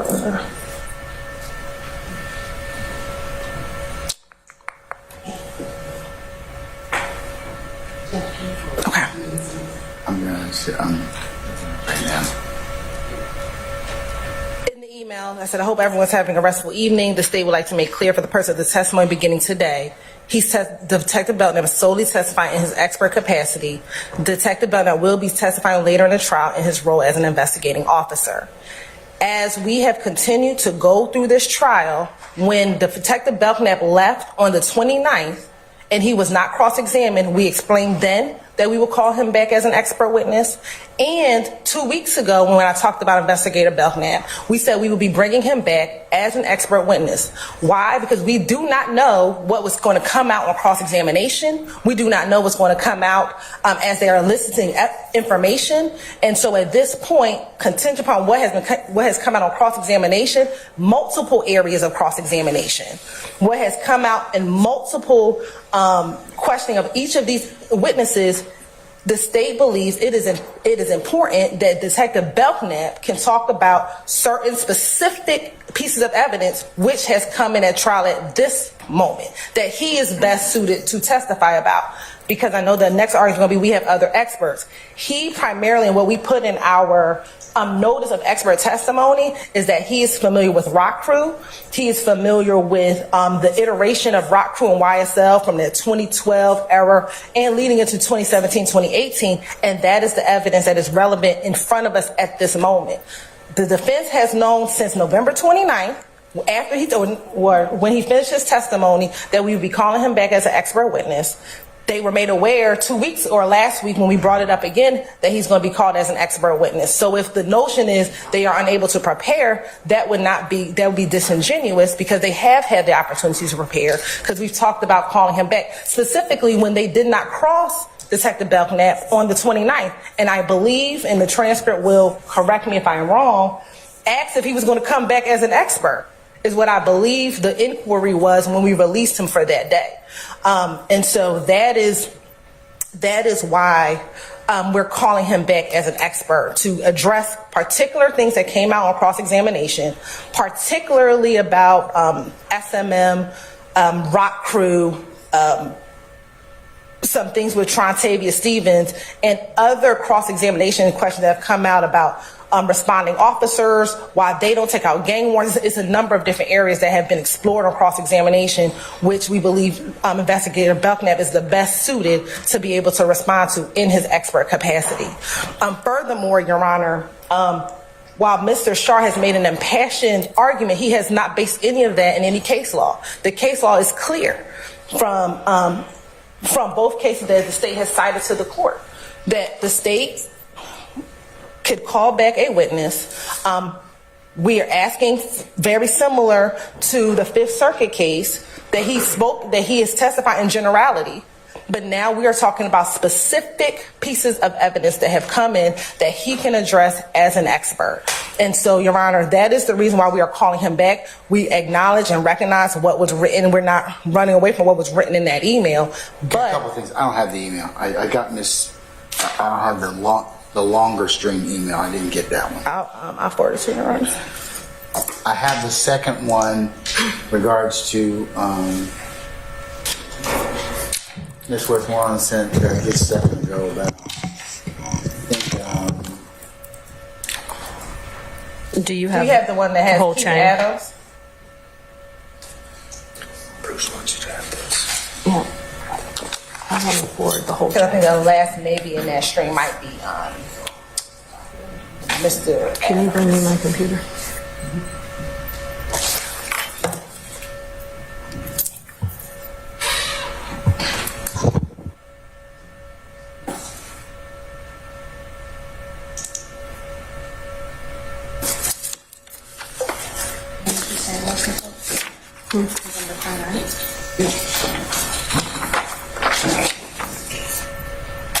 All right, Christine, I'll forward this. Ms. Hilton, did you forward the whole chain? The last part I have is the email from Mr. Adams, so that should have. Okay. Does that chain include Ms. Love's response to me?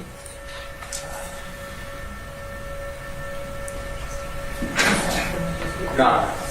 Yes. Okay. You talking about the state objection to defendant with the full charge? Yes. Okay. Your Honor, a few things. So I believe that the email was just forwarded to you, and the email is important because it's in writing and it helps us not just rely on our memory.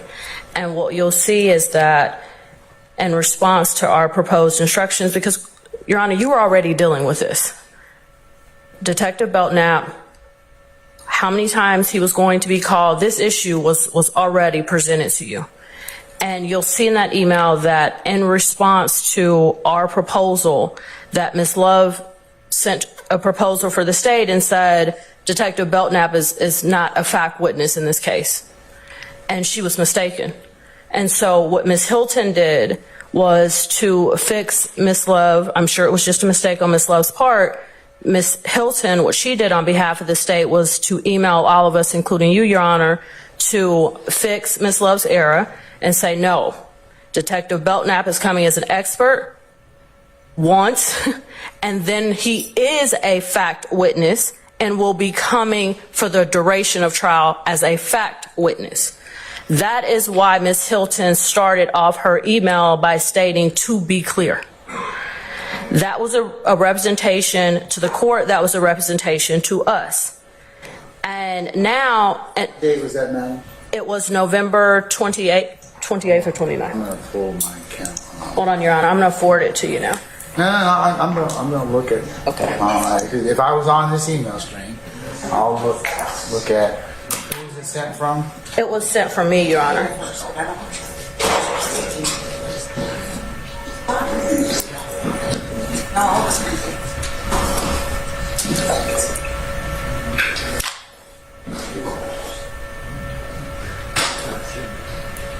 Your Honor, this was, excuse me. Just wait.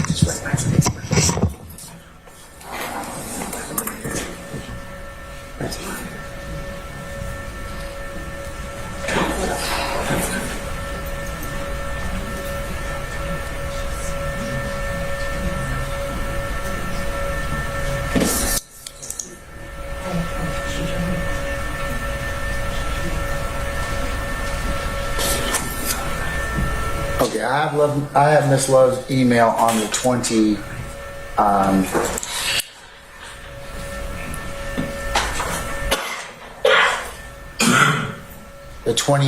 at 11:35 p.m.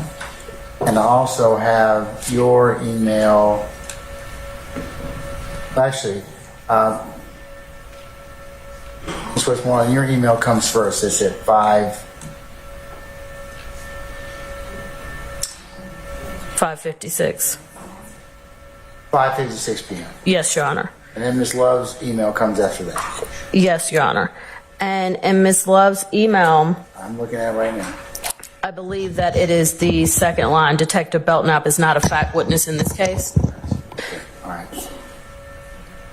And was there a correspondence beyond that? Yes, Your Honor. And so after that, Mr. Steele objects, but he objects to the instruction portion. And then Ms. Hill comes in at... That date, can I... Yes, Your Honor. That is Wednesday, November 29th at 5:41 a.m. Okay. I see Mr. Steele's email. I will forward that to Ms. Jones Weaver as well.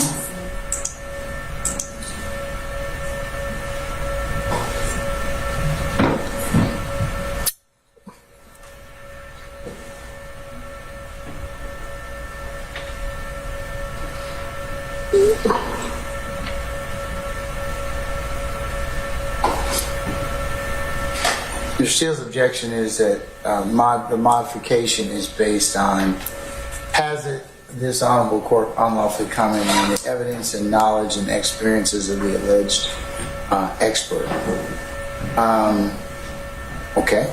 Yes, Your Honor. And then the next email from Ms. Hilton is clarifying the state's position because... That was on the... 29th. Hold on.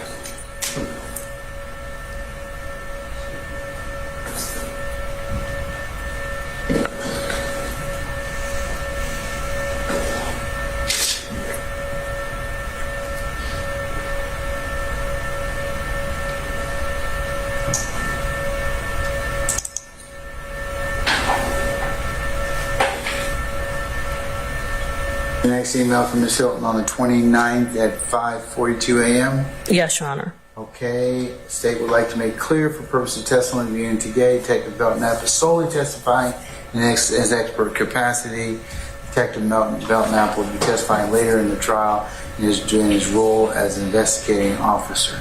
All right. So, regardless of what you all discussed on, I get to make that decision at the end of the day. So, I think at the end, you all are being advocates, and I understand that, but it still doesn't take away. I got to make a decision, Ms. Westmoreland. Oh, okay? absolutely, Your Honor. And, I'm asking and I'm arguing to the court that while you're considering the decision that you're going to make, to take into consideration that in this trial, Your Honor, we've been through a lot, from late disclosure of hundreds of witnesses to absurd late disclosure of discovery in this case.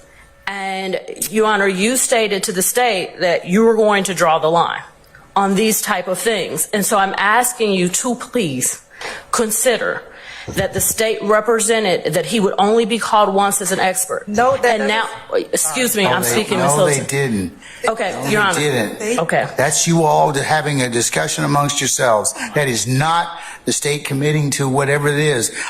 I'm the one that has to make the decision at the end of the day. And as you all know, I'm still contained on mine. Oh, depending absolutely. upon the circumstances. So can we move on to something else? Yes, Your Honor, I will, Okay. I will say this in closing. All right. Is that when you just asked the state why did they change their mind, and they gave you the explanation on there's been some witnesses that testified, so basically it was lengthy, but the simple answer is we need to call him back as an expert again. That is what a course is. The state is trying to make Detective Belknap a super expert. If you don't stop this here, now he's going to be needed as an expert again. 4 witnesses later, he's going to be needed as an expert again. 5 witnesses after that, he's going to be needed as an expert again. They can't keep biting at this apple because that gives a message to the jury. It's a chorus for the song. It comes every minute. The state is asking you, essentially, they're not going to use these words, but they're asking you to make him a super expert.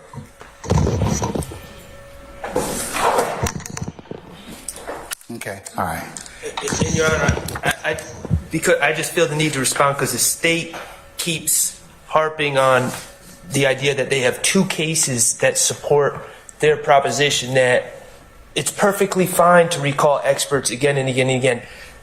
The issue is the recall of a witness is within the court's discretion as to whether or not I have broad discretion in order to do that. It has to be for a proper purpose. So it does have to be for a proper purpose.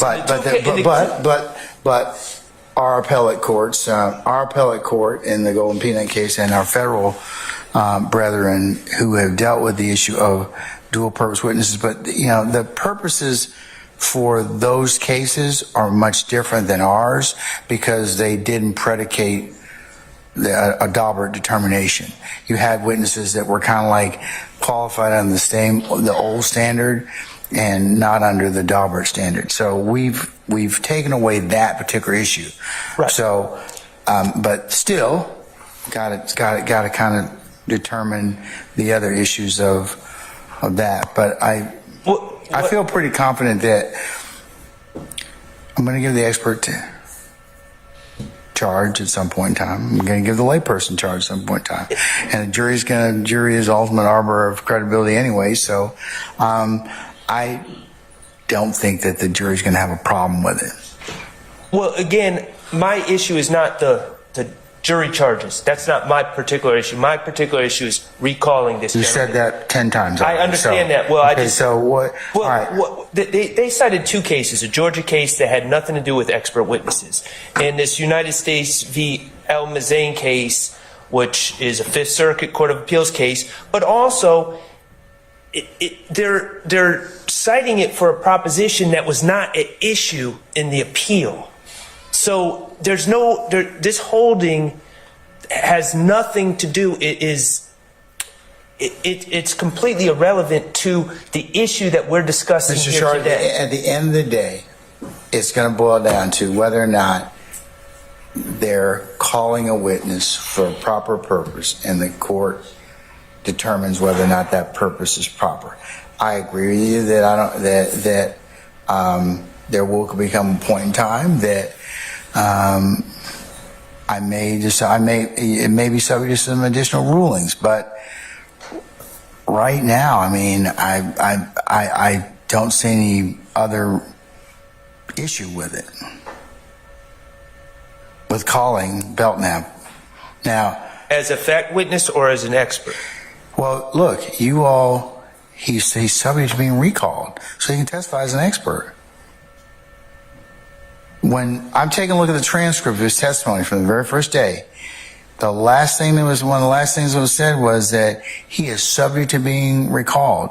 You all deferred your examination of him at that point in time. I went down each individual person who was here. I'll defer, to include you. Everybody did.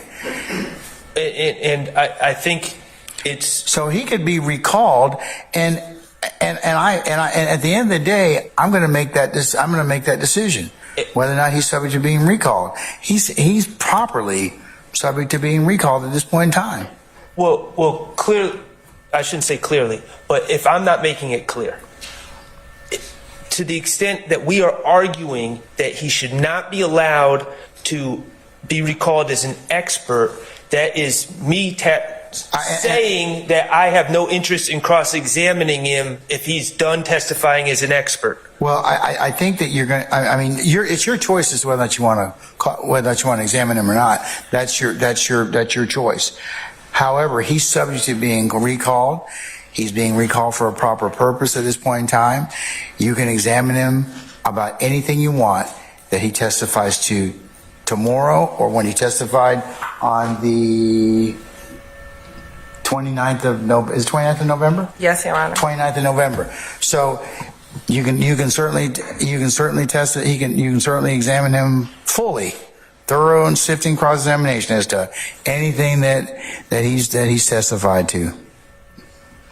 Well, I just want to make it clear moving forward that if I understand Your Honor is going to make your ruling, but we are troubled by the state's insistence on calling him repeatedly, and at some point, Your Honor, we're going to ask you to continue to consider the chorus that he is providing to the jury, and it's cumulative, and at some point it might be at some point. You're right, but at this point in time, for the reasons that they said that he's being called for, that's a proper purpose, and I would probably allow that. So, am I correct in saying that he is not going to be permitted to testify to generalized expert testimony about things if there's very specific reasons? I don't know what he's being called to testify as. I mean, well, that's kind of our problem, because right now we're looking without any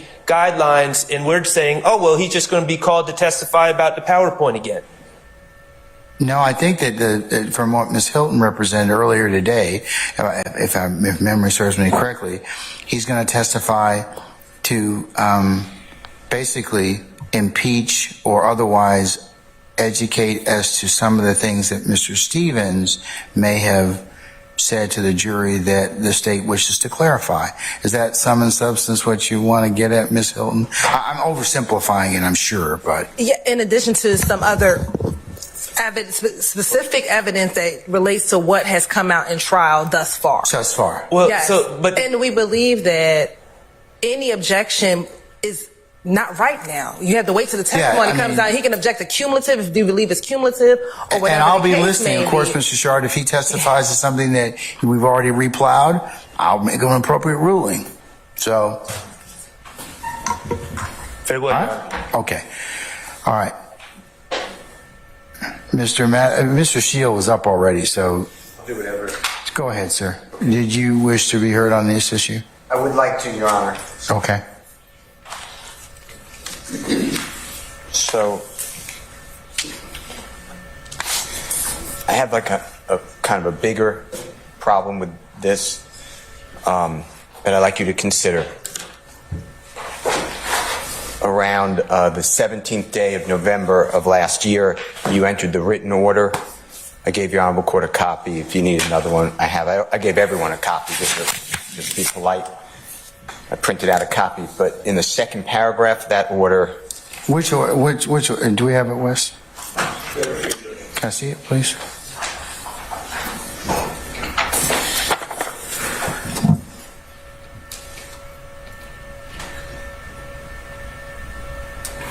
Can I see States 1 again? Okay.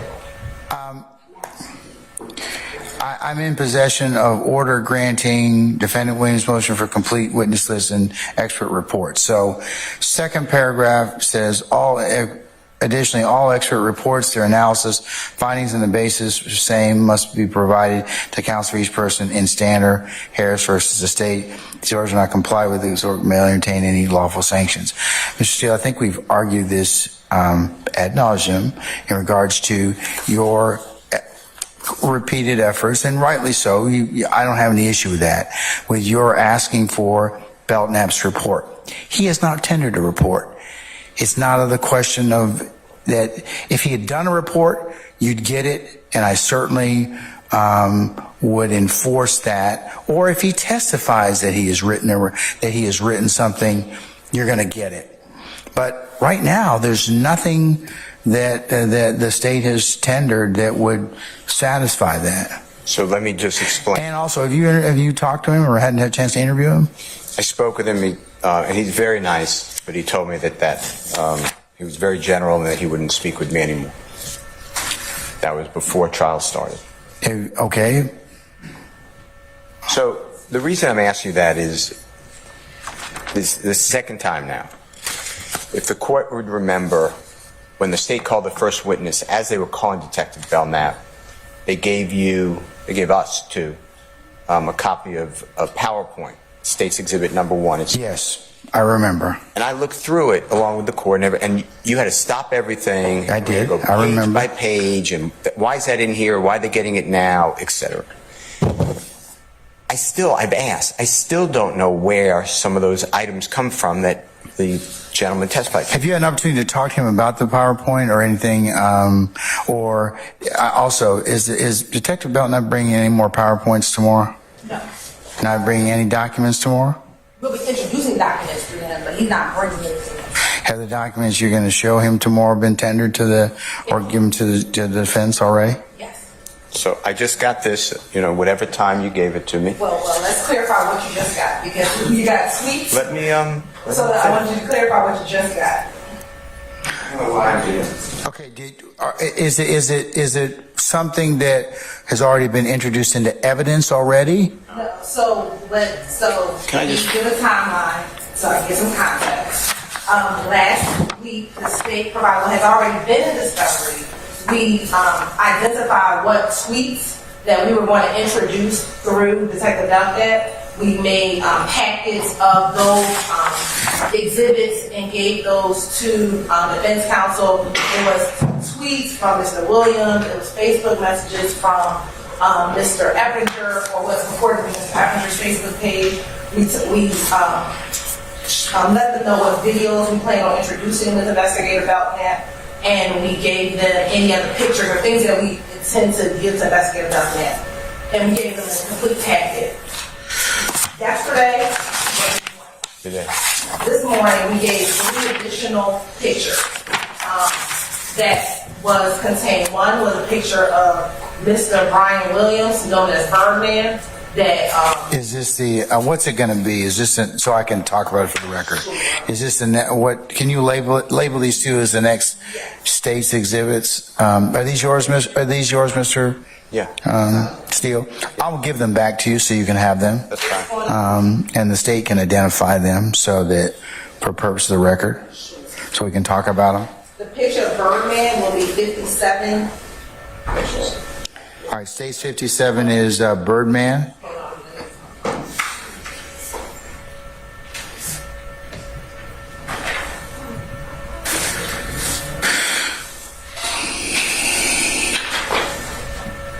Birdman is going to be 58. 58. W as in Whiskey. Yes. All right, and State's. And what's the other picture? Mr. Williams, allegedly. The other pictures of Mr. Williams, which would be 57 Whiskey. 57 whiskey. All right, and that's of Mr. Williams. Okay. Yes. All right. And then we also gave them this morning 52 WA and 52 WB, and I can show the court copy. Can I see those, please? Which are screenshots of the video that we gave to defense counsel last week.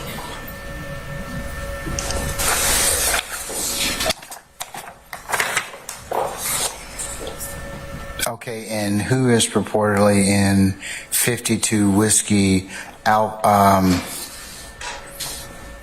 Alpha? No, actually, there's two. Both of them are labeled Bravo. I'm sorry, one should be Alpha, one should be... Okay, well, you go ahead and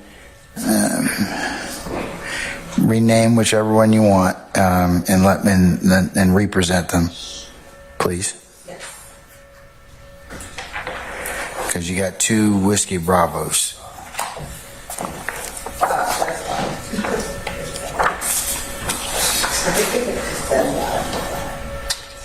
Sorry, I gave you the same picture.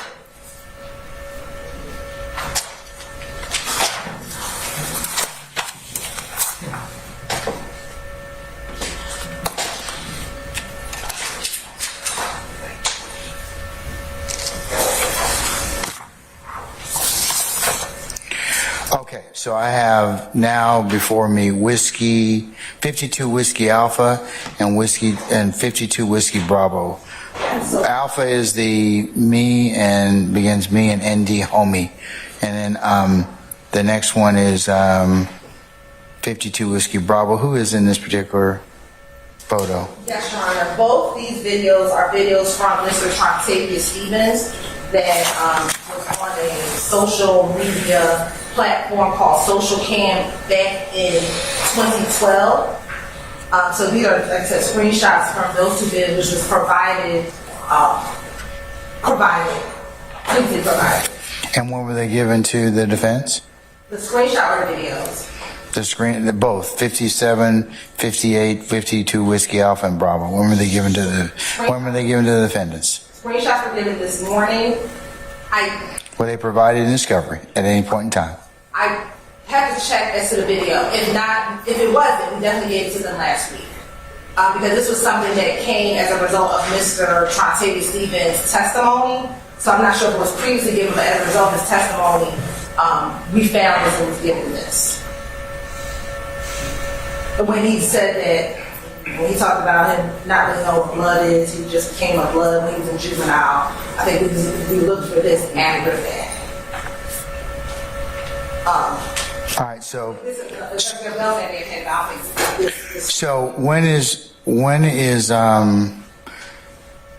is Detective Belknap going to testify as to these three things, these three photos?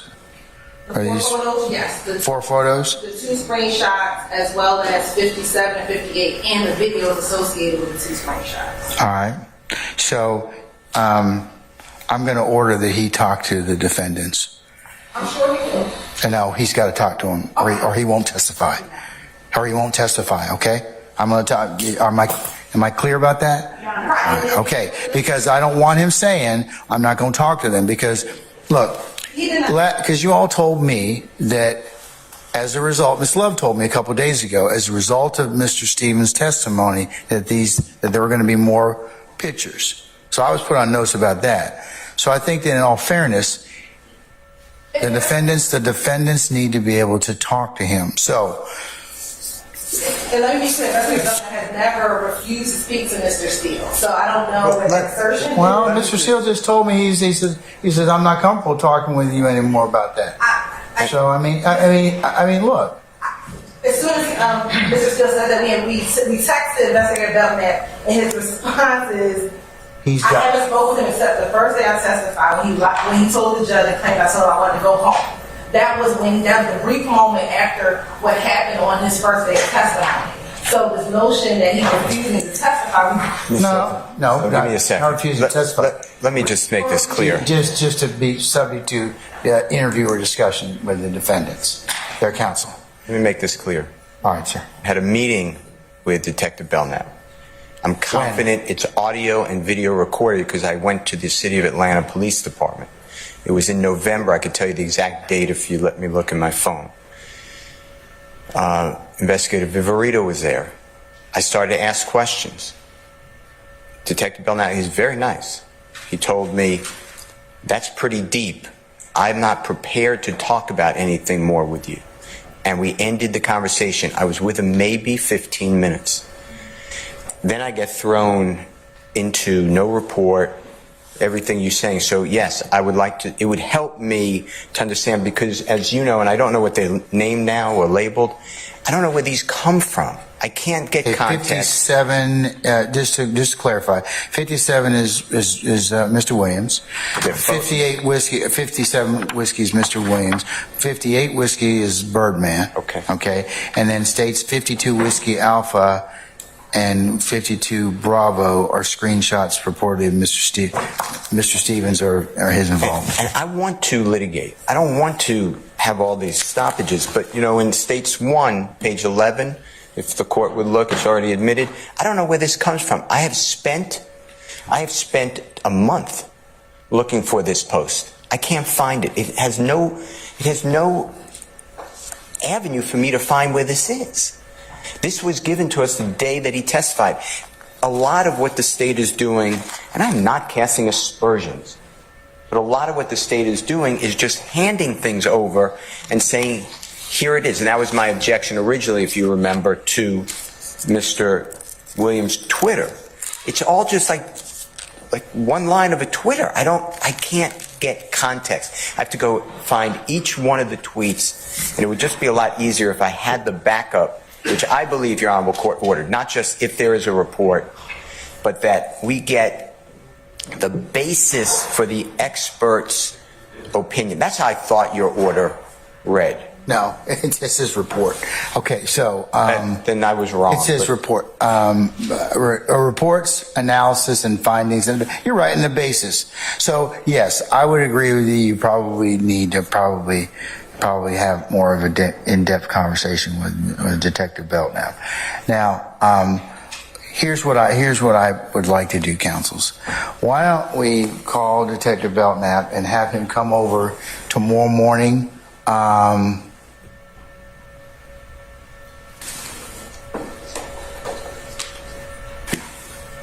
For 9 o'clock.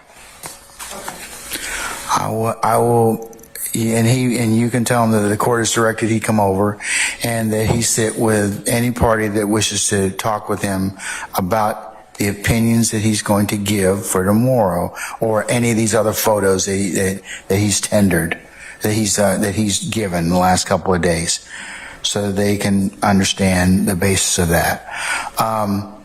And that what I'll do is I will reach out to our jurors and have them to come in at for a start time of 10:30. Thank you, sir. So that will suffice to give you all enough time. And if you need more time after that, I'll adjust it accordingly. Okay? Yes, sir. All right. And I appreciate that. And then I do have Where is Sergeant Ingram? Can you ask Sergeant Ingram to step inside, please, for a second? All right.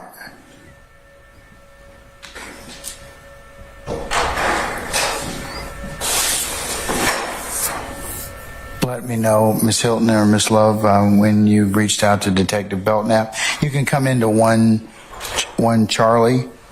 At 9 tomorrow? That's fine. So, counsel, is everybody okay with 9 o'clock? For 9? Okay, all right, so you all can come at 9. Just a second.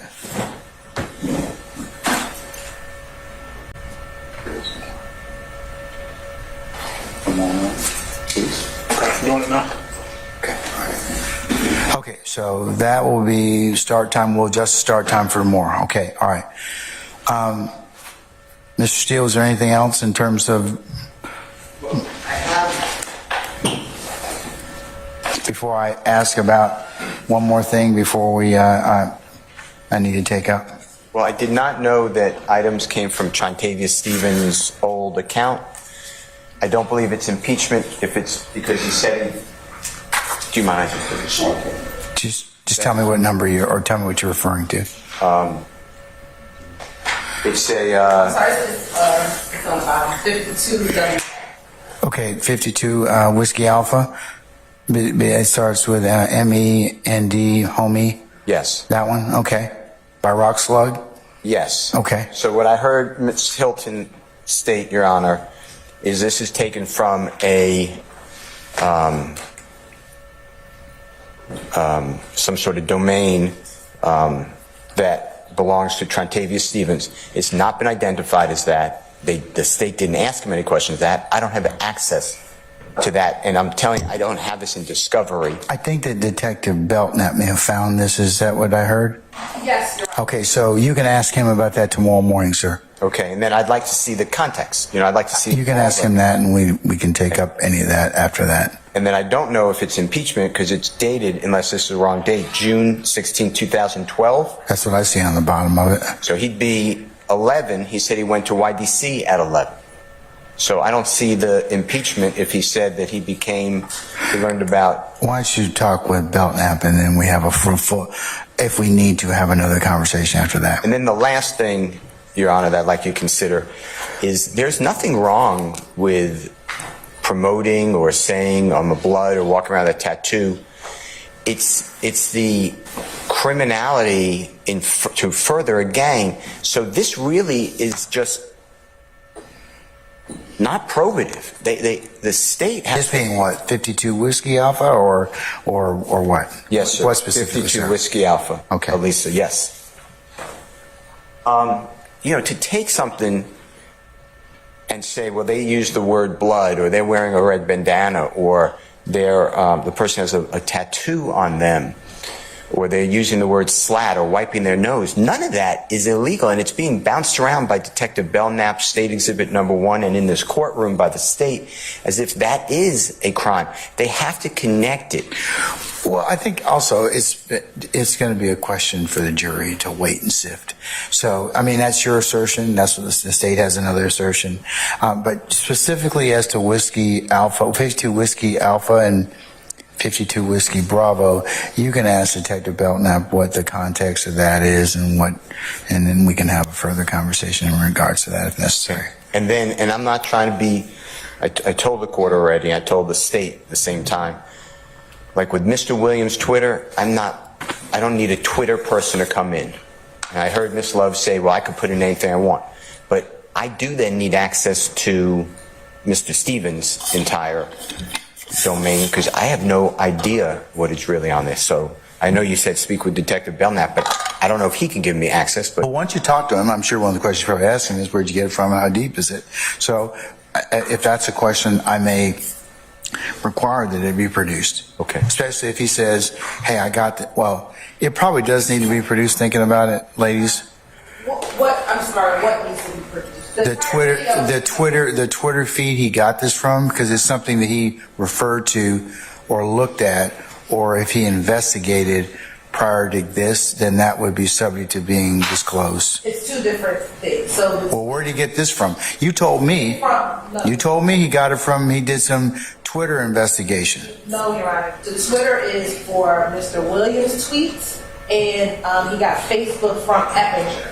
This came from a video source, I think called Social Cam. Okay, but has it been turned? Have all three of those things you just told me been tendered to the defense? The entire video of this has been tendered over, but video of what? this is a screenshot of a video Of 52 Whiskey and Alpha. Yes. 52 Whiskey Alpha and Bravo. Correct. And that video, which is pulled off of a website, which we can talk about authentication, that entire video has been provided to defense. That's not. This is just a screenshot of that. Okay, how long is that video? 1 minute, one, it might be 2 minutes. Okay, so that's been tendered to the defendants? Okay, all right. Okay, so Mr. Steele, looks like that they've tendered that already. Okay, I will do what you said, but I don't still see the foundation because I don't know who wrote those words. It was never asked to Mr. Stevens. Your Honor, we can talk about authentication tomorrow and what comes from the authentic. Yeah, why don't you talk with Belknap first, and then you get a clearer picture of what, if anything, may be objectionable, okay? Yes, sir. All right. Okay. All right, let's talk a little bit about the jury instruction. The proposed jury instruction. Is the state, is this pattern jury instruction been altered from the Ninth Circuit in any way? I believe only the inclusion of the investigator Mark Belknap, but the author is behind me, so. I don't. Is it the pattern, Mr. Uhelski? Yes. Has it been altered? I put investigator Mark Belknap in there. I can give the court the original. Can I I see the original? Can I see the original pattern instruction? If you could email it to everybody, I mean, generally, folks, courts don't get in that. You know, if we stay on the reservation and kind of just in terms of what is authorized, and a pattern instruction gives us the ability to kind of just stay within those limits. So unless there's something that needs to be edited from there, but for the most part, patterns have been blessed by review. So I believe Mr. Steele's comment to Ms. Love in the emails that I've referenced earlier is that it has me, the court, commenting on the expert. So that's why a pattern instruction or a pattern that's a limiting instruction is better for me to give, because then I don't run afoul of anything else potentially. Sean, we'll email it, and we did get this from the Ninth Circuit pattern jury instruction. Okay, but has it been altered in any way? No, we believe it's the only thing that's been altered was the name. Was the name? The unredacted version. Okay. I believe Mr. Thompson is sending that over now. All right. Are you sending it to everybody to include Miss Weaver? Yes, Your Honor. Okay. All right, let me take a look at it.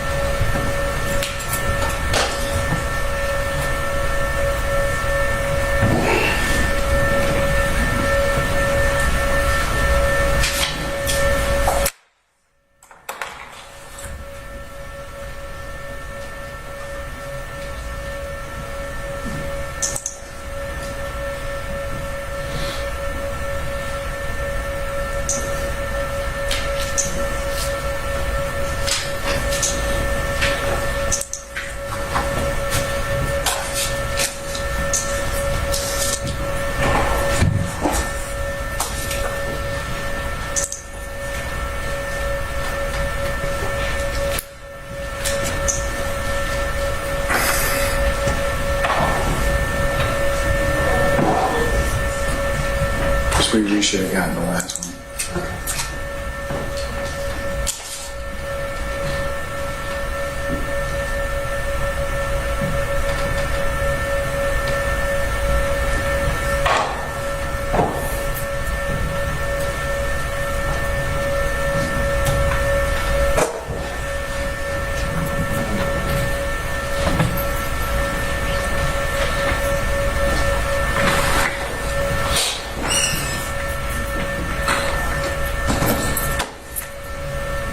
I'll mark the email that was just sent and its attachment from Mr. Uhelski, Wednesday the 31st at 2024 at 5:40. I'll include the email and the attachment in terms of pattern charge 3.15 dual role testimony. It has option 1, facts and expert opinions, and option 2, lay and expert opinions. Option 3, facts, lay opinions, and expert opinions. And it's got a comment section.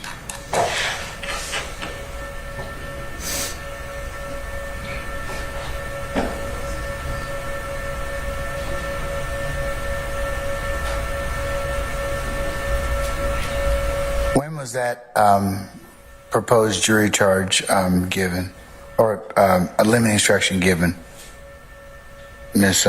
Hilton, or I emailed Or Mr. Yahelski, I apologize. The proposed instruction Monday, I believe, and then today, in an abundance of caution, I emailed an alternative proposed instruction, which was option 3. So Monday and today, 1 and 3 were provided to the school and all parties. All right.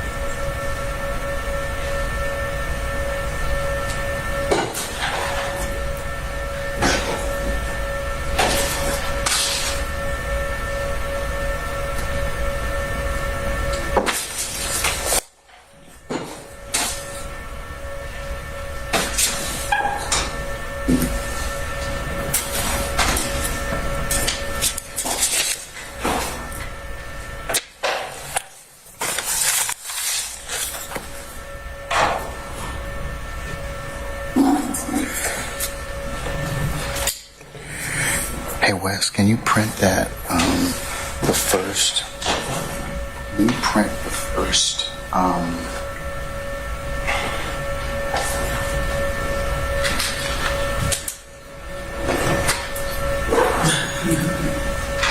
one I read to for the purpose of the record? One I read, thank you.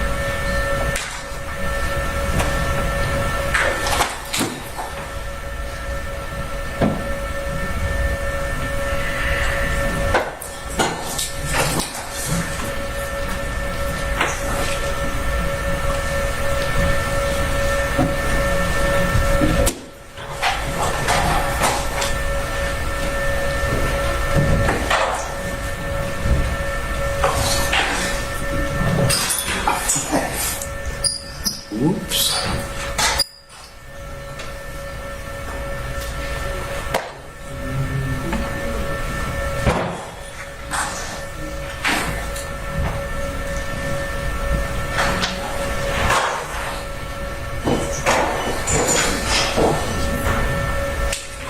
That's when you folded me. At 3 on. That's it, okay.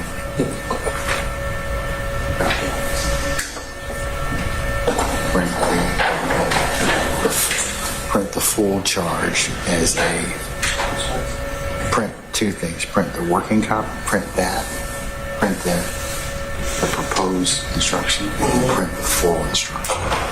Okay? So I have both of those. All right.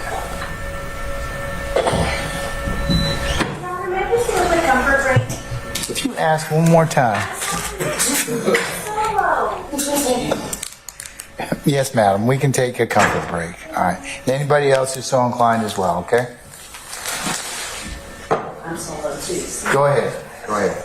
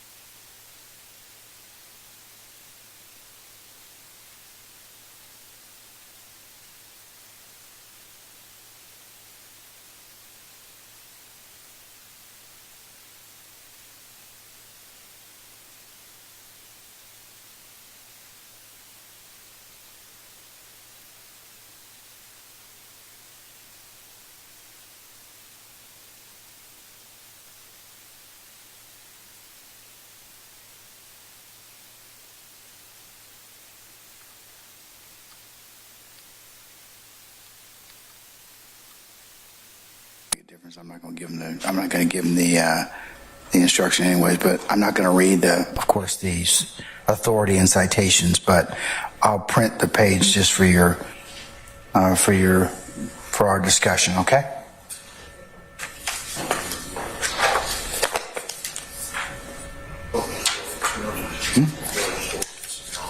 I'm sorry? Yeah, okay, that's fine.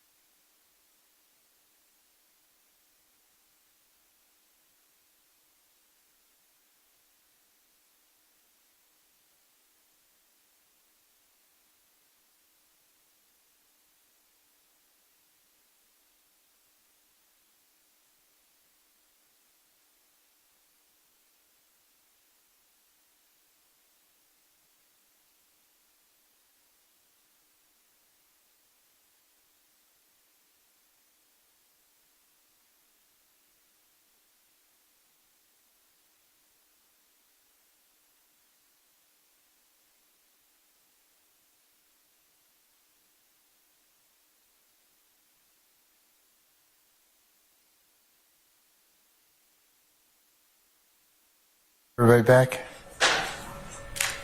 Sergeant Ingram? Yes, sir. All our...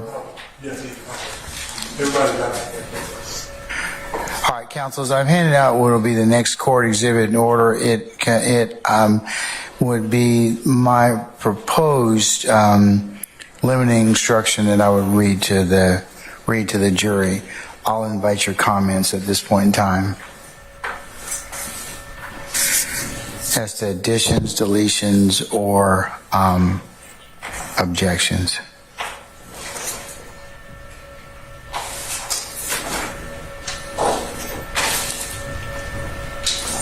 Your Honor, I spelled Mark wrong. What? Probably been noticed. I will be the first to copy. Spell, yeah. That was the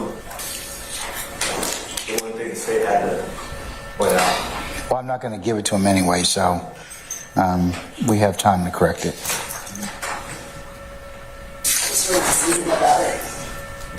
Yeah, I see that.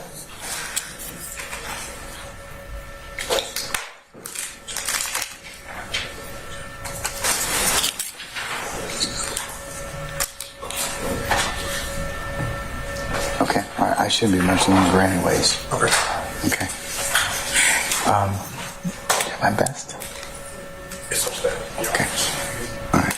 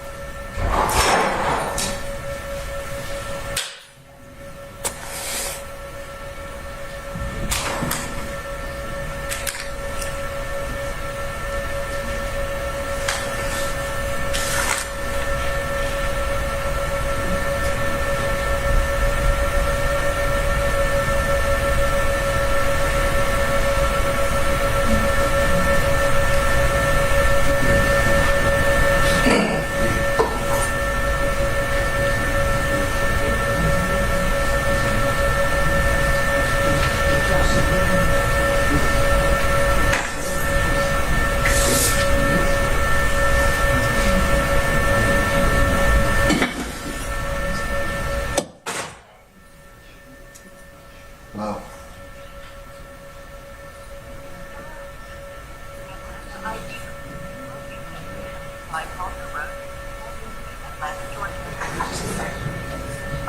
Calling to my line. A member of your family of an appointment on Friday at 6:30 a.m. with Dr. Ronald Devine. Provide for Lieutenant Darling. Please wait for insurance.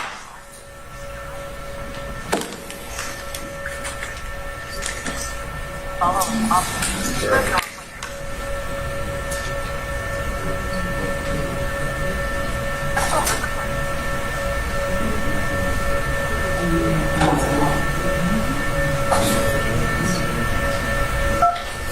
Hello, this is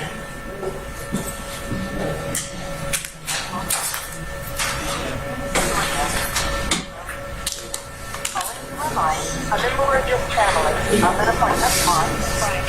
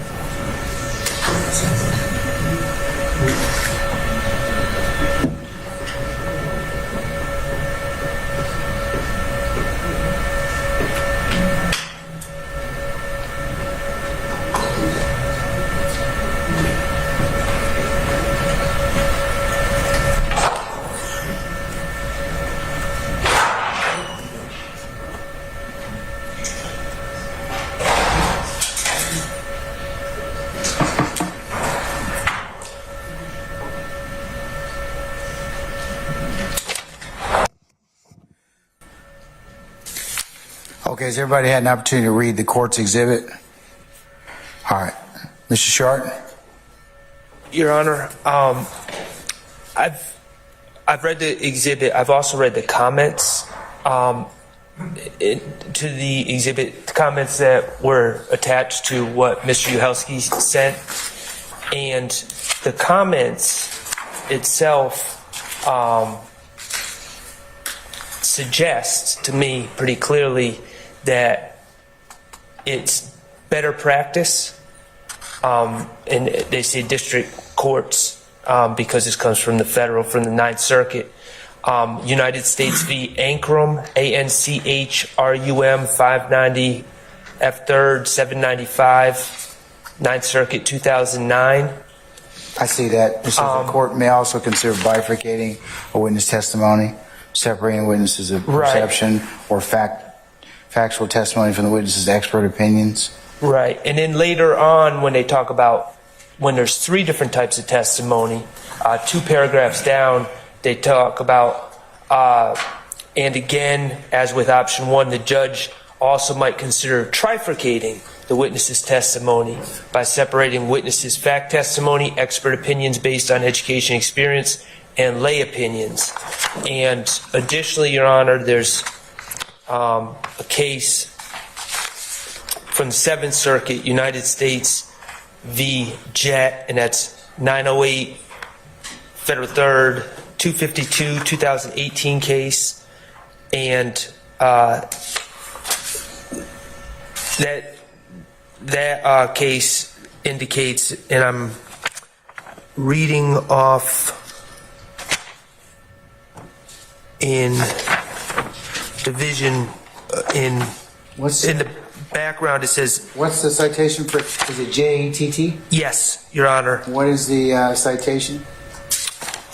It is 908 Federal 3rd 252, and it's a 2018 case out of the 7th Circuit. And 252? Yes. And it says that this case offers the opportunity for the courts to clarify this proposition. It says, when a district court learns that the government intends to put on dual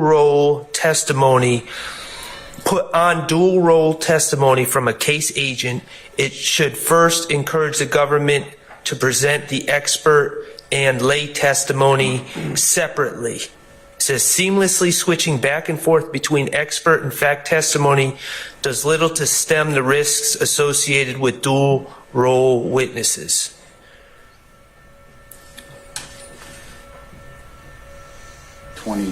Head note 22.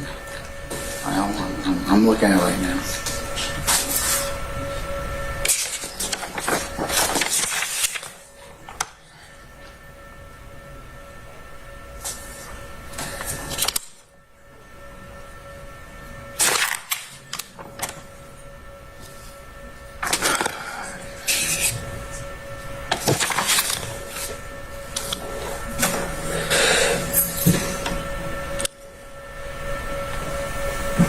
And I know you're reading it, so I'll just. Hold on, I gotta get to that.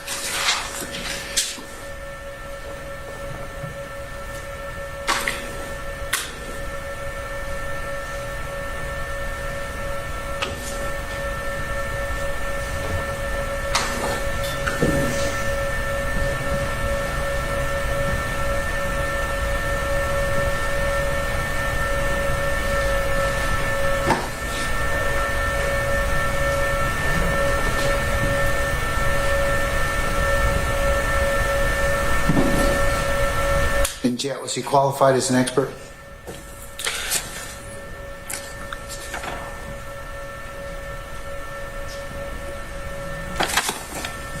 That's the first question. Second question is, the district judge didn't inform the jury, like we're doing in this case, about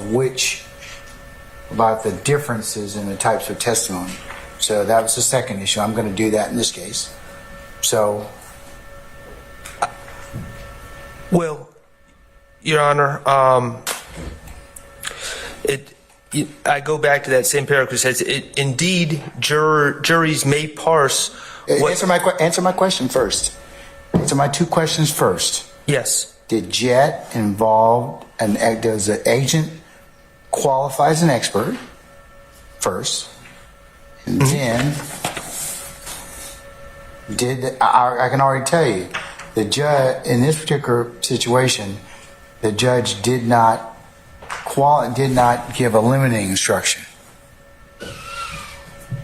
I don't know if he was qualified as an expert.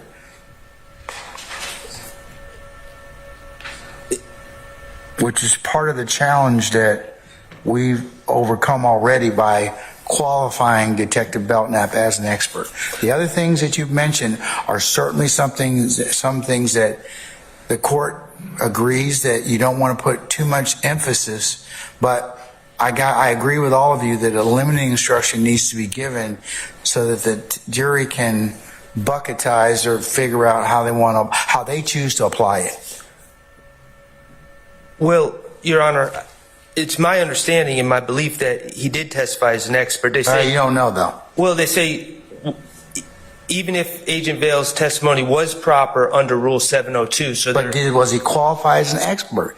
Because that's the whole thing. If he was not qualified as an expert, that's what a lot of these cases when you have dual purpose, they're not qualified as an expert. They're testifying as an expert, but then under the new standard, that's the whole purpose, is that they used to be able to give, hey, I'm an expert in this particular issue, and I'm a fact witness in this.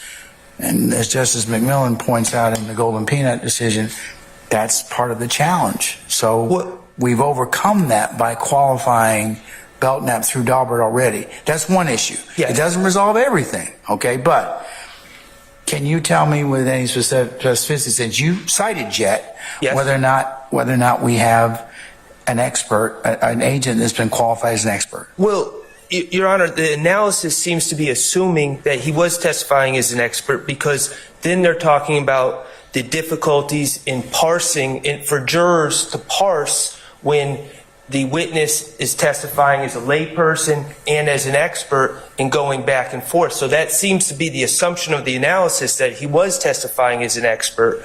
And they're saying even knowing that, even if the person is properly qualified as an expert, it's still very difficult for the jury to put the testimony in those different containers when it's presented to the jury all at once. And that's why it's saying, at least this case and the comment that was provided by the state suggests that the testimony should be bifurcated or trifurcated and cleanly separated.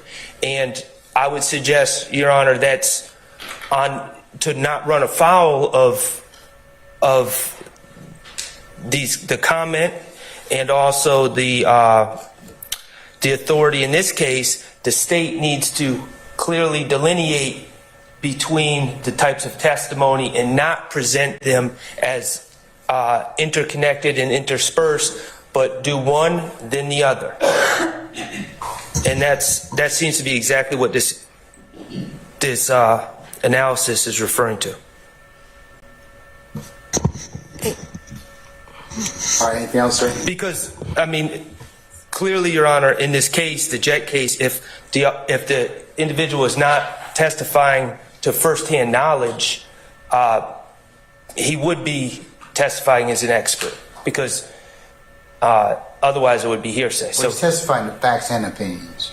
Right, but I mean, if he's testifying to opinions, he's testifying as an expert, as I understand it. Yes.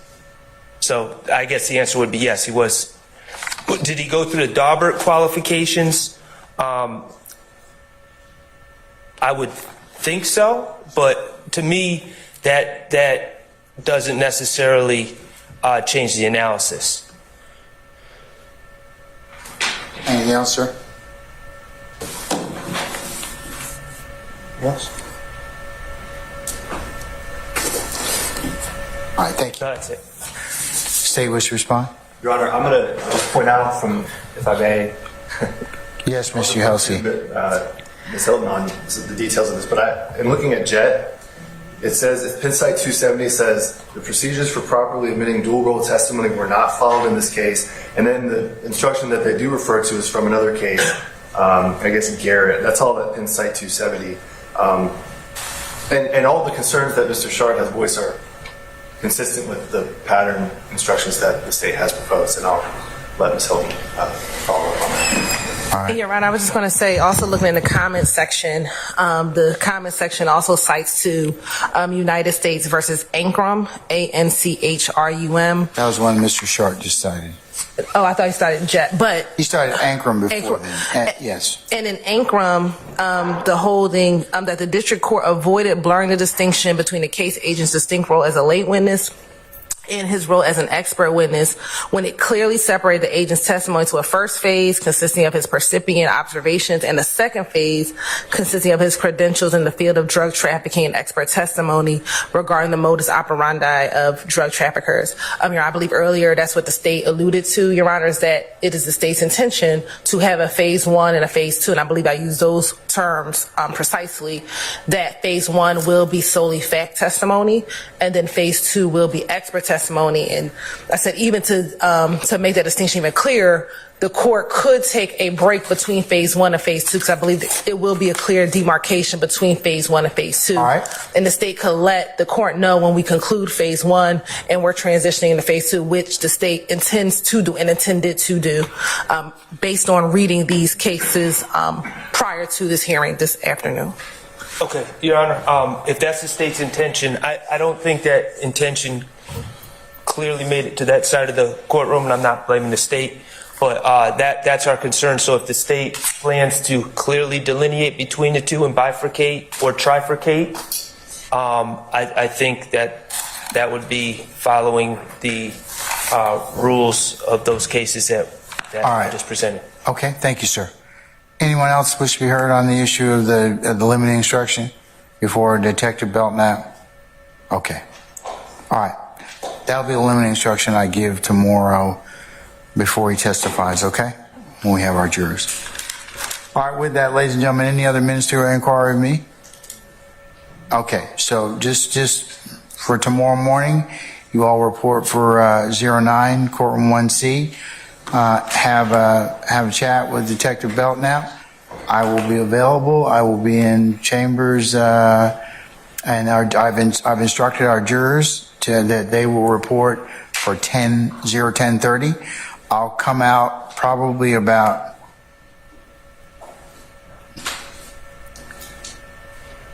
if you all have concluded your business, if you just let one of the sheriff's team know, then I can come down and talk with you,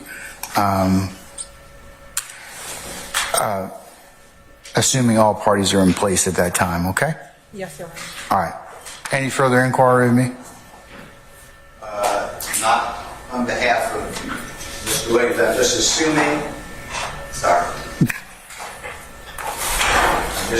that Mr. Williams' Twitter can come in without a foundation by both sides, because I think we discussed that yesterday.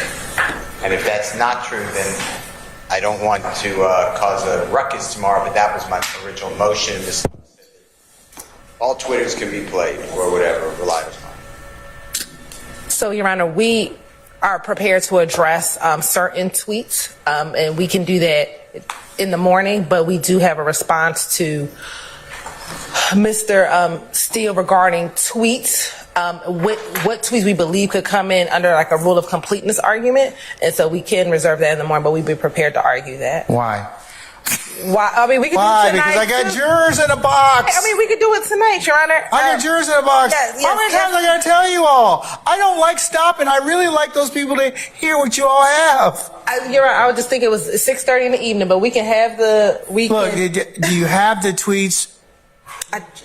We have. Okay, Mr. Steele's asking, is he going to have to basically, will they come in without foundation, without requirement of basically a custodian? Is that what you're saying? Okay, that's what he's asking. So I think there's two different issues. So foundation and authenticity, that's one issue, but whether or not can come in, we believe some of the tweets that Mr. Steele will be trying to get in is self-quotation. Okay, that's different. That's different. So what he's asking is, does he have to worry about having a custodian? Are you going to admit, basically saying without him going through the nut roll of getting somebody here from Twitter? No, if he could pass the self-quotate, the other admissibility. No. The record as a whole is admissible. Just like any business record. Okay? No. Just stop shaking your head, Miss Love. I run this show, okay? Stop shaking your head, all right? All right? You all don't understand. When you do an authentication document, the document itself comes in. It's subject to other objections, but the record itself, what you've done is you've taken out the foundation requirement. That's all it is. It's still subject to other objections, lawful objections and valid objections, such as hearsay or other things that would be appropriate. So that's all it does. Yes. So he's asking for the third time now if you're going to object or require a foundational custodian or others to come in and basically testify about that or authenticate that this is Mr. Williams' Twitter record. No, we will not have an authenticity objection. Okay, so the thing we got to argue over tomorrow is whether or not his statements come in or fall within some particular exception. Yes, Your Honor. Exactly. Right. Does that answer your question, Mr. Steele? Yes. Thank you. All right. I don't know why that was so difficult. All right, anybody else? Okay. All right. Okay, unless y'all have anything else, I will see you all in the morning, okay? All right, we'll be in recess until tomorrow morning, and I'll see you all then. All right.